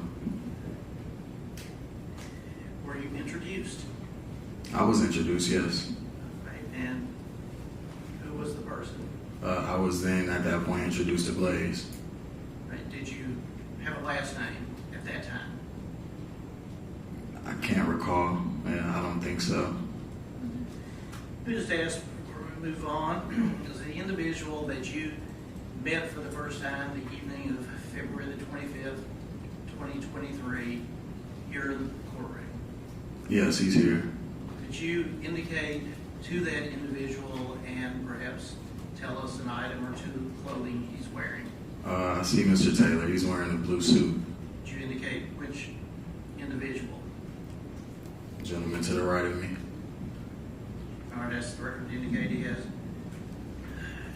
identified Mr. Taylor. First time you've seen Mr. Taylor, you've heard his name before, correct?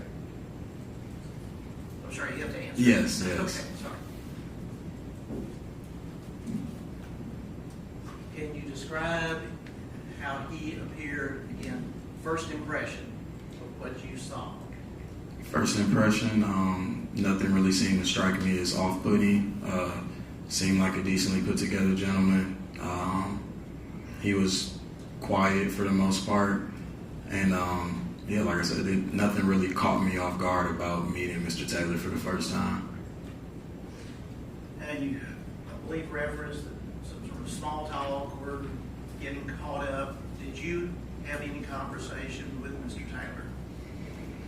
If I did, I can't remember. Probably just guy talk, how you doing, something like that. Maybe talked about sports or something of that nature, but nothing overextensive. When you first saw Mr. Taylor, what, if anything, was he doing? When I first saw Mr. Taylor when I came in, he was kind of, like I said, to himself, quiet. He was like shuffling some cards, playing with what I believe at the time was like some Uno cards or something like that. And yeah, that's pretty much what he was doing, to himself, quiet, maybe chimed in a few times in the conversation, but just to himself. And he told us about cooking and there being food prepared, and was that for you to take, at least some of it? Yes, yes. Were there any indications of anything else that was happening in the apartment?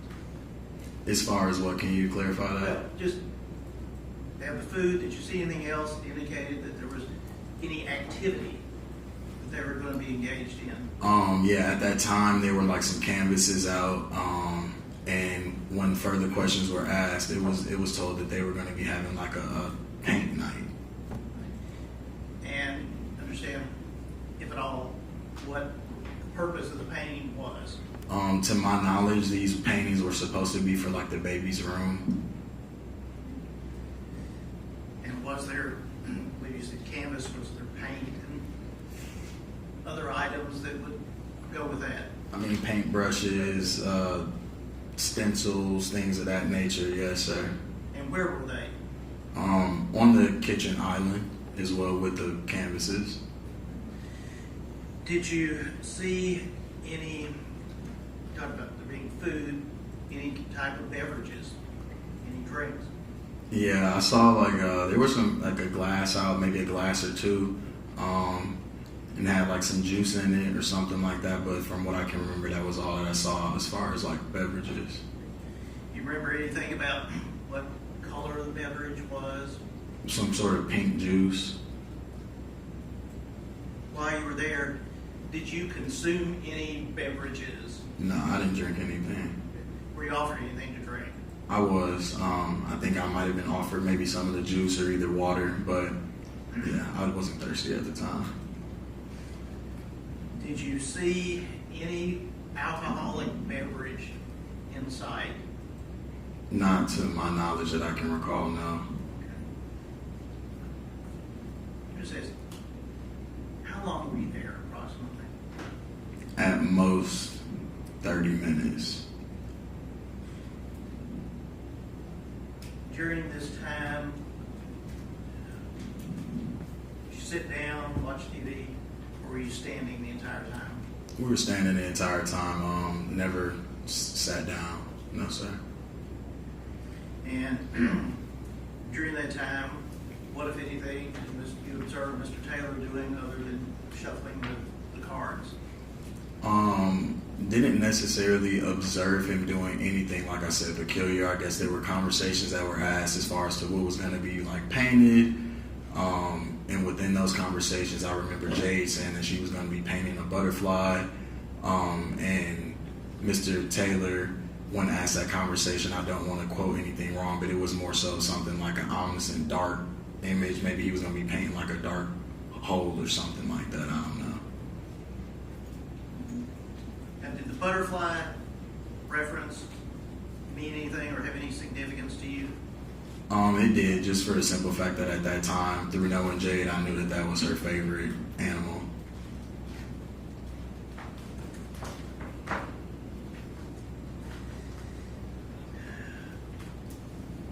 We're there, the small talk, the catching up. Did you and Miss Jackson at some point leave the apartment? Yeah, we leave after about, like I said, about 30 minutes, 40 minutes most. We were not there for a long time. And then, yes, after we had our conversation, got the food plated and everything, we left. During the time that you were there, do you recall whether any one of the four of you were on cell phones or doing anything like that?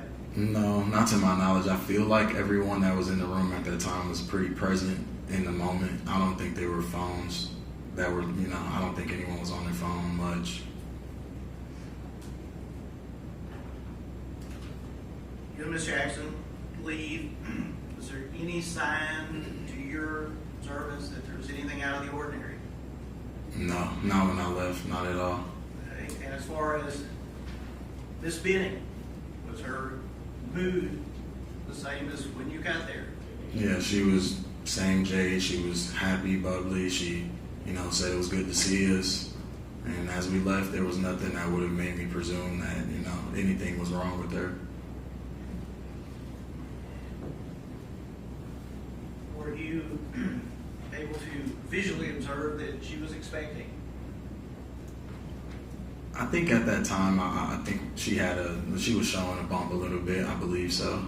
I believe you said you already knew that anyway. Yeah, I knew she was pregnant. Yes, sir.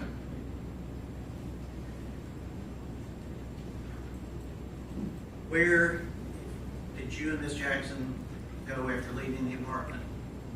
What happened? At that point, we go back to my house, in which, like I said, when we left the library, that's where we initially went to drop my car off. So we go back to my house, and I think she was at my house for maybe another 40 minutes or so while we were eating, things of that nature. And then from there, after about 40 minutes to an hour, she leaves because, as I stated, I was getting ready to hang out with some friends later that evening. Let me ask So did you eat the food at your apartment? And by you, I mean you and Miss Jackson. Yes, we ate at my apartment. Okay. Anything unusual about the food? No, Was it good? it tastes pretty good. Yeah, nothing unusual. So, does Miss Jackson then leave your presence? Yes, sir. What did you do after Miss Jackson left? After she leaves, I carry on with my evening. I get dressed. After I get dressed, I go to my friend's apartment to meet them there, and that's where, yeah. Okay. So, while you're at your friend's apartment, were these also fellow students? Or Graduates. Yeah, they were graduates. So, while you were there, does anything unusual occur? At that point, I get a phone call, a very frantic phone call from Najee, pretty much, panicking. I can tell she's in distress. She's crying a little bit, and I'm trying to ask her what's going on, and all I can really get out of her is like, is something wrong with Jade? There's something wrong with Jade. There's something wrong with Jade. And were you able to comprehend what was wrong, or? At the time, no, but I think as I kind of maybe got her to calm down, or she calms herself down, she ends up telling me that like Jade. Okay, I'll sustain the objection. So, she's frantic, calms down, is able to communicate with you. Mm-hmm. Okay. Now, what, if anything, did you do based on that communication? At that point, I'm on the phone, and now that things have been clarified as to what's going on, she lets me know that Jade wants to. His question was basically, what do you do next? What do? I stay on the phone. Okay. And who, if anyone, was on the phone? Najee, then I get merged with Jade. Yes. And so it's then a three-way. Three-way conversation. Were you able to hear the voice of Miss Benning? Able to hear the voice to make out what was being said? No. And what, if anything, did you describe the voice you heard of Miss Benning's? Soft, faint, not within the same coherence of the voice that I had previously just heard an hour ago. It was like we discussed earlier, just the fact that it seemed like she was in distress.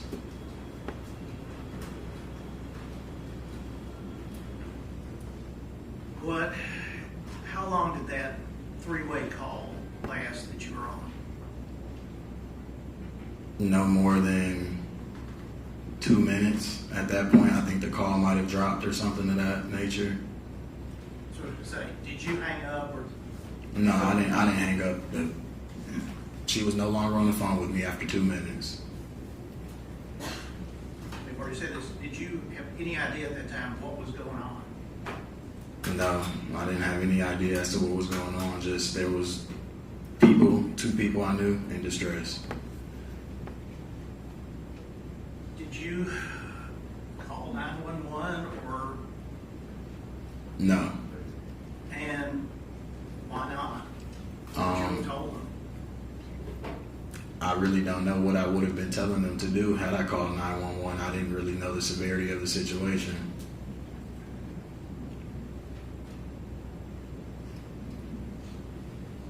The call drops. Mm-hmm. You and Ms. Jackson are at separate locations. I take it. Yes, sir. What, if anything, did you do after the call dropped? After the call drops, I believe I give Najee a call back, just trying to confirm what's going on. She tells me that she thinks. Listen, you don't have to say what she believed, but did you have a conversation with her? I did. Okay. And following that conversation, what, if anything, did you do? I carry on with my night. Right. At that time, did you have any idea if there was anything that you could do or needed to do? No, except be there for support. Well, I'm going to get to that part. I'm talking about when you've finished the call, did you learn that you might be needed to go somewhere for support? Yes. After that call, the second call we're speaking of right now, yes. At that point, I knew I might be needed somewhere later in the evening for support. And did that in fact turn out to be true? That you... It did indeed turn out to be true. And where did you go? Vanderbilt Hospital. And let's say, so why did you go there? Because at this point, I had learned the severity of the situation that was occurring with Ms. Benning. And that you would have been one of the last people to see her? Or speak with her, yes. To speak with her? Both, yes. When you arrived at the hospital, where did you go? I pull up and park right in front of the ambulance dock at Vanderbilt, and I was instructed to park in the garage that is right across the walkway. Who, if anyone, did you see there that you recognized? At that point in time, I don't believe there was anyone outside that I knew, but I did eventually go and meet with Najee. And where was Miss Jackson when you first saw her at the hospital? Either coming down the stairs in the lobby. If I can recall, more so like the lobby, the main area, right inside of the emergency room. Do you recall approximately what time it would have been when you arrived at Vanderbilt? In between 12:45 and 1:30 a.m.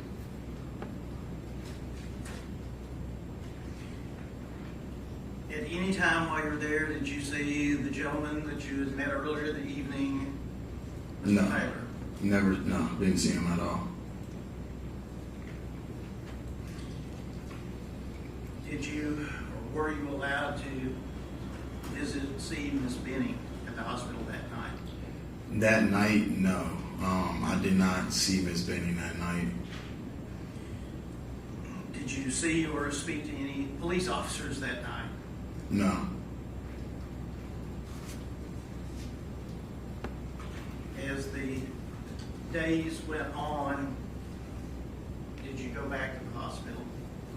Yes, I went back to the hospital, I believe the next day when the family and friends arrived, again, for support and just because at this point, like I said, the severity of the situation. And then I believe I went back a final time for her birthday. Was that a larger family gathering?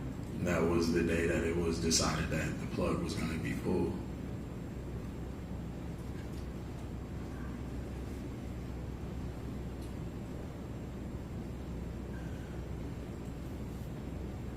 Since that night, evening, when you left the apartment, have you seen or spoken to Mr. Taylor again? No.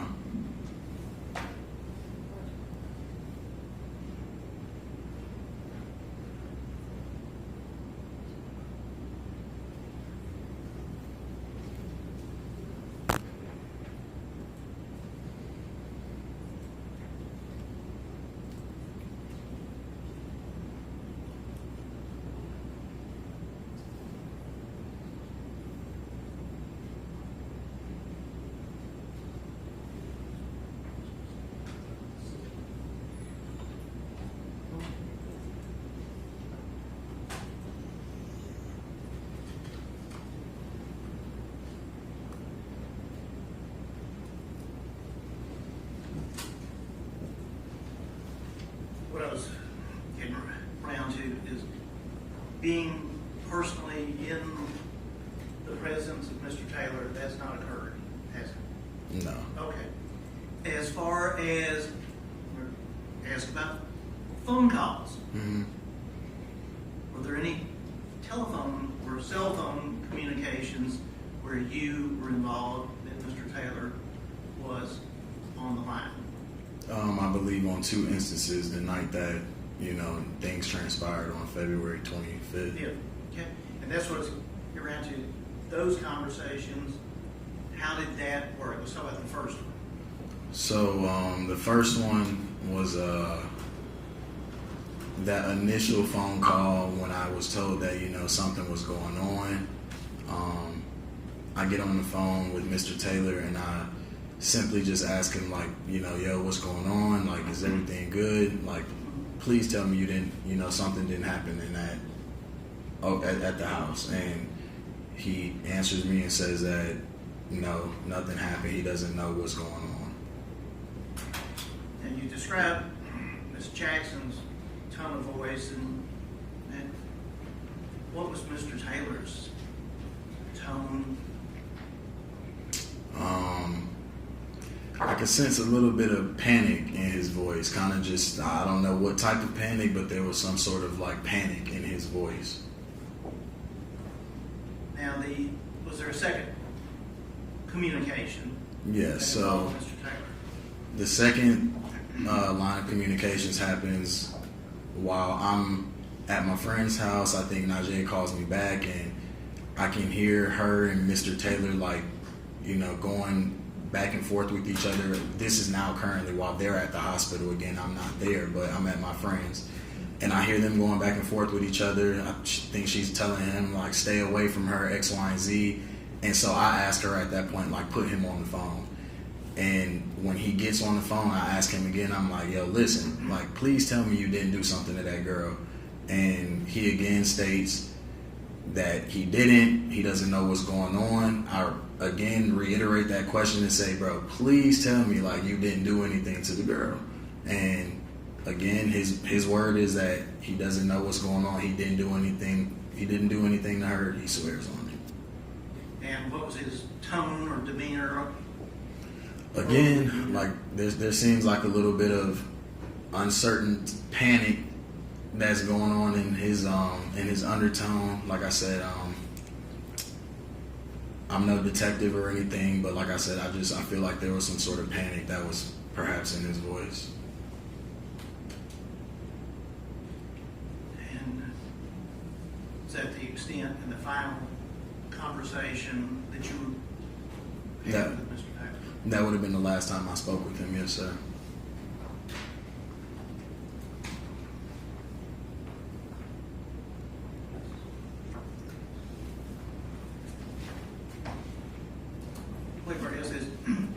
You and Ms. Jackson are still in school together, correct? Yes, sir. Okay. And did you know any of Ms. Benning's family or relatives prior to seeing them there at the hospital? No, just heard of them, you know, word of mouth, but I never met them or anything like that.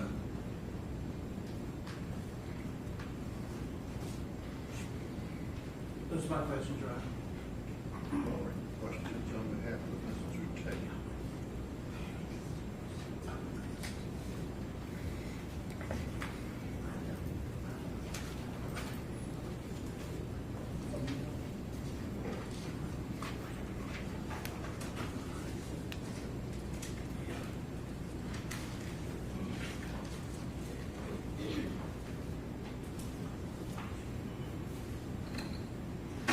Good afternoon.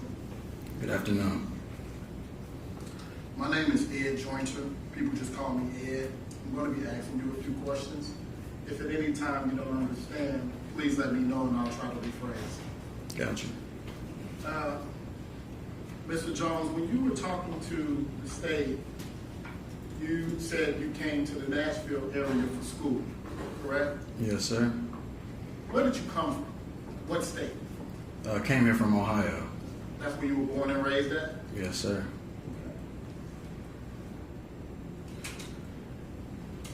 And just I want to clear up a few things.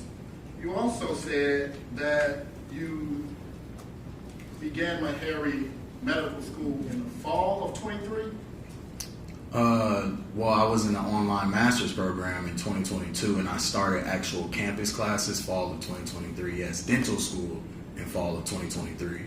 So, fall of 2023 will begin when? We actually have a MAPS program that begins in about this time. Actually, orientation was just yesterday. But actual on-campus classes start the first week of August. The first week of August. So, the incident that we're here for is February of 2023, correct? Yeah. So in February of 2023, where are you in terms of your enrollment? Are you online? What's the deal there? In February of 2023, I would have been in person on campus, a dental student at that point in time. Okay. And there you met and knew Miss Nigel Jackson. Yes. And you all were friends. Yes. And so I want to talk to you about before you went over Miss Benning's house. Okay.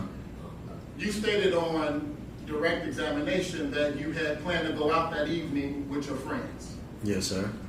And at some point you were invited by Miss Jackson to go to Mrs. Benning's house. Yes, sir. And you also knew that Blaise Taylor would be at Mrs. Benning's house.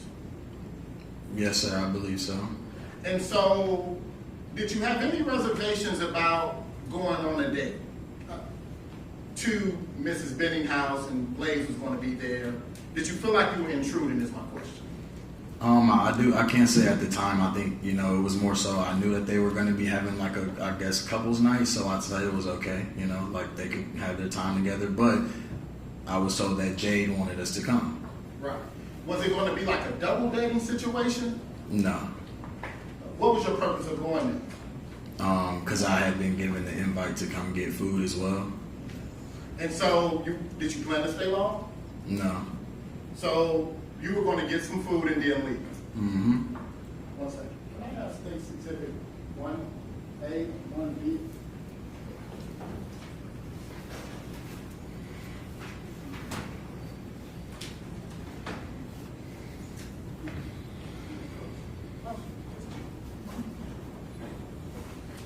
Commissioner Publishon?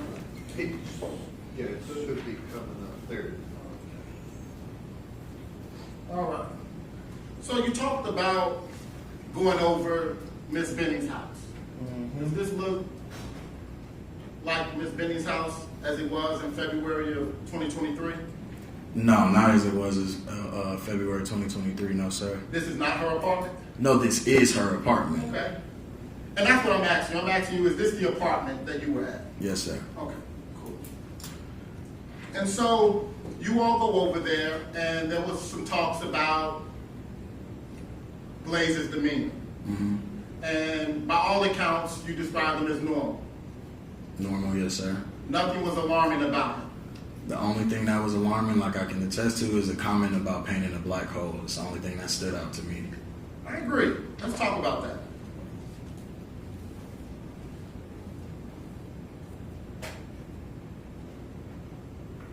You see this? Can you draw a circle around that image right there for me? If you touch your screen, it'll put a circle around it. Do you know what that is? I can't tell you what it is, no. That's a painting. Is it not? I can tell you it's a painting, yes, sir. Does it look like an ominous black hole? I don't know what it looks like. Do you know what a black hole looks like? Dark, kind of how this looks, a little dark as well. I want to point you, can you draw a smaller hole within inside of that hole? Mr. Jones, is that a dark hole? It's a white circle. My question is that a dark hole? No, sir.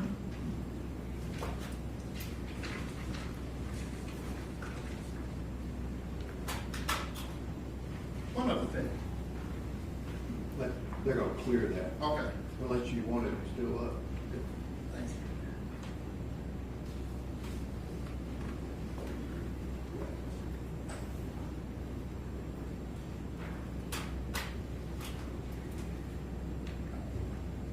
Thank you.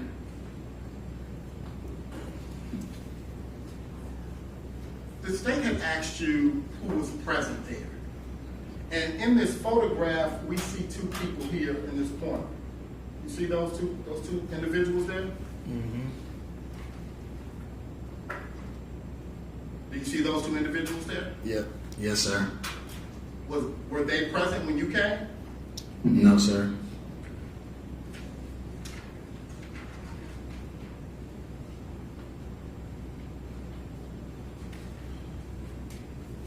So, at some point, you and Ms. Jackson get your food and you all leave, correct? Yes, sir. And where do you go again? To my house? And does Ms. Jackson accompany you there? Yes, sir. And about how long does she stay there? As I've stated already, probably about an hour max. I think 40 minutes to an hour. And how do you, if you remember, how far do you live away from Mrs. Benning? At most 12 minutes, if you put it in maps. Okay. So, from Ms. Benning's house, you go back to your house, correct? Yes. You stay there about an hour. Yes, sir. You eat the food. Eat the food. It's delicious. Yes. And then at some point, Ms. Jackson leaves. Yes, sir. Can you tell us how long was she gone before you received a call from her?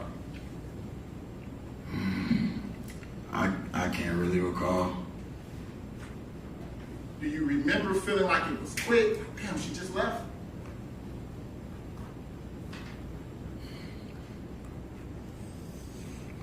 I think it was probably about, again, like 45 minutes to an hour. Okay.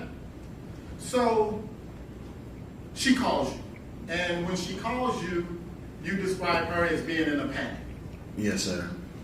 And as a result of her calling you, you get on a three-way call with Miss Benning. Yes, sir. And so now it's you, Jade, and Najee on a three-way call. Yes, sir. And you're not able to make out anything that Jade is saying. Like I said, it just sounded distressed. I believe she might have like maybe said my name or like that she needed help or something of that nature. Oh. So you heard that when you were on the call? I need you to reiterate that. I'll rephrase it, no problem. Yes, sir. When you were on direct examination with the state, you talked about when you were on a three-way call, it was you, Najee, and Miss Benning. Yes, correct? sir. Yes, sir. And when you were on direct examination with the state, you said how you could not ascertain what Miss Benning was saying, correct? It was very slurred. And now on direct examination, you're saying she was saying your name, Keith? I can't tell you what she was saying. So, which one is correct? Did she say something audible that you could understand, or did she? It was very muffled. It was very muffled, so no, it wasn't too clear what she was saying. Okay. But just to be clear, the original call from Najee, you felt that she was in distress and a panic. Najee, correct? When she first called you. You're asking me, was Najee in a panic? Yes, that's how you described it, correct? Yes. Okay. And so, as a result of you experiencing that distress phone call from Najee, correct? Yes, sir.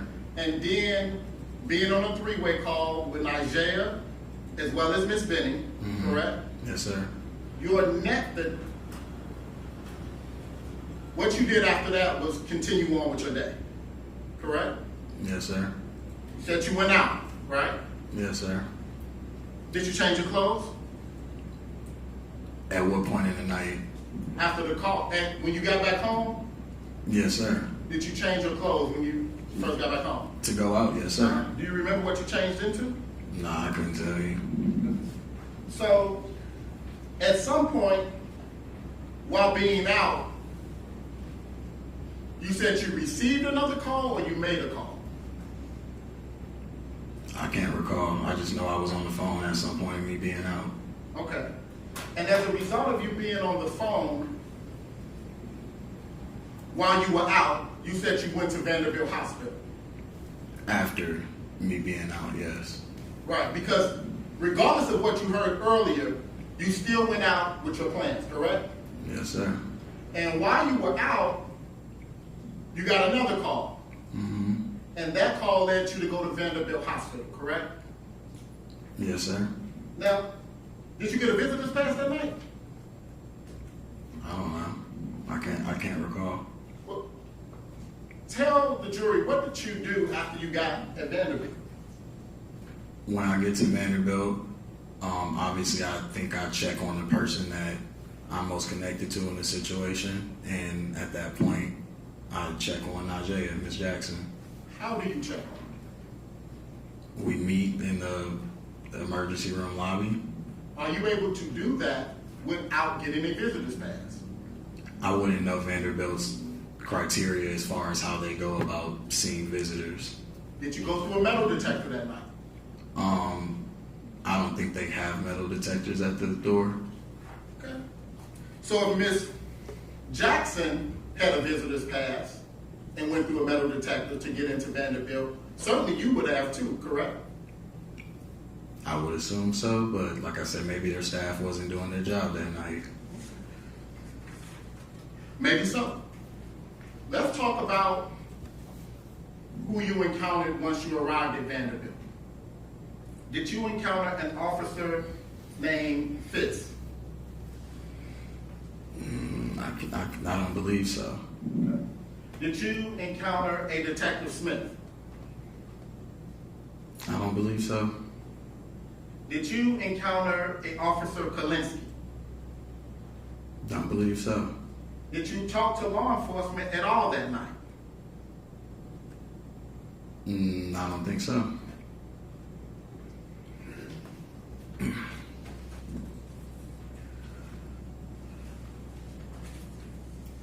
At some point during either call, when you were on the phone on the three-way, did you ever hear Blaise say he was about to call 911?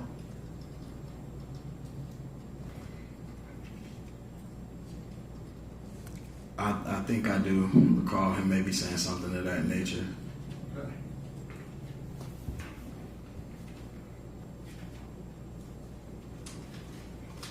At any point, did you ever learn that the police wanted to speak with you? At that particular night, no. And if the law enforcement wanted to speak to you, would you have been a willing participant? Yes. Do you recall an interview with an investigator around April 30th of 2023? The one that showed up to my house? Yes. Yeah, I do. Okay. And do you recall speaking with that investigator? I do. And do you recall telling that investigator that no one from law enforcement ever contacted you? I guess so. I can't recall. You can't recall? I don't recall that conversation. I think that was almost 2 years ago. Would a recording of that conversation refresh your memory and aid you in your testimony today? If you have it, yes, it would definitely help. Brief moment, John.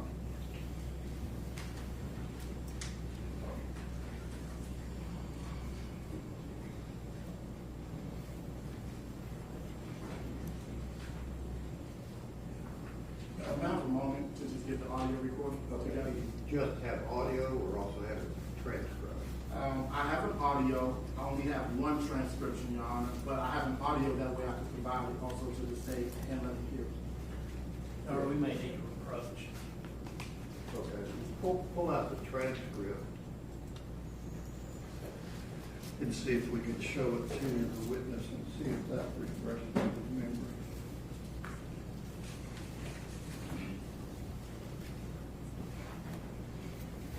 I have a copy of the transcript, Your Honor. Okay. Are you wanting to approach the bench? Yes, Your Honor, as opposed to asking for the jury out. Okay. Step up.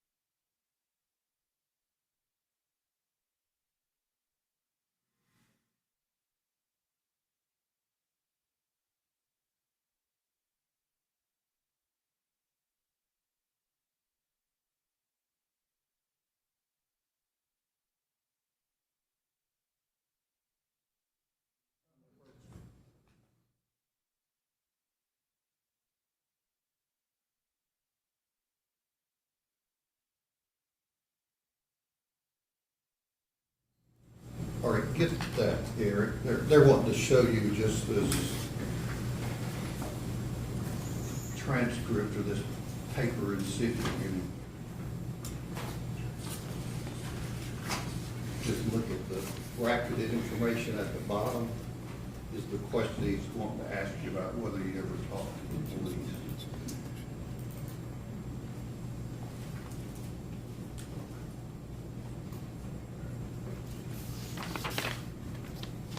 Does that refresh your memory as to what you told the investigators? Yeah. Okay. All right, then what is your question? Look. You need it back? Yes, sir. Okay.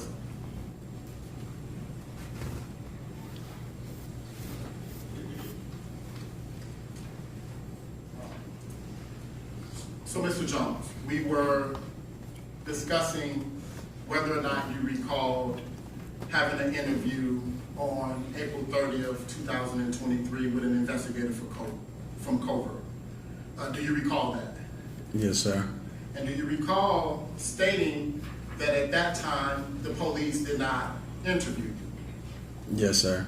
And do you also recall stating that, honestly, I was trying to kind of be as far away from the case as possible? Yes, sir. And Mr. Jones, have you ever been convicted of a misdemeanor theft? Never been convicted, not to my knowledge, no. Okay. 1 second, Your Honor.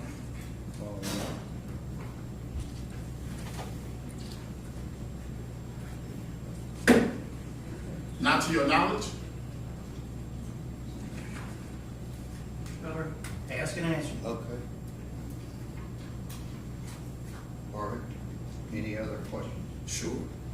I just want to make sure that I understand when you say no, that are you saying it never happened or you don't remember ever being in legal trouble for misdemeanor theft out of Ohio? Your Honor, I object to that. Okay, legal trouble. You asked him if he'd been convicted of a misdemeanor theft, and your answer is?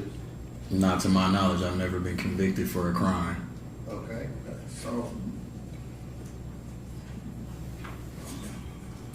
1 second, Your Honor.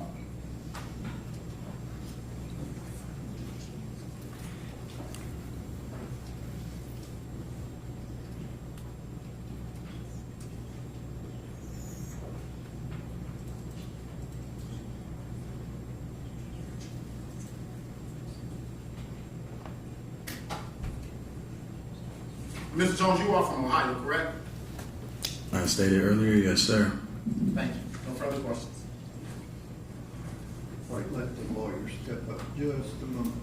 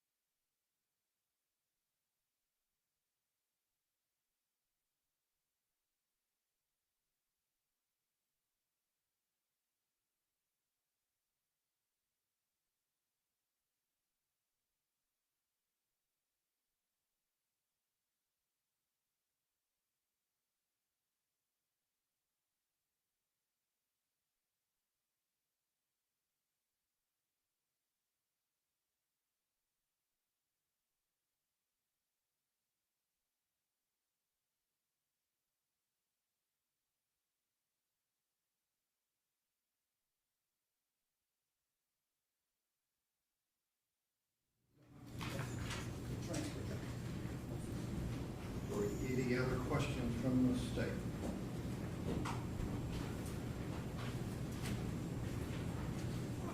Always reluctant to say just briefly, but I'll try to do that.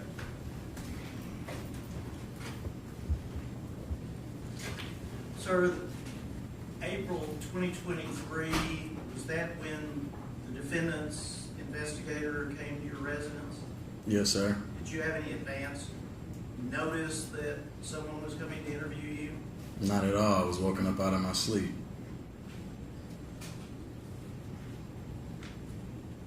And this person identified themselves. Do you recall who it was? If they did, they didn't make themselves clear as to who they were, just that they were an investigator of part of this case.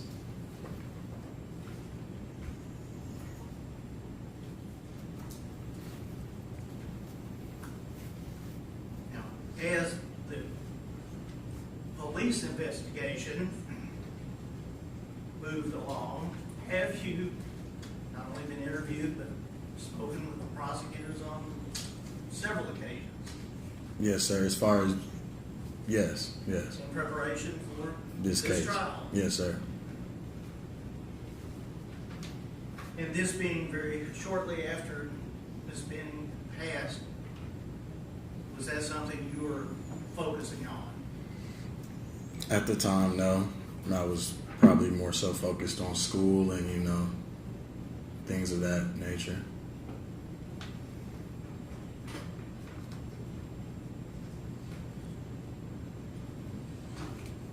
Is this, you describe hearing both Mr. Taylor and Ms. Jackson as panic. You use that word. Their voices, the tenor of their voices. Mm-hmm. Was there a difference between the two types of panic? There was a difference. Miss Jackson's, like as I stated, was more so like a frantic, worried panic, and I don't know what language I'm allowed to use in here, but We're all adults. Mr. Taylor's was more so of like a no shit, I just effed up type of panic. Those are my questions. Any other questions? Sure. Mr. Jones, Yes, sir. that description that you just gave while the state was on redirect, oh shit, I fucked up panic. Have you ever stated that before at any time to anyone? Yes. Did you state that to the investigator when he spoke to you on April 30th? I don't know if that question was even asked in that investigative conversation. Do you not remember? As I already stated, that was about 2.5 years ago, so no, I don't recall. And would, if given the opportunity to review a transcript of that conversation, would that refresh your memory and aid your testimony here today? I think it would.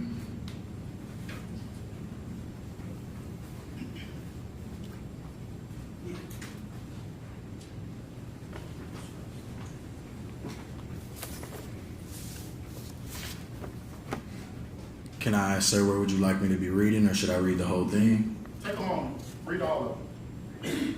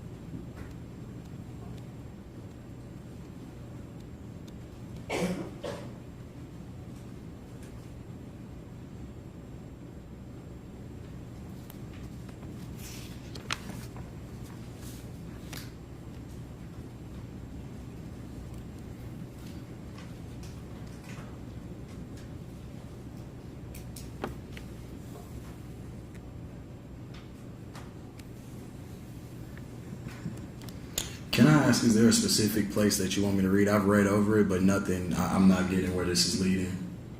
Not for you to get where it's leading, sir. Did you read all of it? I mean, we would be here a while if I read all of it. It's worth it. Please take the time to familiarize yourself with it. Okay.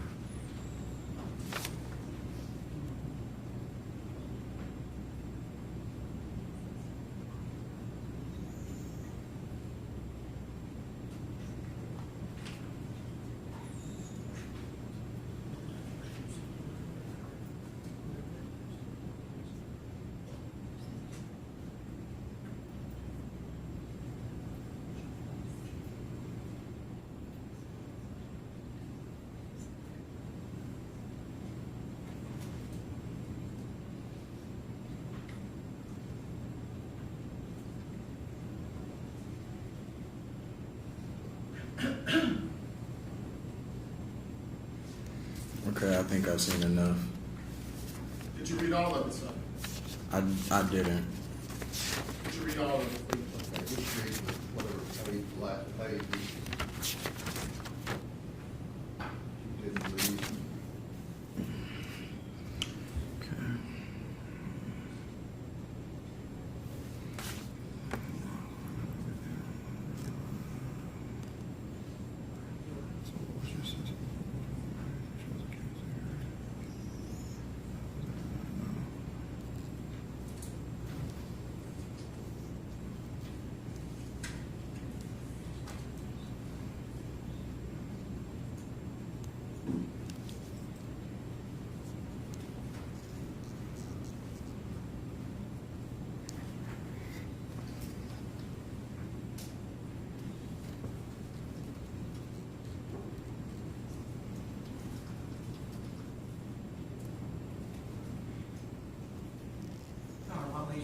May we approach briefly? Okay.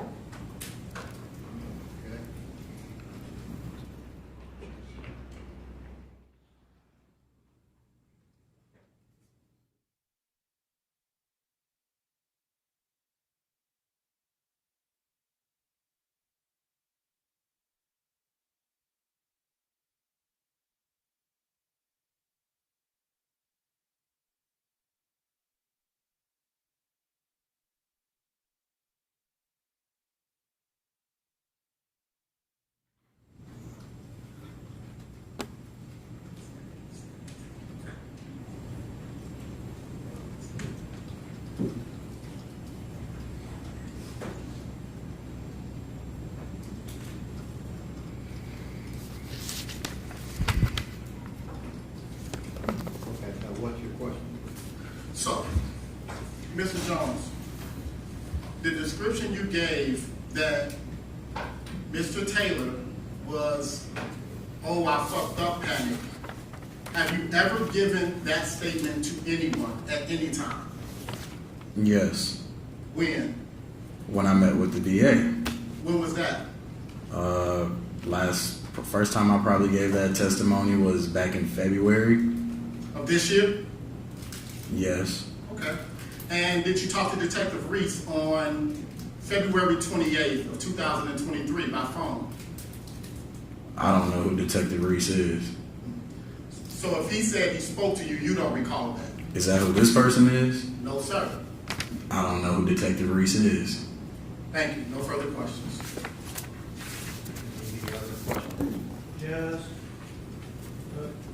you, Mr. Jones, having read this transcript, did you see anywhere in there where you were asked the question to describe or asked to describe the panic that you testified every day? Were you ever asked that? I don't see that question presented in this document. All right. But we asked you, didn't we? Yes, sir. That's all. Any other questions? Mr. Jones, you understood that the purpose of that visit was to get information about what happened and what information you may have had as it related to Jade Benning, correct? Sure. Yeah, I guess. Yeah. No further questions, John. Mr. Jones, when did you realize that that person who came and got this information from you was working for Mr. Taylor? After I had already had this conversation to give them the information they requested. That's all. Any other questions? No questions from Ms. Winshaw. Thank you. Who's the next? Andrea Rose.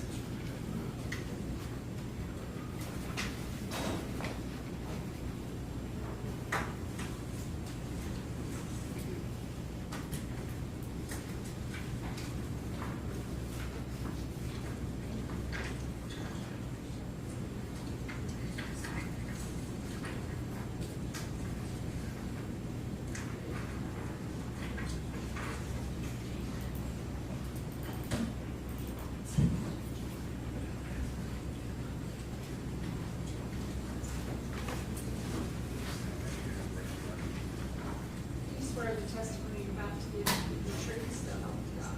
I do.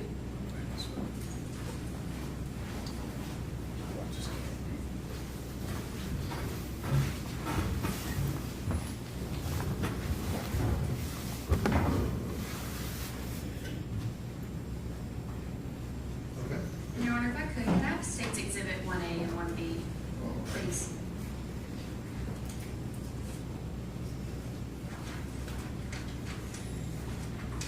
They're going to show you something that'll show up on that screen. Okay. Ma'am, could you please state and spell your name for the record? Andrea Rose, Andrearose. And Ms. Rose, where are you employed? Nashville Fire Department. How long have you been with Nashville Fire? It'll be 4 years in October And how are you currently employed with Nashville Fire? as a paramedic. Okay, have you been in that capacity the entire time with Nashville Fire? Yes, ma'am. Okay. And were you on duty February 25th of 2023? I was. Okay. Did you respond to an incident located at 1522 Lebanon Pike, apartment 107? Yes, Was that here in Davidson County? it was. Do you recall what you initially were told you were responding to, what the dispatch was for? I believe it was an allergic reaction. And were you in the ambulance? Yes, Driver or passenger? passenger. Were you the first medic on the scene? I was. Ms. Rose, can you describe to the jury what you remember when you first got there? I don't recall who took us. I don't know if he took us to the patient or if he met us at the door. I don't remember any of that. First thing I remember was seeing Miss Benning on the bed. Okay, I'm going to publish something for you. Do you recognize this? I do. Okay, can you tell the jury what this is? This is the apartment right when you walk in. Okay. And these two females right here, they were not present, is that correct? That's correct. And you mentioned a male. Do you see that male in the courtroom today? I do. Okay, could you point him out and describe something he's wearing for the court, please? Yep, he's right over there wearing a blue suit and a white shirt. Your Honor, if the record could reflect our identification of Mr. Taylor. Okay. And Ms. Rose, do you recall what Mr. Taylor's demeanor was like on that 25th? Yes, he was very frantic. Okay, what do you mean by that? Who's very anxious.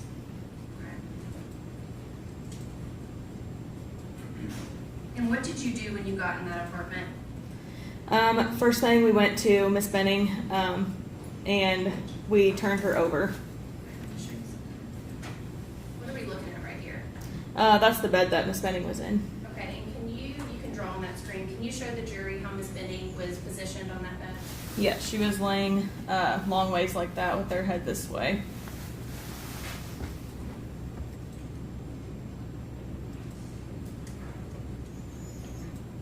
And right here, what am I circling? That's where she had vomited. Okay. And what did that look like? It was like a pink frothy sputum. Okay. And were you trying to get any medical information from Mr. Taylor? Yes. Did he give you anything? He just told us that she was pregnant, and he couldn't tell me how far along she was, nothing. No medical history and anything like that. Okay. Was he saying anything while you were in the apartment? Yes, he did say that she ate bad food. That's what he kept telling us.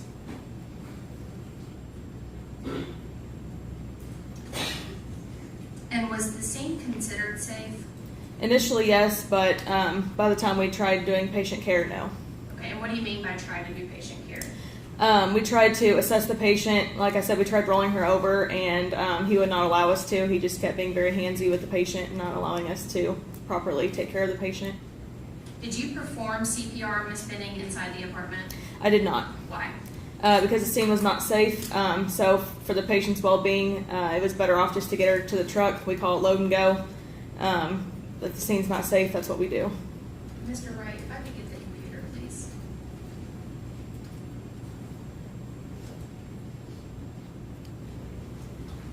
And Miss Rose, when you rolled Miss Benning over, can you describe to the jury what her condition was like? She was unresponsive, no pulse, was limp. I'm gonna hand something up.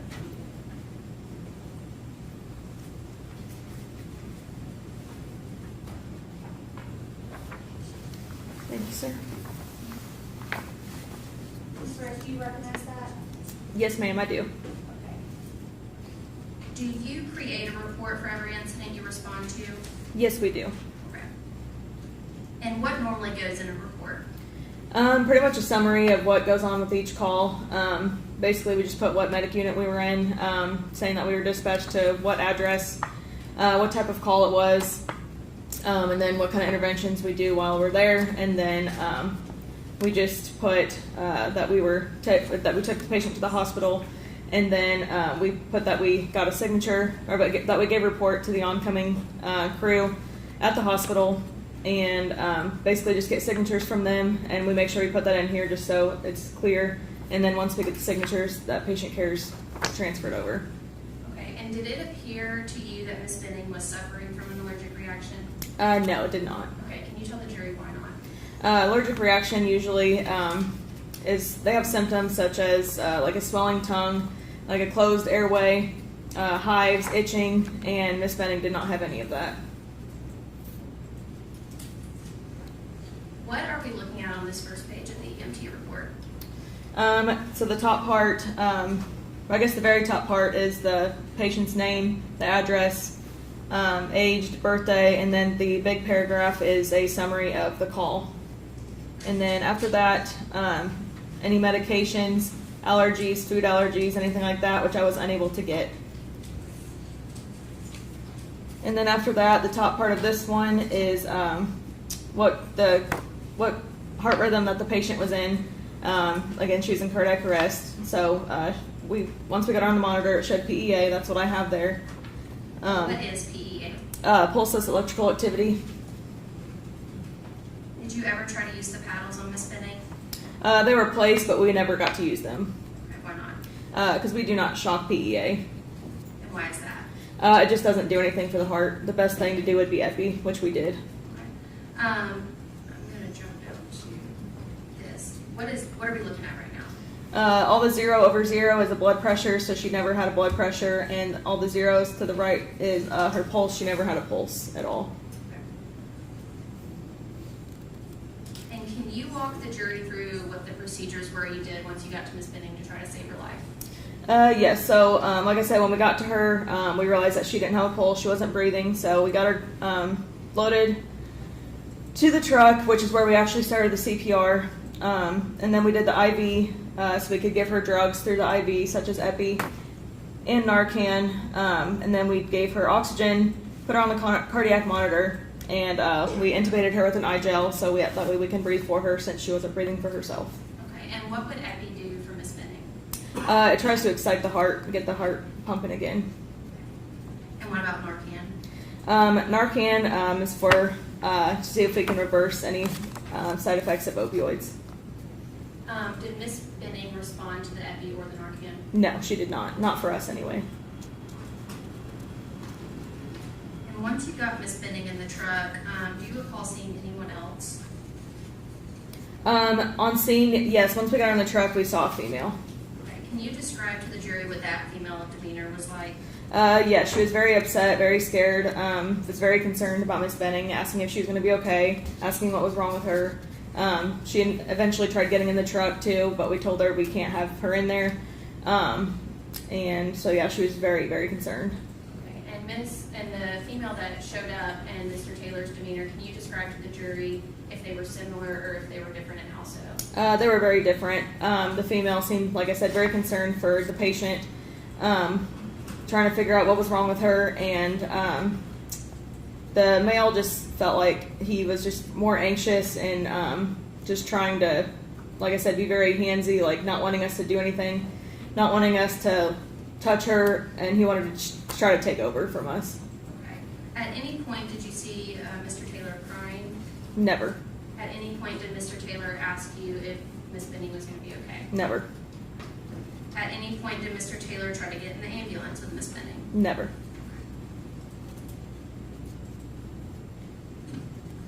What are we looking at here? So this is the GCS. So she had a GCS of 3, which means she was never verbal, never alert, just had no reaction to anything from us.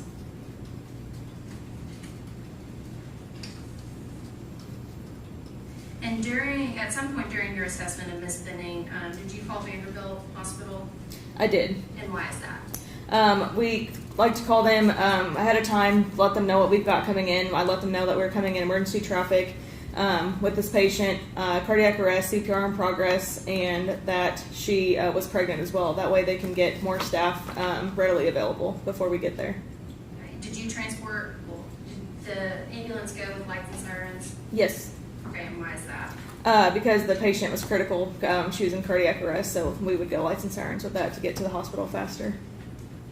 I want to talk a little bit about the time. It looks like you arrived at Miss Benning around 9:50 p.m. Is that fair to say? Yes. Okay. And you departed only 10 minutes later? Correct. Is it typical to be moving that fast with a patient like Miss Benning? Yes. And why is that? Any critical patient, we try to get them to the hospital as soon as we can. We don't like to waste any time on scene.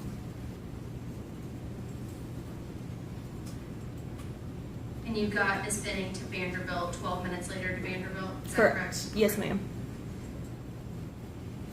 And am I correct in saying that all life-saving measures started once you got in the ambulance? Correct. Okay. And why is that? Because the scene was not safe, so we could not perform CPR immediately like we would like to have done. And at any point in your care of Miss Benning, was she ever responsive? Never. Did she ever have a pulse? Never. Okay. And once you released care to Vanderbilt, is that when your involvement with this case stopped? Yes, that's correct. Runner, give me 1 minute.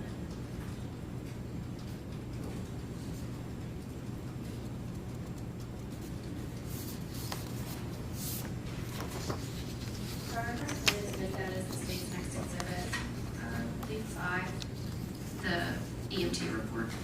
Okay, you give that to Uh-huh. me. Those are all my questions, Ms. Rose. Thank you. Thank you. Cross-examination. Yes, Your Honor. I'm happy to get started. I know it's 3 o'clock. I don't know if it might be a good time for a It's 3:05, but go ahead. Breaking right after this with.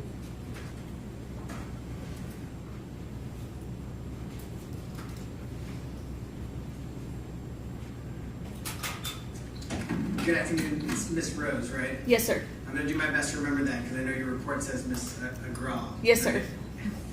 Right? So I apologize because at the top of my notes here, I have Agrawal written on every page. And so Oh, that's okay. I hope I don't confuse that. That's okay. That report that you create that has been introduced, that's something you create in every case, is that right? That's correct. And so sometime, obviously not when you're in the middle of a call, but sometime later you collect all the information and everything you remember and you write it down in a report, right? That's correct. And it's important for you to be thorough and include all the information, right? Yes. And so especially in a serious situation like this, where several years later you've got to come testify, is that kind of what you use to refresh your recollection? Yes. So it's not a super long report. It's about maybe five pages or so. Does that seem about right? Mm-hmm. But it's got a lot of like technical details in it, right? Correct. And a little narrative about what happened. Is that right? Yes. Were there other materials that you reviewed in preparing for your testimony today? Just the report. Just that report? Yep. Did you have like a real clear, independent recollection of this night? Yes, it was pretty clear. Very clear? Mm-hmm. Was there something about this night that allowed you to recall specifically 3 years later? I mean, losing a baby is pretty kind of traumatizing. Did you follow this case along afterwards? No. No. Okay. So how did you know that the baby passed away? I mean, I reached out the next day and got a report, but past that, no. Okay. So you did follow up the day later? Yeah, just a day later. But not a week later or 10 days later? Nope. Okay. And you've done some case prep? Yes. So you know that there was a murder charge that we're here, right? Mm-hmm. And Mr. Taylor's on trial, right? Yep. So went to the grand jury and there's been an investigation and all that stuff? Correct. Okay. And you've met with the district attorney's office and prepared for your testimony here today? Correct. But the only notes or anything that you've kind of used has been this report that's been introduced? Yep. Okay. So, I want to ask you a few questions about kind of how you ended up out there, okay? Mm-hmm. Now, your initial call in this report is that you were actually dispatched for an overdose. Is that right? So I don't recall because the CAD kept changing. He kept telling dispatch different things throughout the CAD, or throughout the report.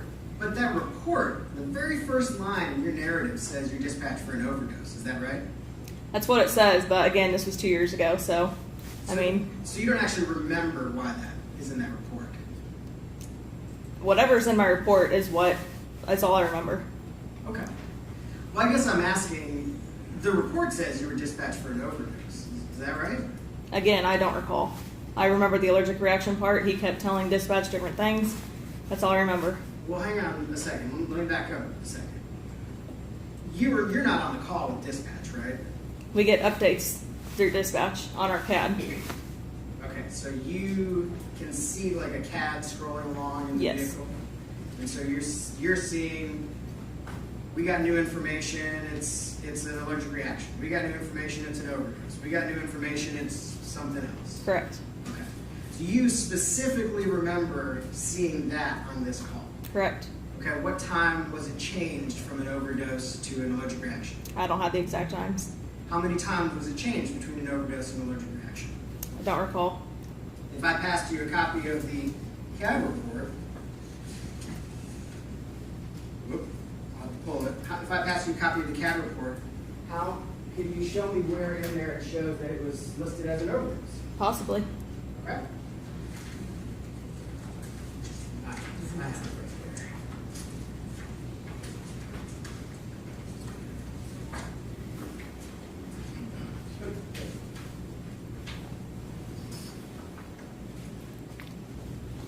Thank you, sir. Mm-hmm.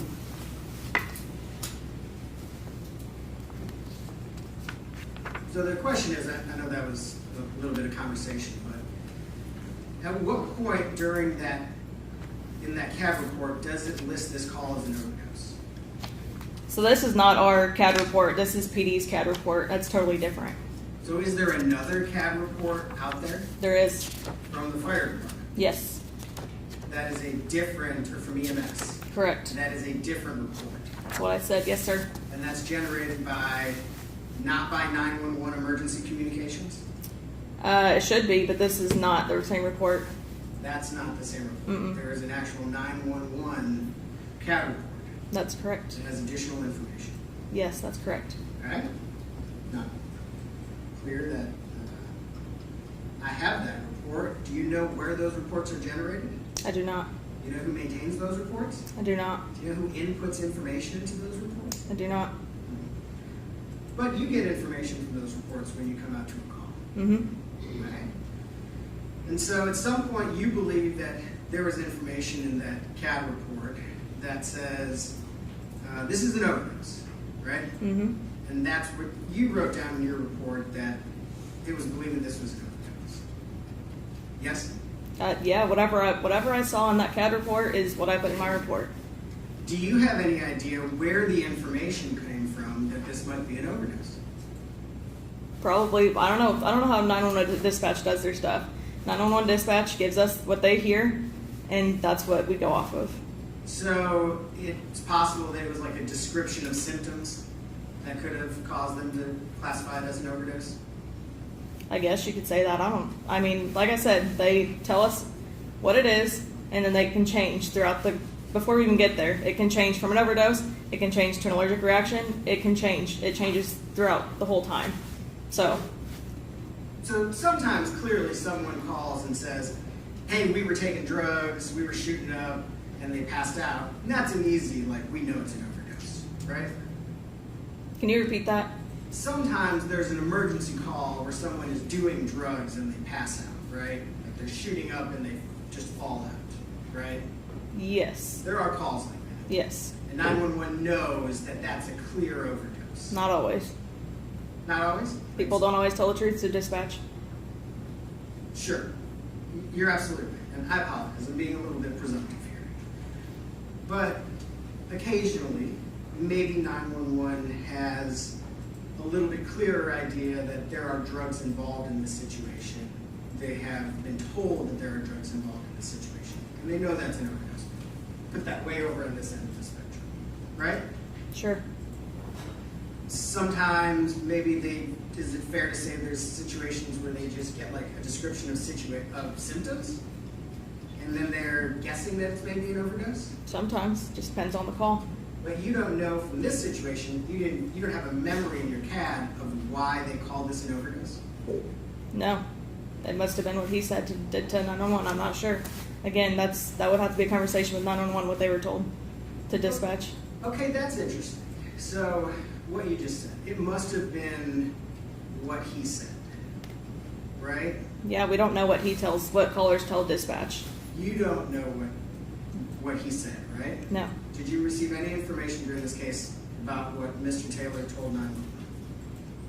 It's very vague. It says either what type of call it is, where the patient's at, the address, possibly the age.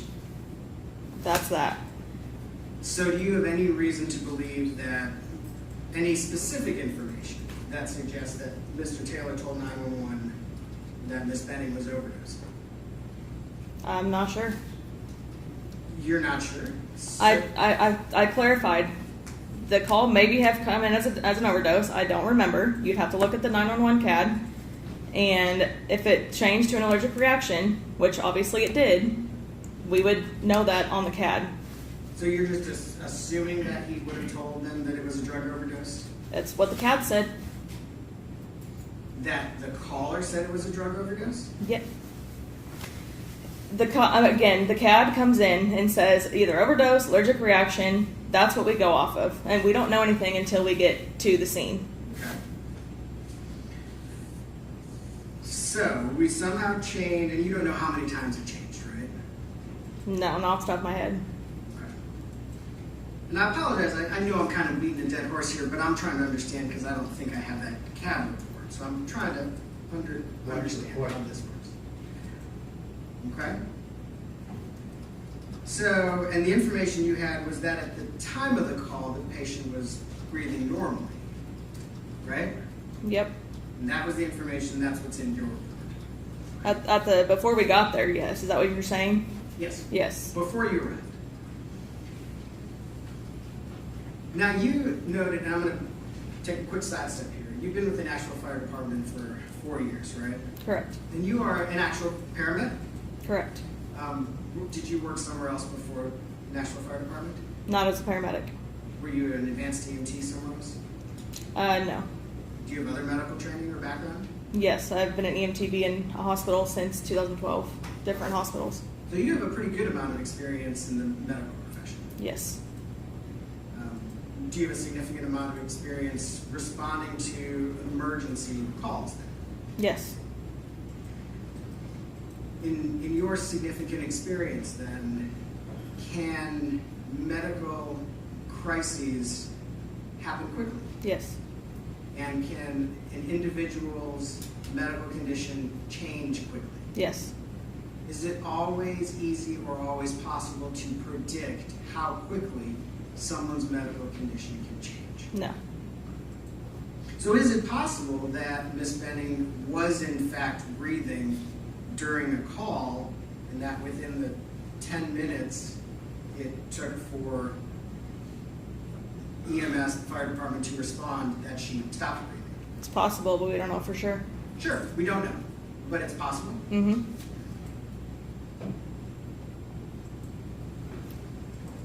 I think you mentioned this. I just want to make sure while we're looking at this first part, you did know, Mr. Taylor did tell you guys right up front that Ms. Benning was pregnant, right? After we asked him, yes. Okay. So you were asking him questions, right? Mm-hmm. Trying to get some basic information. Correct. Is that correct? And he was answering your questions? Correct. Well, we asked him about medical history, and all he could tell us is that she was pregnant. He couldn't tell us how far along, nothing. So that's the only thing he told us. Okay. And you don't know whether he just doesn't know a lot, do you? We don't know. He couldn't answer anything. Sure. Okay. But he did tell you that she was pregnant. Mm-hmm. Right? Okay. If I could see Exhibit 5, I think the most recently entered exhibit. A report? The report, yes. You want her to see it? No, I'd like to see it. I think we can go through some of this. John? I'm Unfortunately, I apologize. I don't have a very fancy presentation with little things snipped out, so we'll kind of have to do this the old-fashioned way. I have to hit a button here. Yeah. Okay.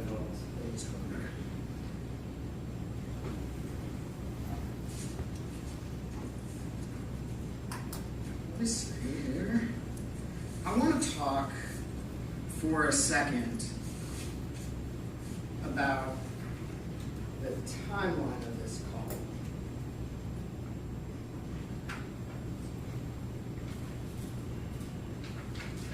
Let me get to this page.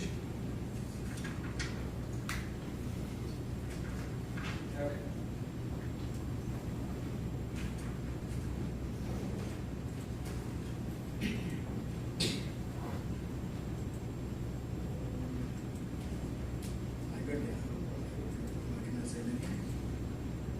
Okay. This portion of the report right here, do you recognize that? I do.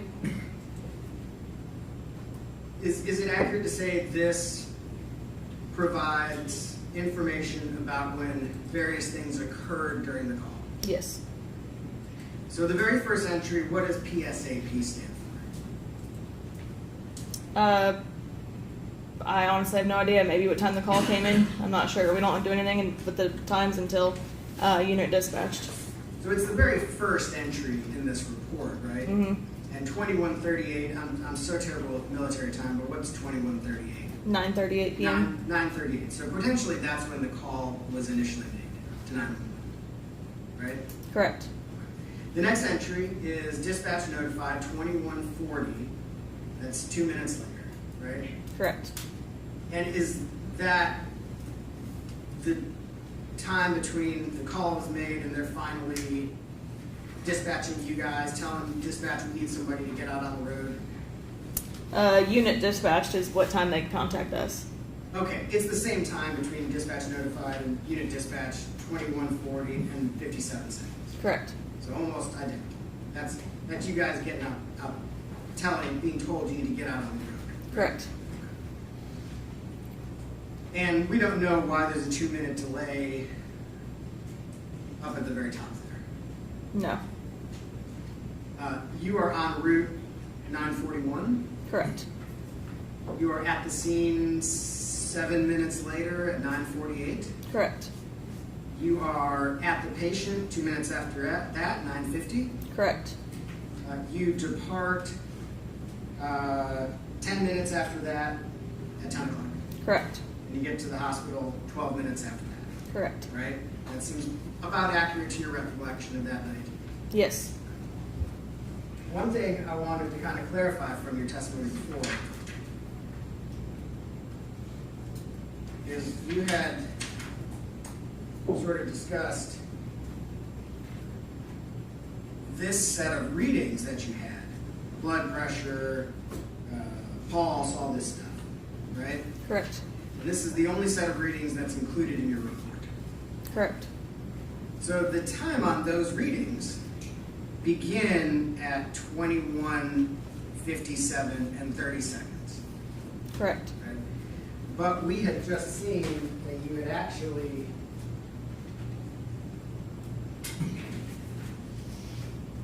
arrived at 21:40 and gotten to the patient at 21:50.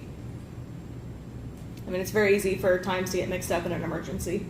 Okay. It's an estimate, pretty much. Is it possible that this set of readings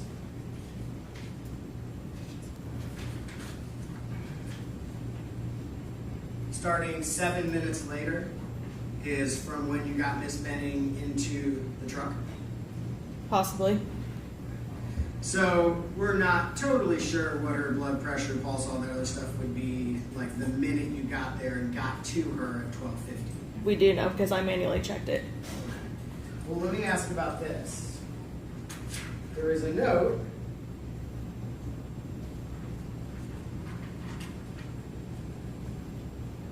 that her cardiac rhythm on arrival is sinus tachycardia. Correct. What is sinus tachycardia? A fast heart rate. Fast heart rate. So when you arrived, she had a fast heart rate. In the ER, that's where it says ROSC in the ER and the ED. They got ROSC back when we got there. Okay, in the emergency department. Correct. Right. But at arrival, she had a fast heart rate. No, that's not correct. Well, it says cardiac rhythm on arrival at destination. Correct. When we got her to the ER and got her over, that's when she had the sinus tach. At the emergency department. Correct. So where is it that is the arrival on this? Can you say that again? Arrival where? PEA the arrival event? PEA is what she was in the whole time that we were with her. And that's like no heart rate? Correct. So sinus tachycardia is when they got to the emergency department? Yes, after our care was transferred over already. And that's after she's being administered Epi and Narcan and whatever else. Correct. None of that worked. So let me ask, is it possible that her heart rate, like we sort of mentioned, her heart rate breathing condition could have changed in a minute? It's hard telling. It's possible. It's possible. Don't know for sure. So she could have been breathing, could have had a heart rate at 9:45? Yeah, I can't tell you what it was before we got there. But it is possible. It's possible. Especially, well, we haven't really talked about any of this toxicology stuff yet, but in your experience with a drug overdose, can drug overdoses happen quickly? Yep. I noticed you gave her Narcan. Mm-hmm. Why did you give her Narcan? In case it was an overdose. Were there signs and symptoms that made you believe it might be a drug overdose? I mean, any overdose could possibly cause cardiac arrest, but it's just protocol. Any cardiac arrest, we give Narcan regardless. Is that just protocol nowadays? Mm-hmm. Yep.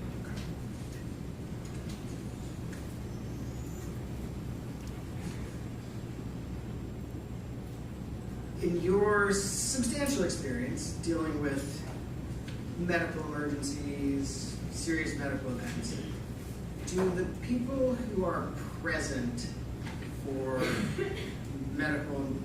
serious medical emergencies, serious medical events, always react the same No. to those events?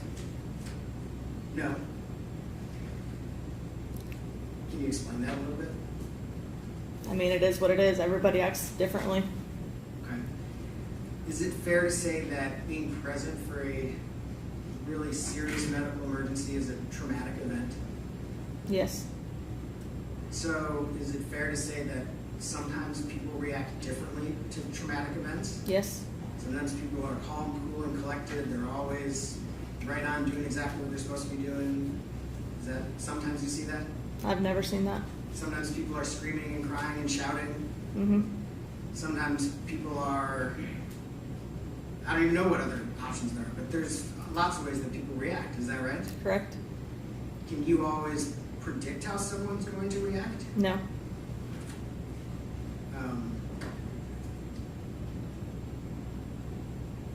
I know that you testified about Mr. Taylor being anxious, panicky, and there were some questions about contrasting his reaction to the woman's reaction you showed him. Correct. Are you able to say, well, I know why that they reacted differently? No. Because you've been around a lot of different medical events, right? Correct. And in your experience, sometimes people react differently? Correct. Now, I know there's some discussion about, use the words it wasn't a safe environment. That's like a technical term, right? Correct. And I don't know if you have codes or whatever the thing is, but you probably have a procedure. If you can't do your work in a space, you have to remove them. Is that Correct. right? And that's what happened here. Correct. And you said Mr. Taylor was sort of getting in your way a little bit. Yes. That's kind of my lay term way of describing it. If I was understanding what you were describing, was he trying to like lift her off the bed? Is that what was going on? Yes. And that wasn't what he was supposed to be doing. No. Right? Were you asking him not to do that? Yes. And he was, is it fair to say he was upset? He seemed anxious. Anxious. Okay. He was having a reaction to the situation. Is that a fair way of putting it? Yes. Putting exact words to describe it may be tough because we're all going to have different ways of wanting to frame that, right? Right. He was having a reaction to it. Right. And so, was it your impression? Please tell me if this is not a great question to ask, but was it your impression that his sort of getting in the middle of you guys trying to work was somehow related to his reaction to the situation? Can you repeat that again? Right. Not a tricky question. Okay, I'm going to do my best.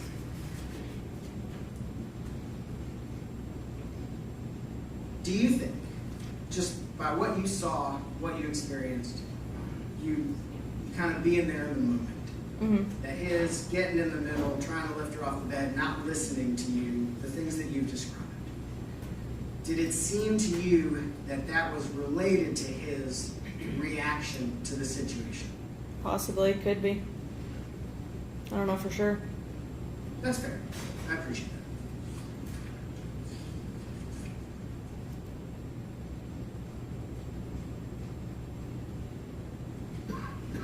And similarly, you kind of noted this other woman showed up a little bit later, and she had her own kind of reaction to the situation.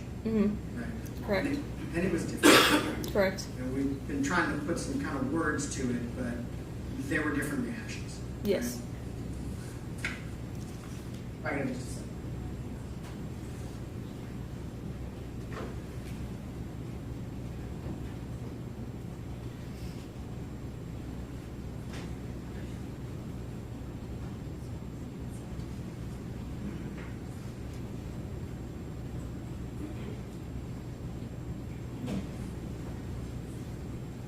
So, if I could just ask, if Mr. Taylor was getting so far in your way that you couldn't do your job, couldn't do what you needed to do inside the apartment. That wasn't in your report, was it? No, I don't believe so. Why wasn't it in your report? It's easy to forget things like that in a report. There's a lot to try to remember to put in there. Okay. All right. Thank you. Yes. All right, you ready to Yes, sir. Ms. Rose, you did put in your report that he was not listening to you. Did I? I don't have my report anymore. You said, and would not listen to Ian. Okay, yeah, that's correct. And acting hysterical, yes. And we talked a lot about the CAD. The info from the CAD report comes from the 911 operator, so the 911 audio would be the basis for that CAD report. Is that fair? Correct, yes. Okay. Mr. Brand also talked to you about, is it possible she hadn't been breathing for just a few minutes? Is it also possible she could have not been breathing for 20 minutes? Correct, it is possible. Okay. He also noted about the timing that CPR didn't start until 9:57, 7 minutes later.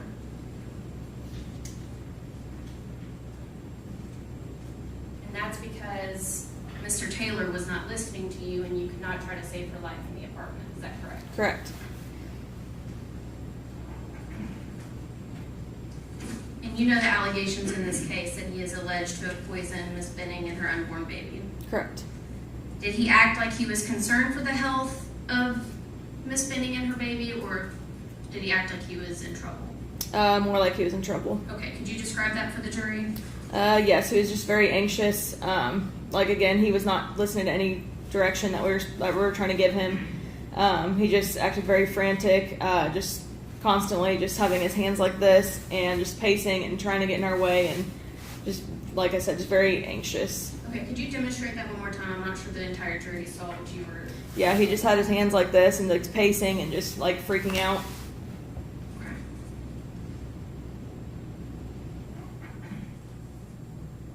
And when you rolled Miss Benning over, well, I guess, let me ask it this way. At what point was Mr. Taylor trying to touch Miss Benning?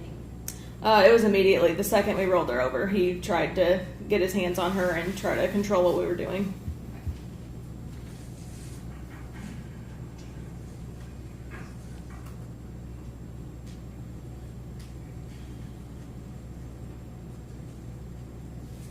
And when you rolled Miss Benning over, is that when you saw the pink frothy stuff on her mouth? That's correct, yes. Okay. And was it also on the comforter? Yes, it was. Okay. And Miss Benning was limp? Yes, correct. Those are all my redirect questions, Your Honor. Any other questions? Yes, thank you. Ms. Rose, control what you were doing is a very strong word. Was he removing your hands from her body? Every time we tried to touch her, he would grab exactly where we were trying to grab. Okay. Was he removing your hands from her body? He never physically touched me, no. Never physically touched you. Was not removing your hands from her body? No. Okay. Was he pushing you away? No. Was he getting in front of you to keep you from touching her? Yes. Standing between you and Miss Benning? Yes, he was trying to touch her while I was trying to assess her. Was he standing physically between you and Miss Benning? Next to her, yes. Was he standing physically between you and Miss Benning? No. No. Thank you. Were you able to lift Miss Benning off the bed? We tried to, and we had to wait for our firefighters to get there. Okay. So you and your partner, Ms. Baldwin, is it correct you were not physically able to lift her off the bed? Correct. Did Mr. Taylor lift her off the bed? Yes. I know he wasn't supposed to, but did he? He did. Okay. So when you say he was putting his hands out there, like, as if he was trying to be helpful? No. Misguided, but as if he was trying to be helpful? No. So he's like moving your hands off? I told you he did not physically touch me. Okay. But he's getting his hands in the way, but he's not Yes. shooing your hands off, is he? Yes. We told him not to do that so we could do our assessment, and he did not listen. He kept touching her. But he's touching her, he's not shooing your hands off, right? Correct, that's what I said. Okay, so he's touching her, which he's not supposed to. So let me ask this question, because you've sort of testified that he has, his anxiety is a guilty person's anxiety as opposed to a worried person's anxiety, and I want to explore where you are drawing that opinion from. So, a worried person who's not listening, how would a worried person who's not listening be behaving in that situation? Again, it's hard to tell. She asked me my opinion, so I told her my opinion. Sure. Yeah. Well, let's get the basis of that opinion. So, he's touching her, he's not listening. If he was a worried person not listening, how would that be different? I feel like if he was worried, he would have let us do our job to try to save her. Okay, but you said people react in all sorts of different ways to trauma, right? Correct. Okay. So a worried person reacting to trauma and getting in the way and just not listening, how would that be different from someone that you're testifying is kind of nefariously doing it? Can you repeat that? Okay. If he was worried and not listening to you, how would that be different? I just feel like if anybody was trying to be wanted the best for the patient, they would let medical professionals do what they need to do. That is ideal. I do understand that would be the ideal situation. But, and you and I discussed this a little bit earlier, not everybody reacts to trauma in the same way, isn't that correct? Correct. Okay. Sometimes people are hysterical, sometimes people are screaming and crying, all sorts of different ways, right? Correct. Okay. Do sometimes people not listen to you when they're reacting to trauma? I've never personally experienced that, but maybe it's possible. In all your years, you've never had someone not listen to you? Not when it comes to family members and bystanders, no. Okay. So, I guess tell me, he didn't stop you from doing your work, did he? In the house, yes, that's why we had to take her out. Well, hang on a second. He didn't tell you, no, you can't do your work here, right? Correct. Do you have any reason to believe that Mr. Taylor has medical training? I have no idea. Do you have any reason to believe that Mr. Taylor has knowledge or experience with paramedic or Nashville Fire Department protocols? I have no idea. Do you have any reason to believe that Mr. Taylor would know or should have known that if he tries to help, you can't do your work? I have no idea. Okay.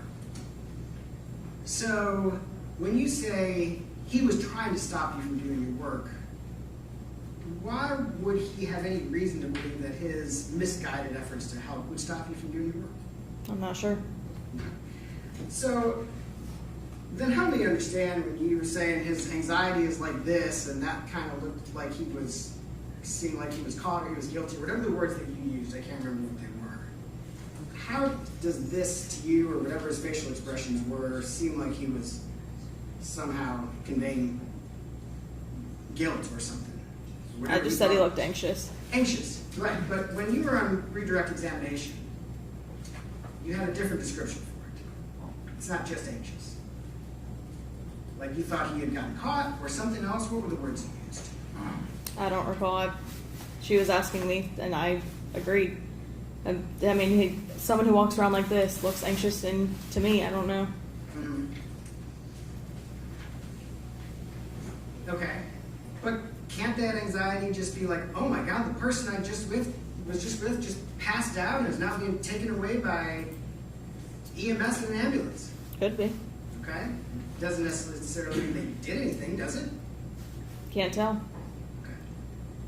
So your impression is that it meant something bad? All I said is that he looked anxious and hysterical. Okay. And you have no idea, you've never met Mr. Taylor before, right? Nope. You've never seen him respond to an emergency? Nope. You've never seen him respond to a medical situation? Nope. So you don't know how he reacts to a medical emergency? That's correct. You don't know if that is his perfectly normal, natural reaction to a medical emergency? That's correct. Right? And so you don't know if that is his absolutely 100% normal reaction to a medical emergency? Nope. Not sure. Right?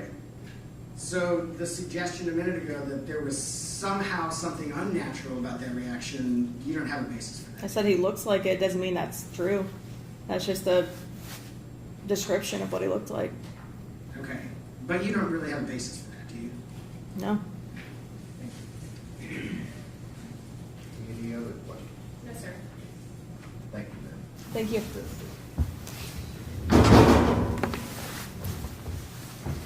Your Honor, may we release this witness? Thank you.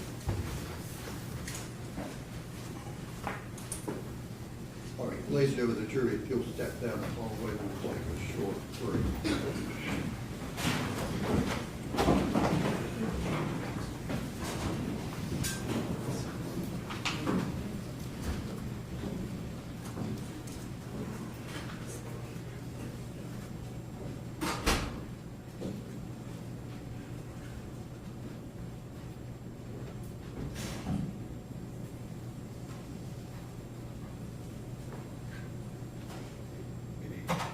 And who will the next witness be?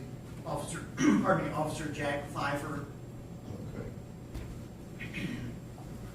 All right, we'll take a 15-minute recess. Court in a 15-minute recess.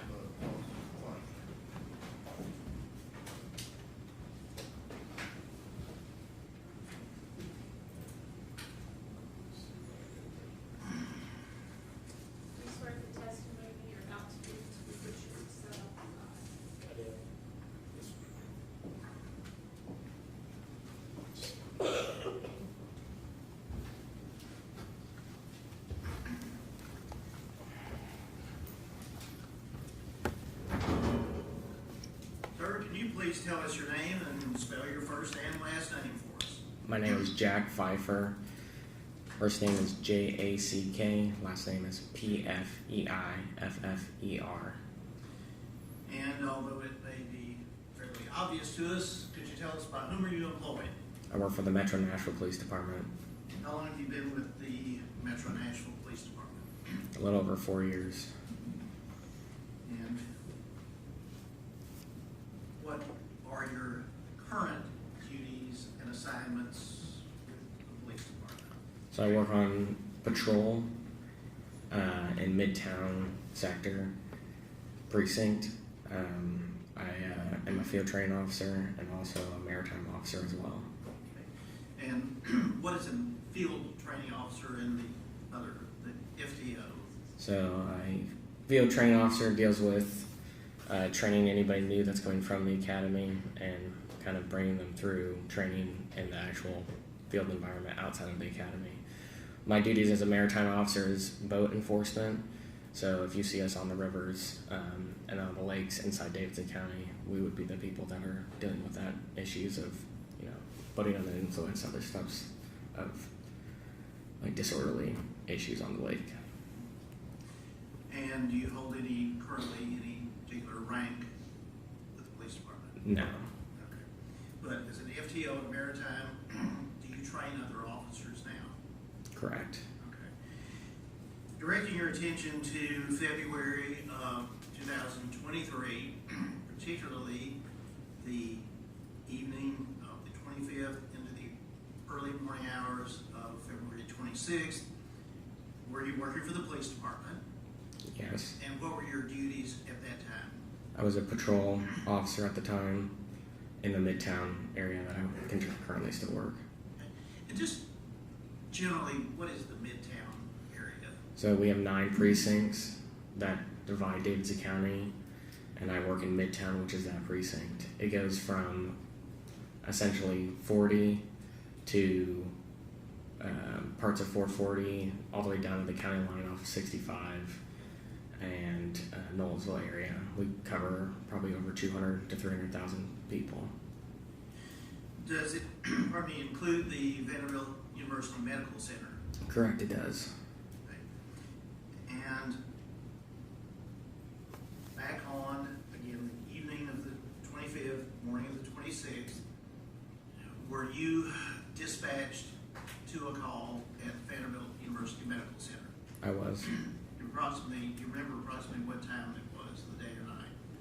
It was, I think, closer to like 11 o'clock at night. And when you were dispatched there, did you have any real specifics about what you were going for? The only specifics we were given is the call for service that we are given, which is, somebody calls us and gives us their description of what they want us to come out and deal with. We had gotten a call from Vandy about some poisoning that had occurred, a belief of poisoning at least. When you say we, the police department, received that, and that information was sent to you? Correct. Okay. And did you go to the Vanderbilt campus? I did. I went to the Vanderbilt ER. And were you familiar with that location? Yes. Were you given, before you arrived there, the names or descriptions of any individuals to look for? Not, from my recollection, I don't remember exactly who, but the Vanderbilt Police Department had advised us of names of people to look for, and we had, and who to talk to.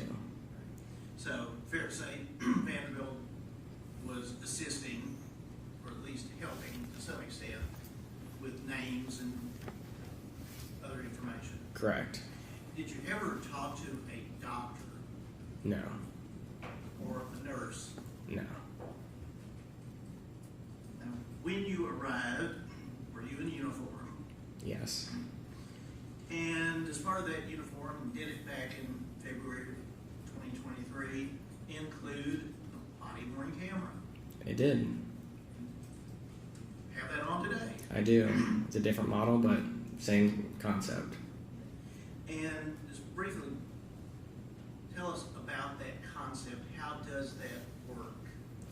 So our body-worn cameras take video 60 seconds prior to their activation, and then upon activation, they also record audio. And they're meant to stay on for the duration of the call or to get the completion of the call. And, pardon me, can you manually operate it to turn it on and off? Yes. And are there places where you would turn it off? Very, very specific instances, but very rarely do we ever turn them off. Okay. And was the area at Vanderbilt Hospital where the ER, was that a place where you turned it off at any time? No, we do not turn off our body-worn camera unless during my recording, of course, I went to the restroom. I turned it off when I went to the restroom. Now, when you arrived there and were given some names, was one of the names that you were given Blaise Taylor? Yes. And did you come to see that individual in the area of the Vanderbilt emergency room? Yes, I was directed by Vanderbilt PD towards the individual, Blaise Taylor. To your knowledge, had you ever seen that person before, had any interaction with him? No. Was your interaction with the person you came to be directed to, Blaise Taylor, recorded on your body-worn camera? He was. And you see that person here in the courtroom today? I do. Did you describe where he's sitting, perhaps article or two of clothing? He's wearing a blue suit over here to my right. He has a goatee. That's the record reflect he has identified Mr. Taylor. Okay. Now, have you had an opportunity to review that body-worn camera video? I have.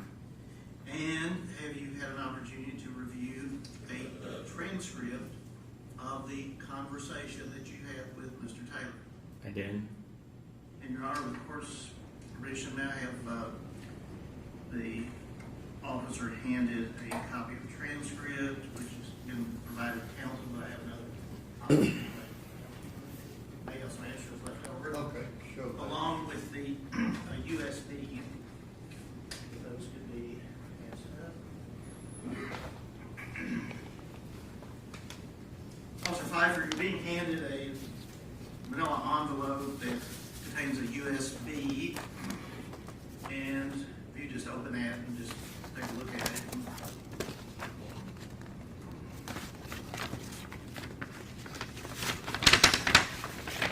I believe it has an identifying tag on it, your name on it. It does. Or it should. Right. Now, the transcript that you've been handed, have you had an opportunity to review that in comparison with what is on the USB? I have. And is the transcript a fair and accurate transcription of the conversation that is on the body-worn camera? Yes. All right, this time I would move to introduce the USB as an exhibit, and with a copy of the transcript as an exhibit for identification. I have made several copies. Not wanting the transcript made an exhibit. Well, at this point, after the jury hears it, it's just going to, but now it's fine. Exhibit 1 and, well, Right. 6 and 6A. 6A and B. Are you wanting to play that? Yes, Your Honor, after another question or two, but I said, if I can You pass get out. those copies. This photo. Yeah. Just get them out of my hand. There should be enough for the jury and the court reporter, and an extra one for the thing. Now, what I'm going to ask, Officer Pfeiffer identified Mr. Taylor, saw him there, and was your body-worn camera running the entire time as you walked up? Yes. Okay. I know you will show the interaction, but what was your initial observation when you saw Mr. Taylor of what was he doing? What was his appearance and demeanor? This is during COVID, so everyone's going to have masks, or it's kind of the end of COVID, right? So he's on his phone, and I'm being directed by Vanderbilt police about where he kind of direction he went. And so I just see him on his phone kind of talking into the distance on the outside of the ER.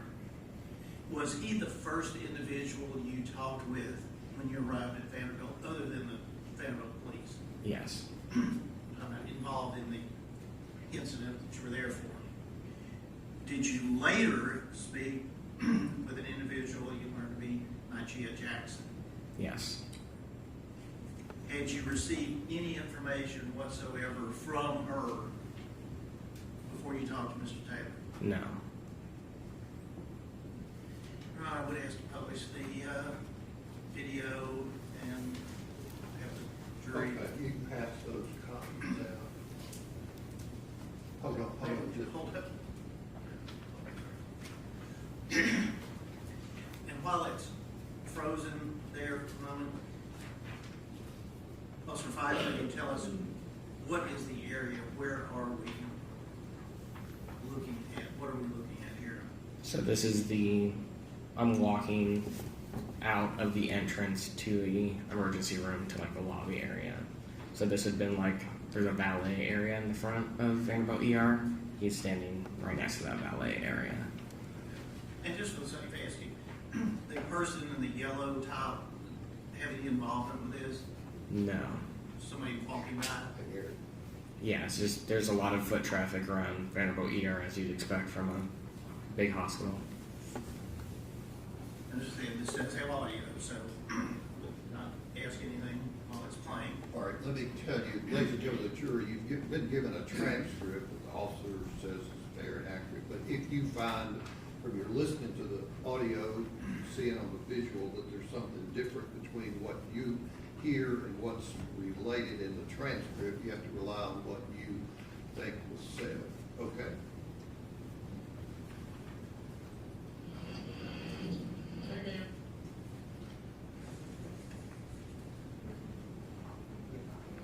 Do we need Mike?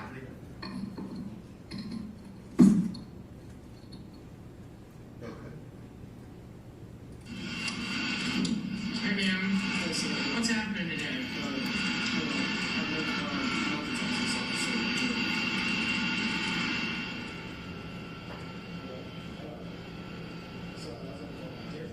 What's happening today? So, my girlfriend, she's obviously in the emergency room or whatever. Yeah, I got that. So, I was the last one. We were together on a date night. Where were you? Where? At her place. At her place, okay. Where's that? It's off Lebanon Pike. It's a new bill. She just moved there. Do you know the address? No, I don't know the exact address. I just know, I know how to get there because it's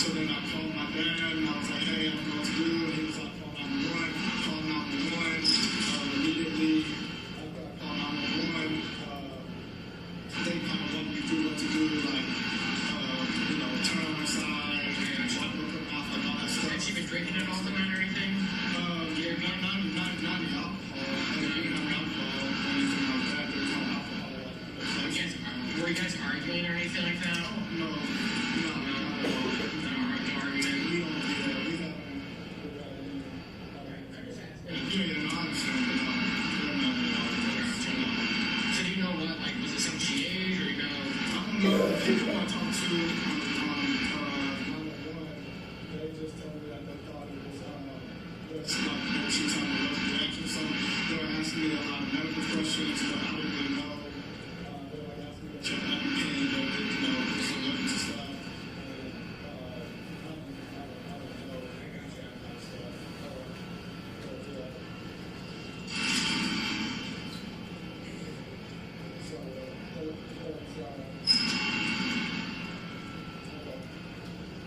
Anything else that you can remember?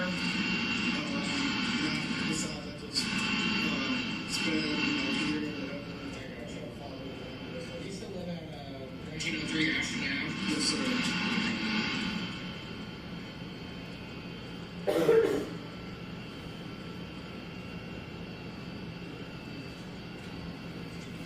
There's no like violence or anything like that, threat violence, stuff like that. Oh no.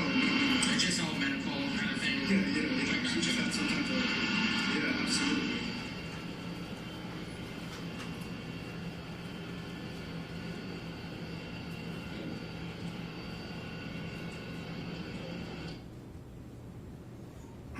All right, you can pass those transcripts back down this way, ladies.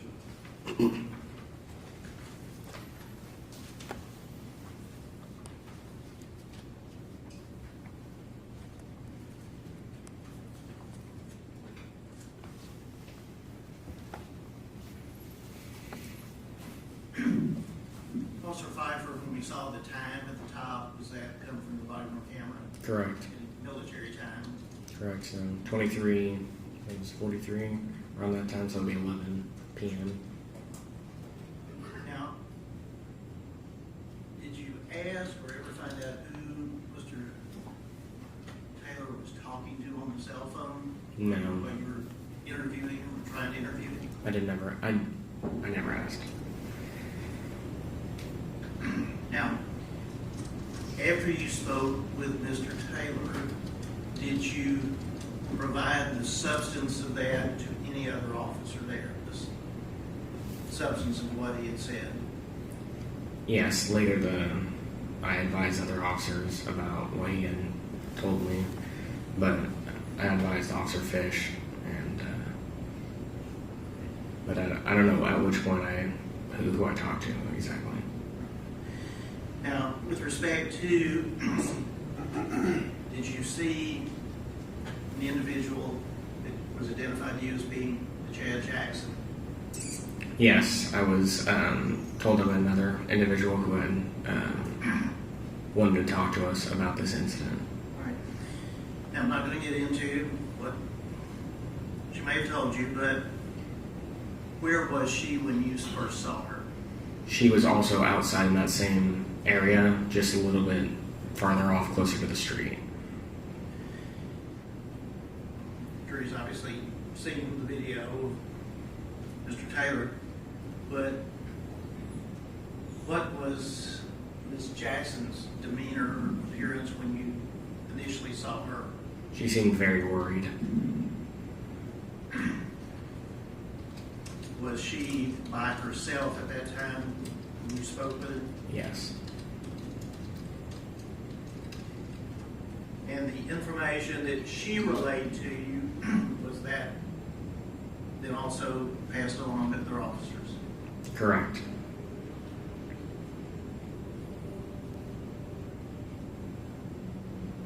Do you recall there being Officer Kalinsky? Was he there? Yes, he was. And Sergeant Smith? Yes. Did you ever communicate with Sergeant Smith that night about anything that you had observed or had recorded? No. I relayed all my information to the primary officer on the scene, who then relayed it to the detectives. Okay. And is that how procedurally things are supposed to work? Yes. There's always someone who's in charge of the scene, and everything gets funneled up to them so that there's no misunderstanding about what's happening. How long were you there that night, morning? A couple hours. Were you assigned to do any follow-up investigation or duties, responsibilities about this matter? No, that would be outside the scope of patrol. So it'd be fair to officers say this is the extent of your dealings with Mr. Taylor. Correct. Did you see him any more at the hospital after your interview with him? Yes, he was sitting in the waiting room. And what, if anything, was he doing at that time? He was on his phone. Was there anyone with him in that particular area of the waiting room? I don't recall exactly if there was anybody sitting that would have been associated with him.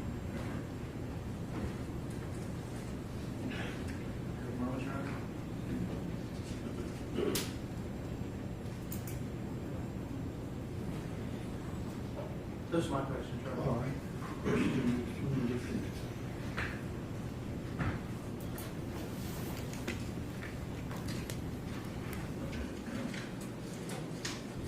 Good afternoon, officer.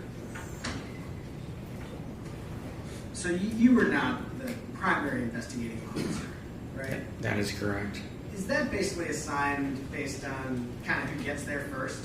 No. Normally the primary investigating officer will be the individual that we, like I said, we have precincts, but we divide precincts up into different areas. So there's a zone officer, and that zone officer normally, if they respond to that scene, are going to be the primary officer for the investigation. So was that Officer Fish on this one? Correct. Was she at the scene before you? We responded, and I think we arrived pretty close in time. But just based on sort of internal police structures that maybe are above my knowledge level, she was assigned as the primary investigating officer, not you. Correct. So then does your role kind of become assist where needed, kind of take stock of everything that's going on and interview people and collect information? Correct. And that's generally what you did in this case, right?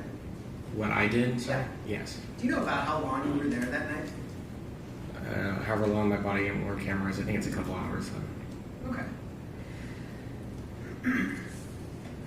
Do you know about how long you had been there when you interviewed Mr. Taylor at 11:43 p.m.? I know it had been shortly after I responded because we kind of started doing our job right away. Okay. So that's one of the first conversations you have when you got to the scene. Is that fair? Correct. Did you and Officer Fish kind of divide conversations, or was it just whoever you guys run into is who you talk to? I think it's more on the aspect of she went to go talk to medical staff because this is a big hospital, and we didn't really have any information about the victim, so I was going to collect information from anybody that had been around the area.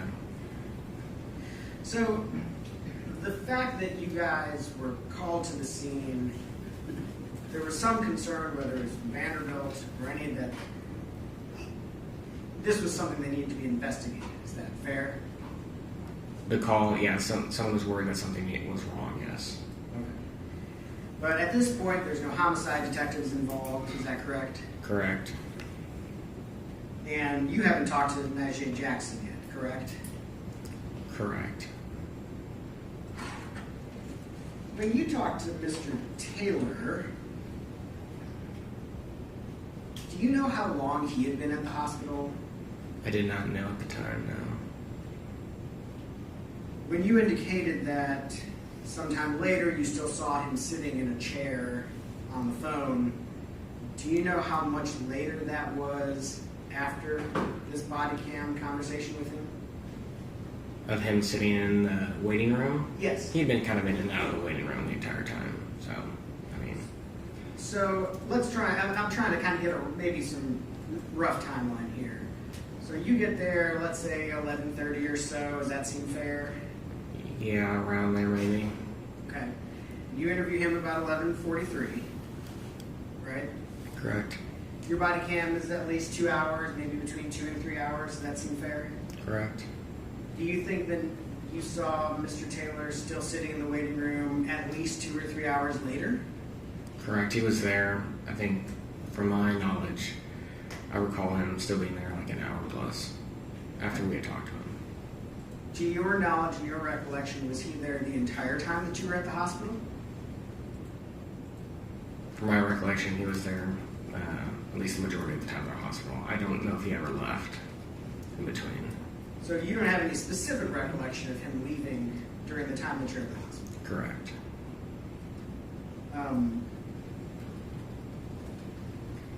And during that conversation that you had with him, obviously we watched it, right?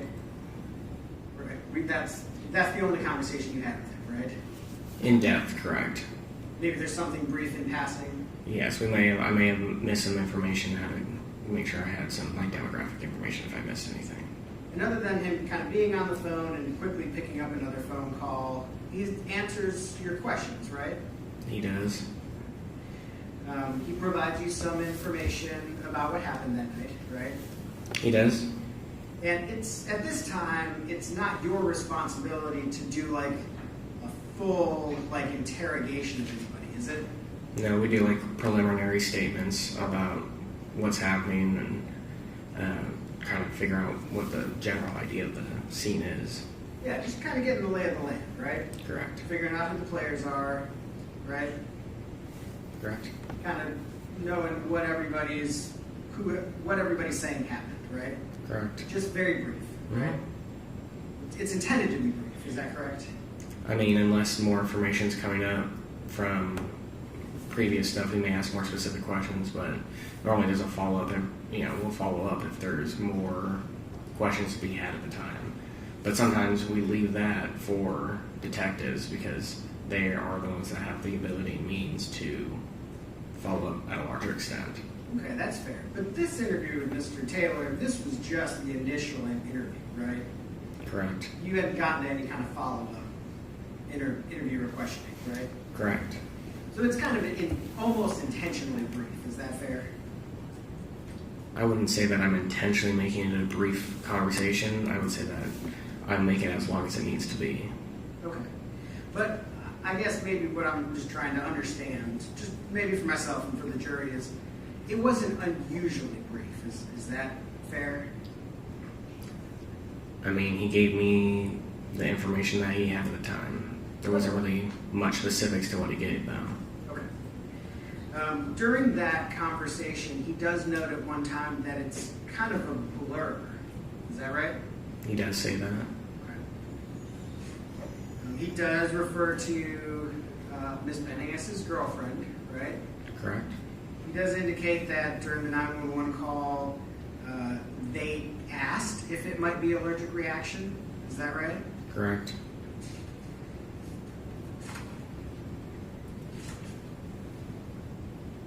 There wasn't any point in that time questioning that he refused to answer any of your questions. Is that right? No.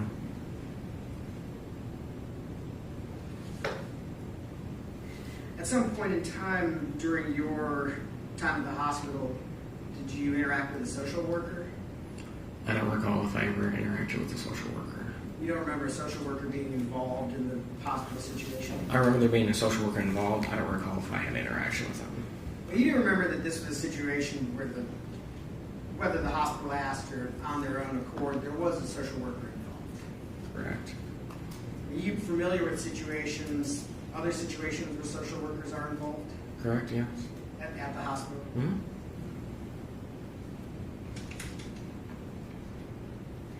So you've been an officer for 4 years now? A little over 4, yep.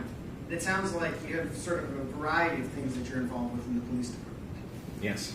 And it's fair to say you've responded to, at this point in your career, a pretty large number of calls. At the point I am at now, or the point that I was at? Now. Yes.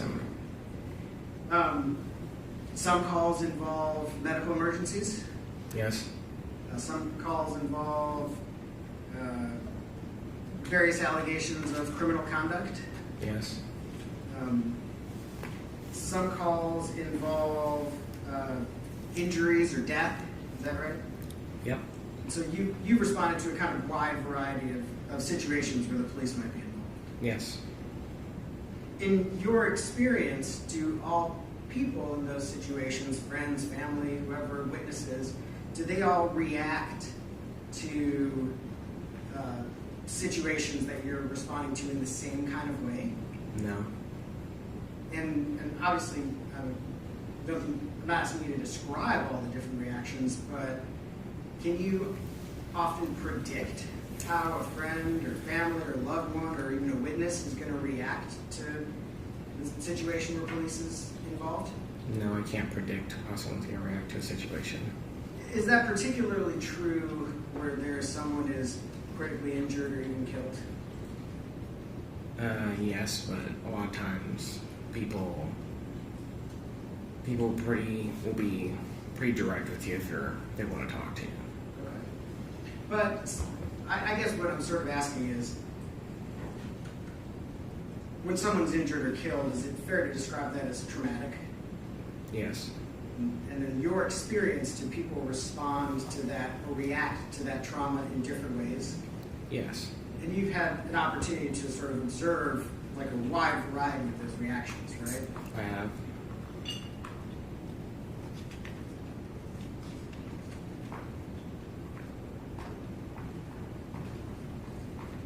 And you've never interacted with Mr. Taylor before, right? Correct. You don't know, especially at that time, you didn't know anything about his background, right? No, I did not. You didn't know anything about what experience he has with trauma or traumatic situations? I do not.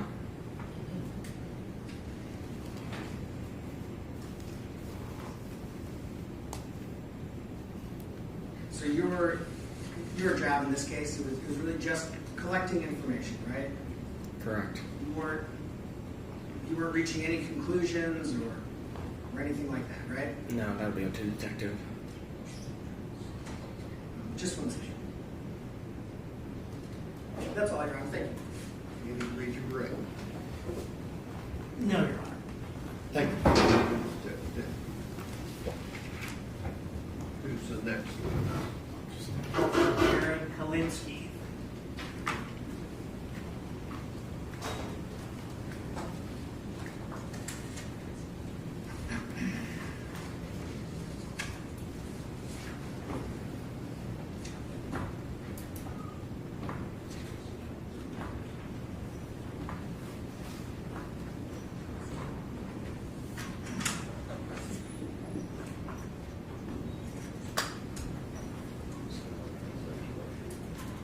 Do you swear the testimony you're about to give to be the truth, so help you God? I do.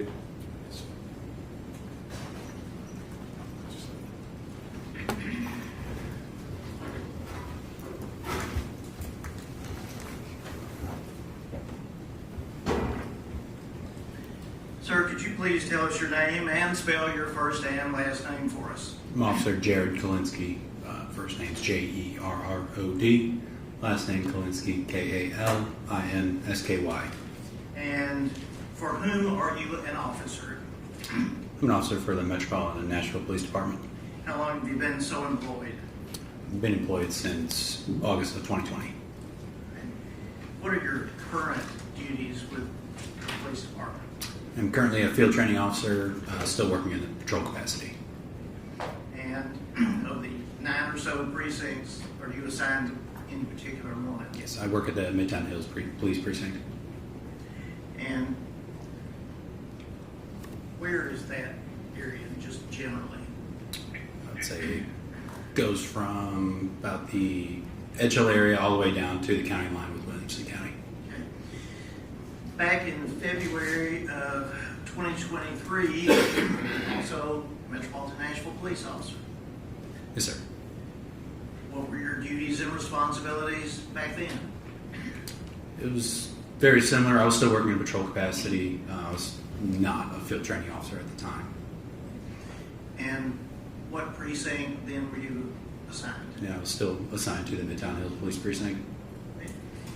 And with the Midtown Hills Precinct, the late evening of February the 25th and on into the early morning hours of the 26th of 2023, were you dispatched to the Vanderbilt University Medical Center Emergency Department? Yes, I was. Do you recall approximately when you received the call to go there? I recall it was Later in the evening, it was kind of close to the beginning of my shift, closer to 10 or 11 p.m. is when we responded to the hospital. When you say we, did you have a partner that night? Me, myself, Officer Pfeiffer, and Officer Fish.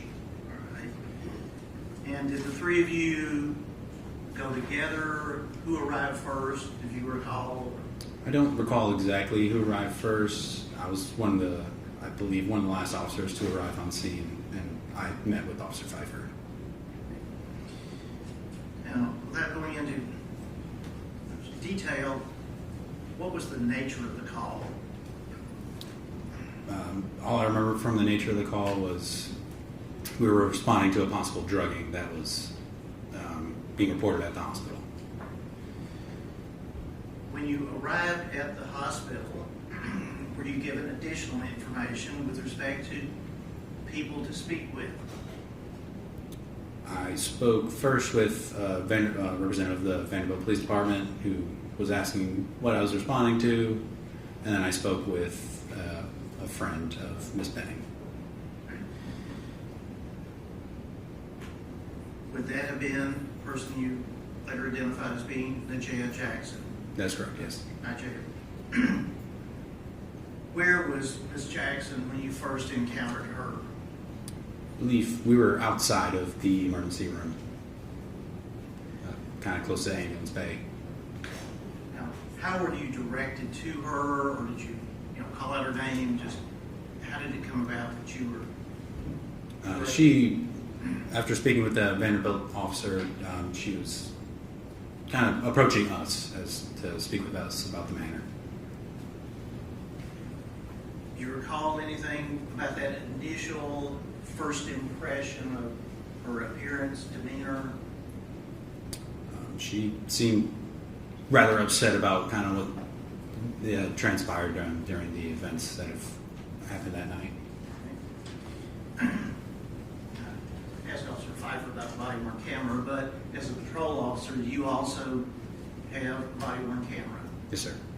And is that activated when you're at a scene? Yes.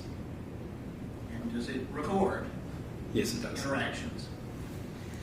And was your interaction with Ms. Jackson recorded on your body-worn camera? It was. And preserved and available? Yes, it was. Now, after speaking with Ms. Jackson, did you relay the information you received from her to any one of the other officers? I don't recall if I did. If I did, I would have related to Officer Fish. Okay. And was Officer Fish essentially the... Yes, she was the primary officer compiling the report for us. Okay. At that initial time that the three of you arrived, were there any Metropolitan Nashville Police Department detectives at the hospital, to your knowledge? At the time of our response, I don't recall one being there. All right. Did one or more later arrive while you were still at the hospital? I don't recall if I was still present at the hospital when a detective arrived. I do know that one did respond. And the reason I ask that is, did you ever speak with a detective to relay the information directly to a Metro Police Department detective at the hospital? I don't believe I did. Okay. So Officer Fish was gathering the information. That's correct. After you spoke with Ms. Jackson, did you later encounter an individual you learned to be Mr. Blaise Taylor? I did. And approximately how long after your speaking with Ms. Jackson did that occur? Say it'd be about 5 or so minutes, give or take a little bit of time.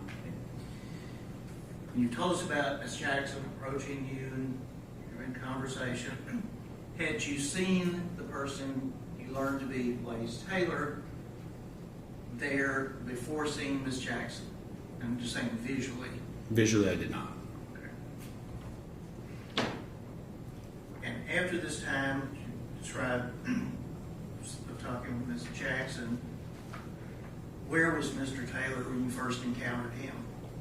Mr. Taylor was still sitting in the waiting room, the emergency room. Okay. And were you directed to him? Yes. Someone pointed him out and said, that's Yes. Blaise Taylor, or words to that effect, correct? Correct. And did you then speak with Mr. Taylor? I did. And was that recorded on your body-worn camera? Yes, that was also audio and visually recorded. And have you had the opportunity to review that? I have.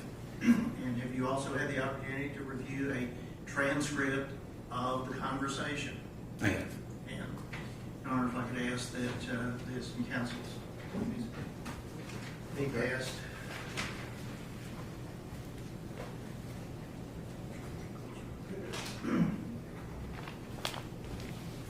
Officer Kalinsky, you're being handed 2 items, one of which is a manila envelope. If you would open that, see if that contains a USB. Identified as your deputy. It does. And the transcript that you've been handed, have you had an opportunity to review that? And is that a fair and accurate transcription of what is on the USB recording? It is. Your Honor, I would attend those as next collective exhibit and ask that it be published. And I have, again, made hopefully enough copies for everyone. Counsel already has there.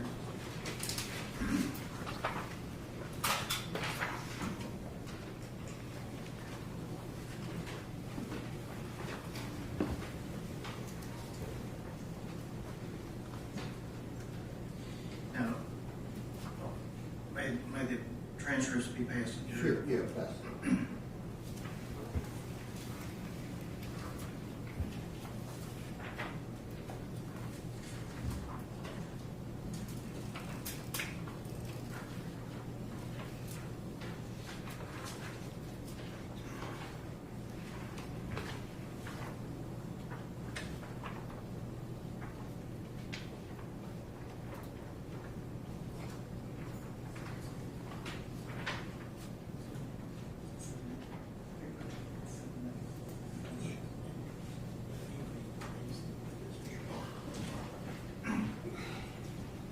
And Your Honor, with course permission, I publish this, but before General Norman hits the, I know Your Honor has something probably to say to the jury about the transcript. Yeah, it's the same instruction, and again, if you find something different from the transcript and what you hear, then rely on what you yourself hear.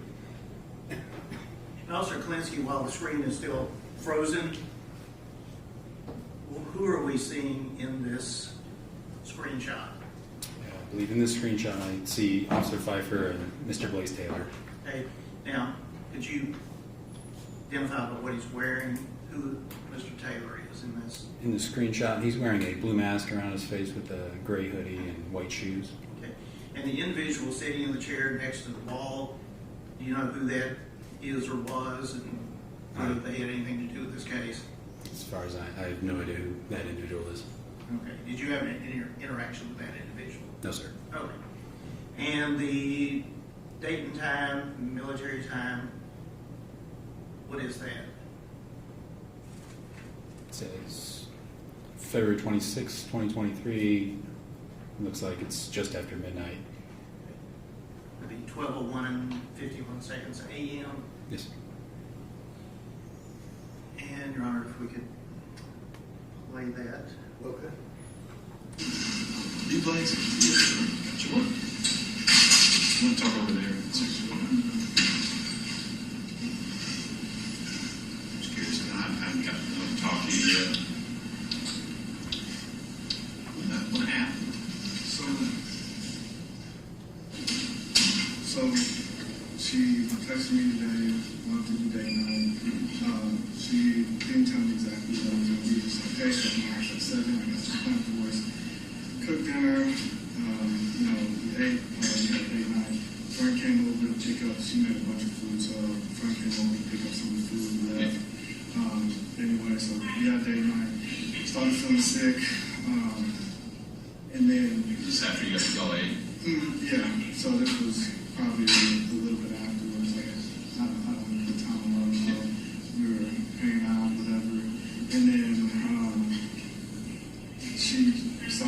sick. I called my dad. I was like, hey, she's really sick. I'm not really sure what to do. And then he told me to call 911. I called 911.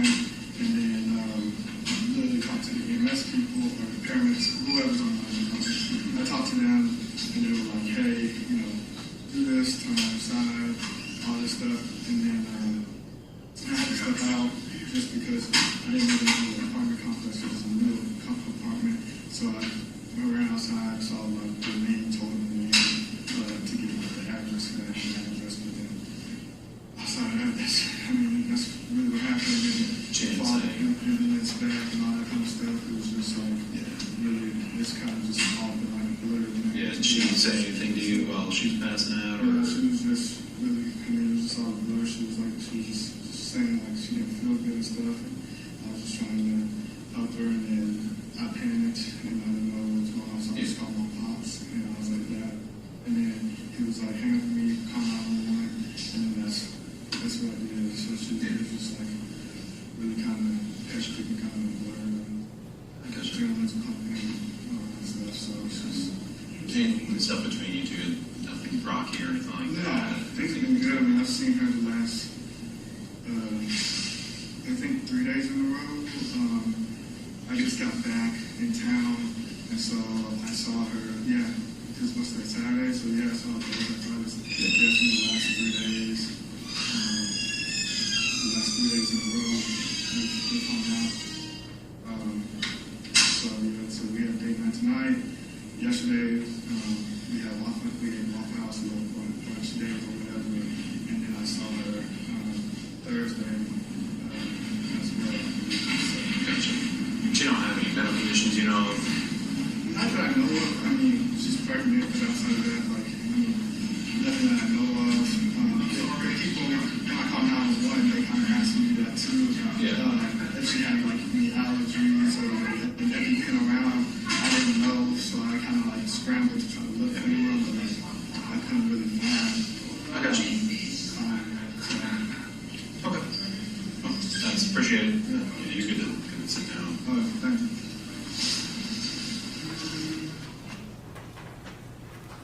All right, you can pass those documents back this way.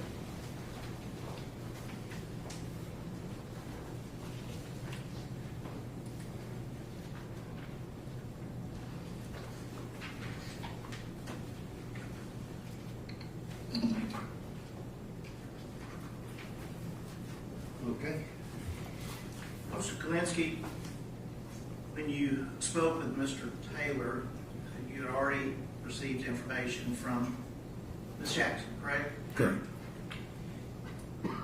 And we know from what we just watched, you did not relay any of her information to Mr. Taylor, did you? I did not. But did you have that in mind when you were listening to what he was telling you? I did. And based upon that, did you relate that information to Officer Fish? I don't recall. Then on up the chain. I don't recall exactly what I told her, but in the moment I probably would have. Yes. For it to be, again, relayed on up to further investigation. Yes. With respect to Mr. Taylor, whose appearance and demeanor the jury has seen with your interaction, how would that compare with Ms. Jackson and her interaction with you? Say I wouldn't say exactly opposite, but they were very different. In what way? Miss Jackson was very kind of upset and distraught, and I remember making the remark that Mr. Taylor even seemed a little nervous or even not as upset as Miss Jackson was.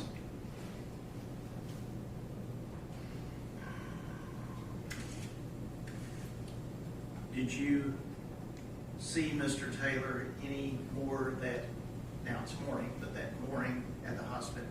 I don't believe I did. Have any other interaction with him then? I believe that was my only interaction with him.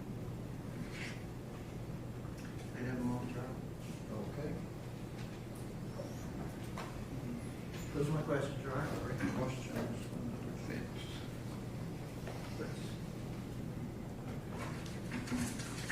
afternoon.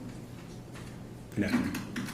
I don't want to, but I probably am going to mispronounce your name. Is it Officer Kalinsky? Yes, sir. My name is Ed Jointer.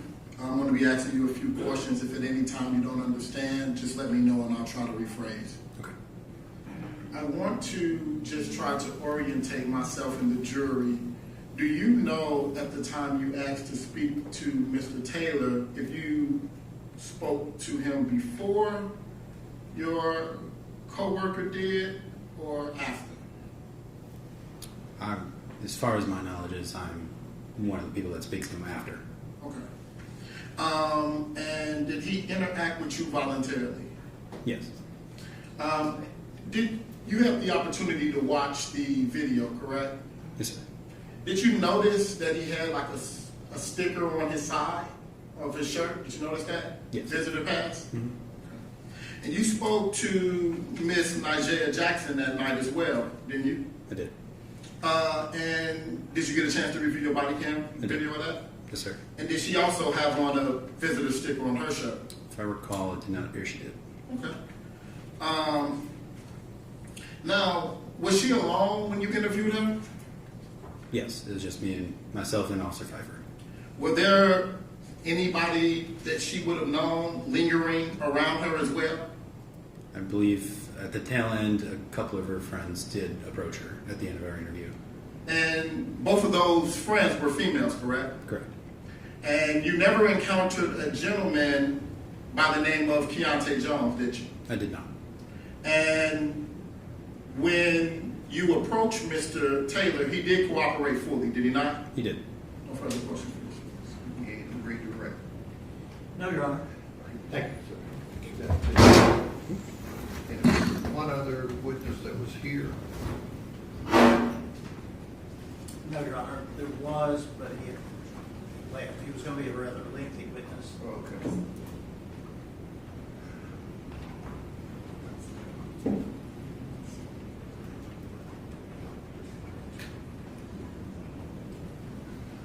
All right, ladies and gentlemen, the jury will go to recess for the day. Just remember about not discussing the case, forming any opinion, looking things up, going by any locations, all those admonitions that I gave you, looking at TV, reading anything. Those of you who are taking notes, you can leave those pads up here in the jury deliberation room. That room will be locked. No one will be looking at your notes. Tomorrow, if you'll report like you did this morning downstairs in the jury assembly room, 8:45, 8:50, we'll get you up here as a group and resume the trial. Thank you very much, and you can step out.